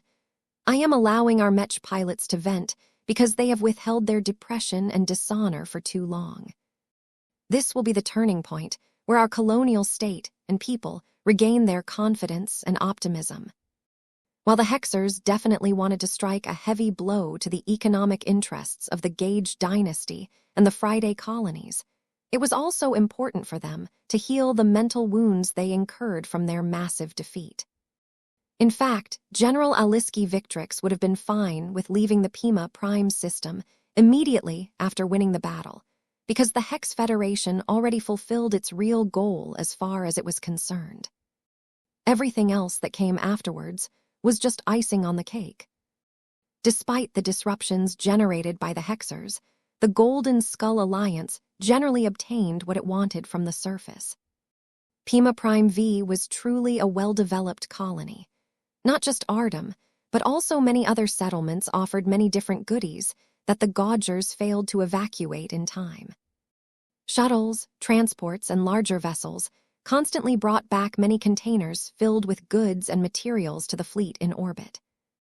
Cargo holds became so filled with plunder that space eventually ran out. Civilian ships, such as the Descentibus, the vivacious WAL had to suspend their usual operations in order to stuff as many containers in any available open spaces, such as training grounds and parks. The plundering spree was a once-in-a-lifetime opportunity to empty a prosperous human colony of a lot of material wealth. There was no way the Larkinson clan wished to show restraint just because there were clansmen who found it more important to maintain enough living space. In any case, the Golden Skull Alliance did not intend to hang onto all of the loot for long. Though Vess originally did not intend to return to Davut after making such a big deal of leaving the port system, there was little choice but to go back in order to handle all of the consequences of concluding Operation Saturday Market. Everyone stuffed their starships full of valuable loot that they hadn't even sorted it all out yet. Priceless treasures may have been mixed with trash without anyone knowing for certain. The Larkinsons, glory seekers, and crossers also stole a lot of cultural objects and other goods that did not have any obvious price tags. Determining their value would definitely take a lot of time and effort. Selling all of these items in bulk at the nearest available trading system might be a convenient way to free up enough cargo space, but it was also a great way to miss out on a lot of profit. After a brief discussion, the leaders of the Golden Skull Alliance simply decided to return to Davut so that they could dump all of their plunder at their local branches. From then on, the branch members could sort out the loot and sell them at the best possible prices over the following months or years. Besides, returning to Davut also granted the Golden Skull Alliance a good opportunity to replenish their supplies, conduct more specialized repairs, and make up for the Mechs and starships the Alliance partners had lost in battle. Goodbye, Pima Prime. After the last shuttles and transports returned from the surface, the combined fleet moved towards the nearest Lagrange point in the port system. The Friday men who were huddling in the underground shelters or in deep space did not wave the visitors goodbye, though they were definitely pleased to see the scourge depart from their homes. None of the surviving defenders came to harass or threaten the Hexers and the Golden Scullers. The invaders had already dismantled far too many Fridayman Mechs that the remaining ones simply didn't have the numbers to pose a significant threat.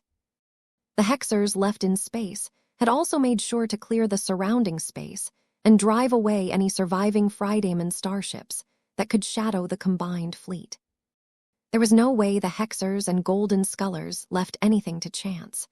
Their patrols even launched warning shots at nosy trade vessels hailing from neutral powers because they strayed too close.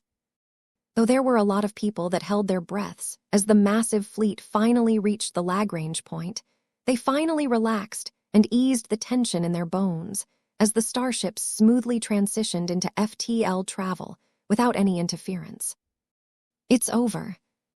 The fleet was safe for now, but people like Vess clearly understood that they were not out of the woods yet. The Friday colonies encompassed a fairly large amount of space, and it was not so easy to get away.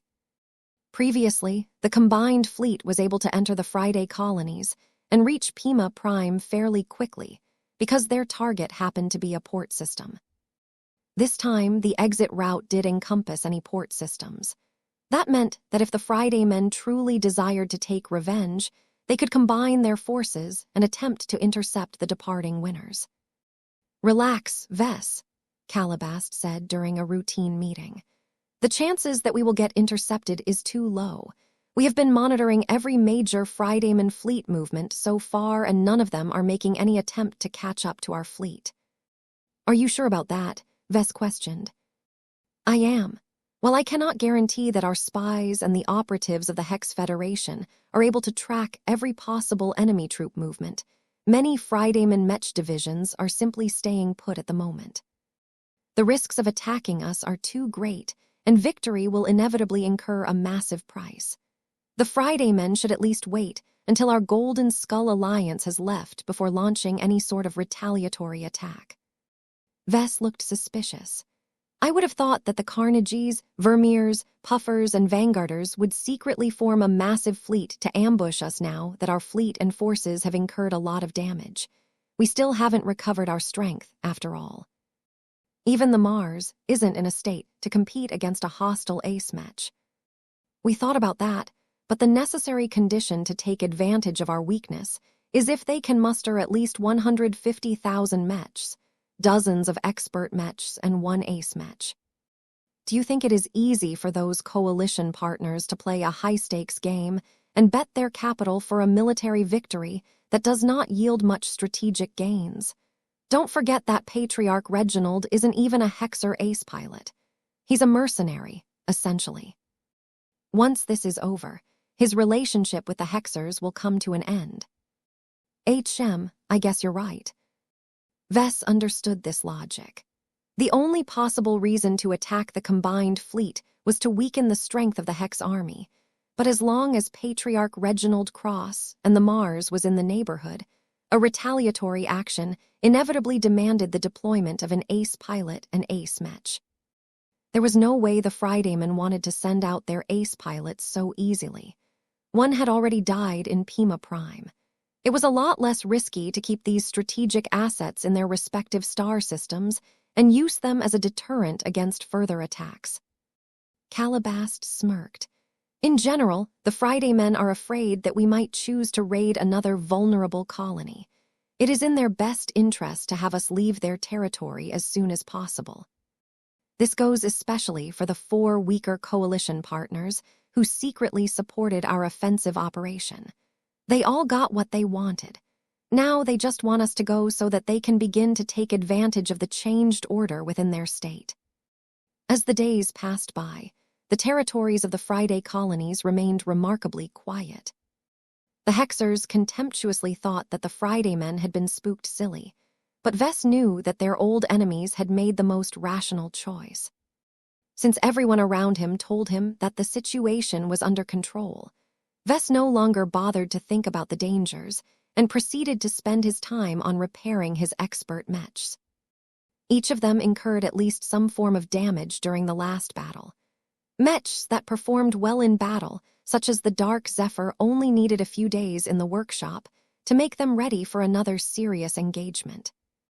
Other expert mechs required a bit more effort to restore to their peak condition. Machines such as the Riot, the First Sword, the Evertshanger, and the Promethea received so many wounds that Gloriana had to come up with individual repair plans that required the help of multiple journeymen to restore all of the powerful but exacting machines. It was especially troublesome to repair the masterwork expert mechs, such as the Amaranto and the Evertshanger, because only a few people possessed the capability to produce replacement parts that met the exceedingly high standards. Gloriana, predictably, had to do most of the work. She even passed on her 3 kids to Vess and Shannon Maris because she simply couldn't find the time to perform her responsibilities as a mother during these busy times. The restoration of the expert mechs was an acute priority to the Larkinson clan. The sooner they regained their full battle effectiveness, the less they had to fear from the threats of the Red Ocean. Gloriana estimated that almost all of the Larkinson expert mechs should be fixed within a month. The only notable exception was the Shield of Samur.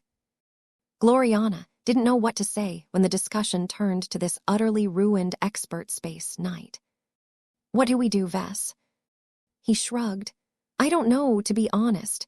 I've been thinking about it for a while, but I haven't made any solid plans as of yet. Let me talk to Janzi again. I will discuss the options with her to determine how we can best move on from this tragedy." Chapter 43, 40 Unhealthy Attachment. The high-end workshop of the Spirit of Bentheim had become a busy place as soon as the Larkinsons commenced their repairs on their expert mechs. It became a hazard to keep the paltry remains of the Shield of Samur in this space, so Vess had it moved to a spare hall where it could remain undisturbed. Venerable Janzi spent a lot of time in this compartment, though she still went back to her family from time to time in order to care for her son Mercer. The Shield of Samur was such an important part of her life that she couldn't bear to stay away for long. Vess looked rather troubled as he noticed how unreasonable she behaved. Janzi had sat down and leaned her back against the exterior of the Shield of Samur's separated head. If not for the fact that a maintenance crew had carefully cleaned it so that it didn't pose a hazard anymore, he wouldn't have allowed Janzi to stick so close to whatever was left of her expert mech. She had stripped off her protective suit and touched the metal surface with her unprotected hands. "Janzi," Vess greeted the expert pilot as he approached.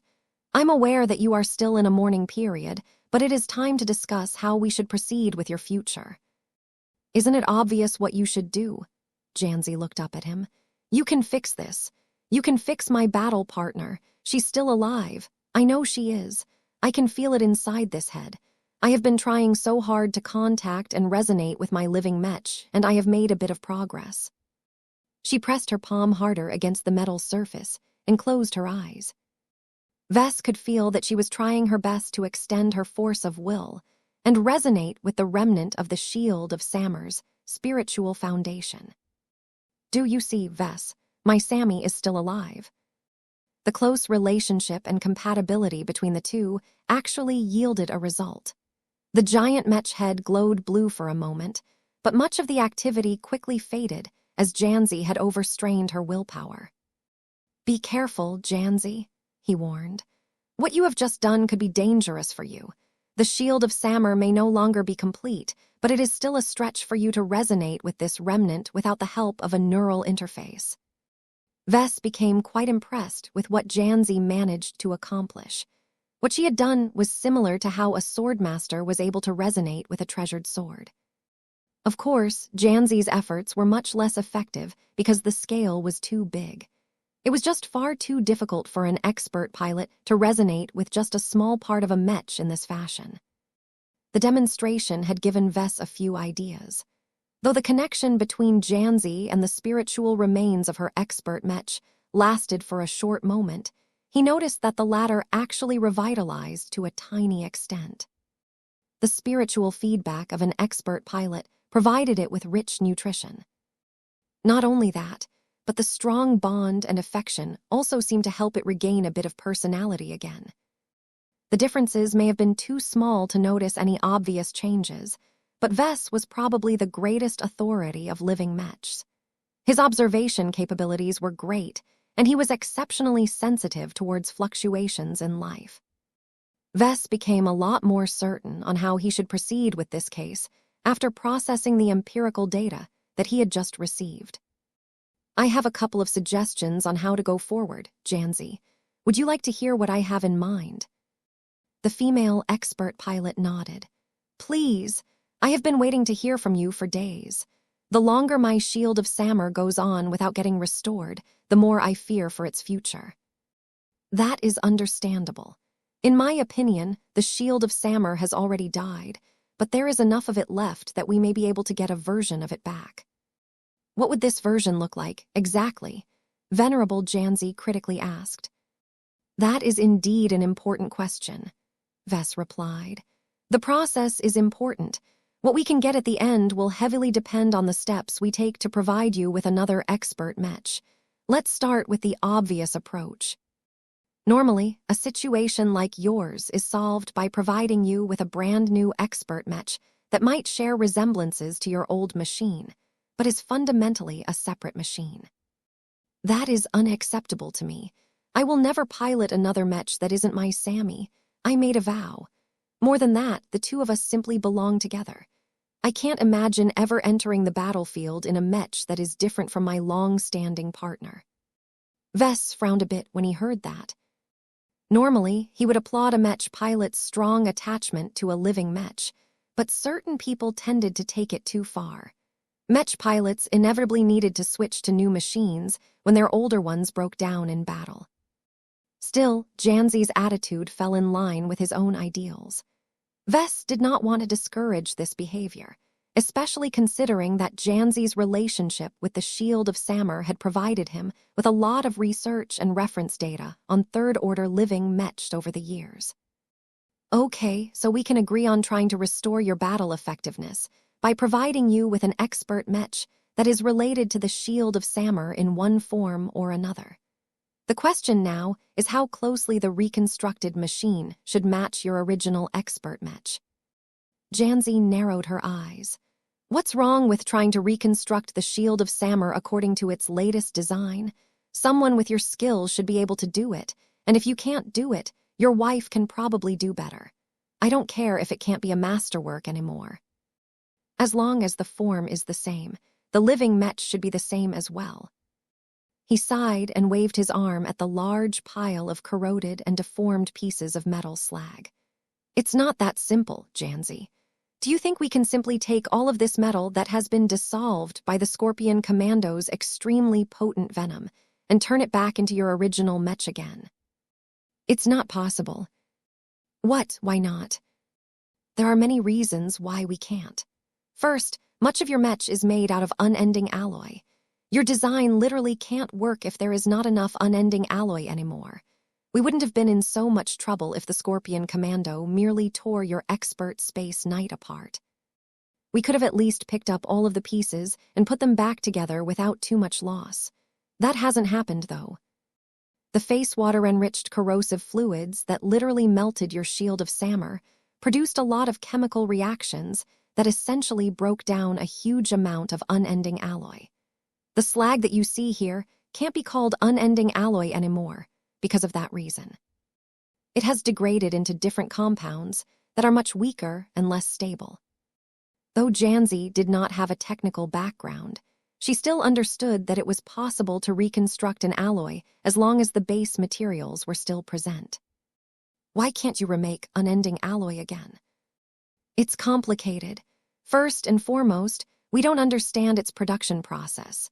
This is an absolutely remarkable material that can't be made by melting a bunch of different metals before pooling it together in a giant cauldron. It's an ancient product of alien high technology that requires a lot of mysterious steps to make. I've invested a fair amount of research on this topic, but my efforts have never yielded any positive results. Without unending alloy, there is no possibility of restoring the shield of Samur. Can't you just redesign it with a different and more accessible material in place of unending alloy? Janzi frowned. Ves shook his head. Impossible. Unending alloy is unique. It is as tough as a low-grade first-class alloy, but it is also a spiritually reactive material. I have found no comparable material that possesses both properties. Perhaps that might change in the future, but it will probably take many years before I can find a reasonable substitute for unending alloy. Then what does this mean? It means that no matter what, the expert mech that we will develop for you will look and function differently from your shield of Samur. Ves spoke. I will try my best to procure the best possible materials that we can afford to make sure the defensive power of your new machine won't be any worse than your original expert mech. But the inherently different properties means that the design will not be as familiar as you wish. We will also incorporate better tech, better design solutions, and brand new innovations in your expert mech. A typical expert pilot would definitely become pleased after hearing all of this. Who didn't want to pilot a stronger and better mech? Janzi was different, however. Her expression soured as Ves kept listing out the changes he had in mind. I don't want a better mech. I want my old one back. What you just told me doesn't sound like my shield of Samur at all. I won't accept any solution that entails designing a completely different expert space night only to slap the name of my battle partner on it. What I want is the return of this. Her palms smacked against the surface of her old expert mech's head. Ves waited a few seconds for Janzi to calm down. We can still do that, you know. I never said anything about abandoning your old living mech. What do you mean? Perhaps it is better if I show you the plan that I have come up with in recent days. I can guarantee you that you will be satisfied with my new design concept. Ves activated his comm and projected a simple design interface. He proceeded to lift his armored fingers and began to sketch out different lines. His audience remained patient and stared as a possible expert mech slowly became more defined. At first, Janzi's skepticism remained strong. The expert mech envisioned by Ves might be a space knight, but its proportions, contours, and overall feel were substantially different from the shield of Samur that was forever seared in her memories. It was also clear that Ves wanted to take Janzi's new expert mech into a different design direction than before. Previously, the shield of Samur was incredibly slow and heavy, but also tough and resilient. The sloppy draft design that Ves was drawing in the air looked a bit leaner and less weighed down. A number of its design elements even looked more similar to the Scorpion Commando than the original shield of Samur. Though Janzi was preparing to launch another tirade after Ves completed his sketch, her mood quickly changed once Ves drew the final elements that completed the draft design. The reason for her restraint was because when Ves drew the head of the new expert space knight, Janzi recognized a lot of familiar elements. In fact, the head of the new expert mech corresponded exactly to the mech head that she was leaning her back against at this moment. There, I'm done, Ves said and smiled as he gazed appreciatively at his own work. This is the new concept that I have in mind. While it is not close to a faithful reproduction of your shield of Samur at all, I don't think it is a good idea to cling too much to the past. No matter whether you want to admit it or not, your old expert mech has died. That doesn't mean you are left with nothing, though. Janzi's expression became mixed as she tried to figure out her feelings towards the new proposal. Is this your new idea? It looks like you designed a brand new expert mech, but left out the head so that you can slot in the surviving mech head in its place. Isn't this just a Frankenstein mech? Not exactly, Ves shook his head. I call this the Dullahan Project.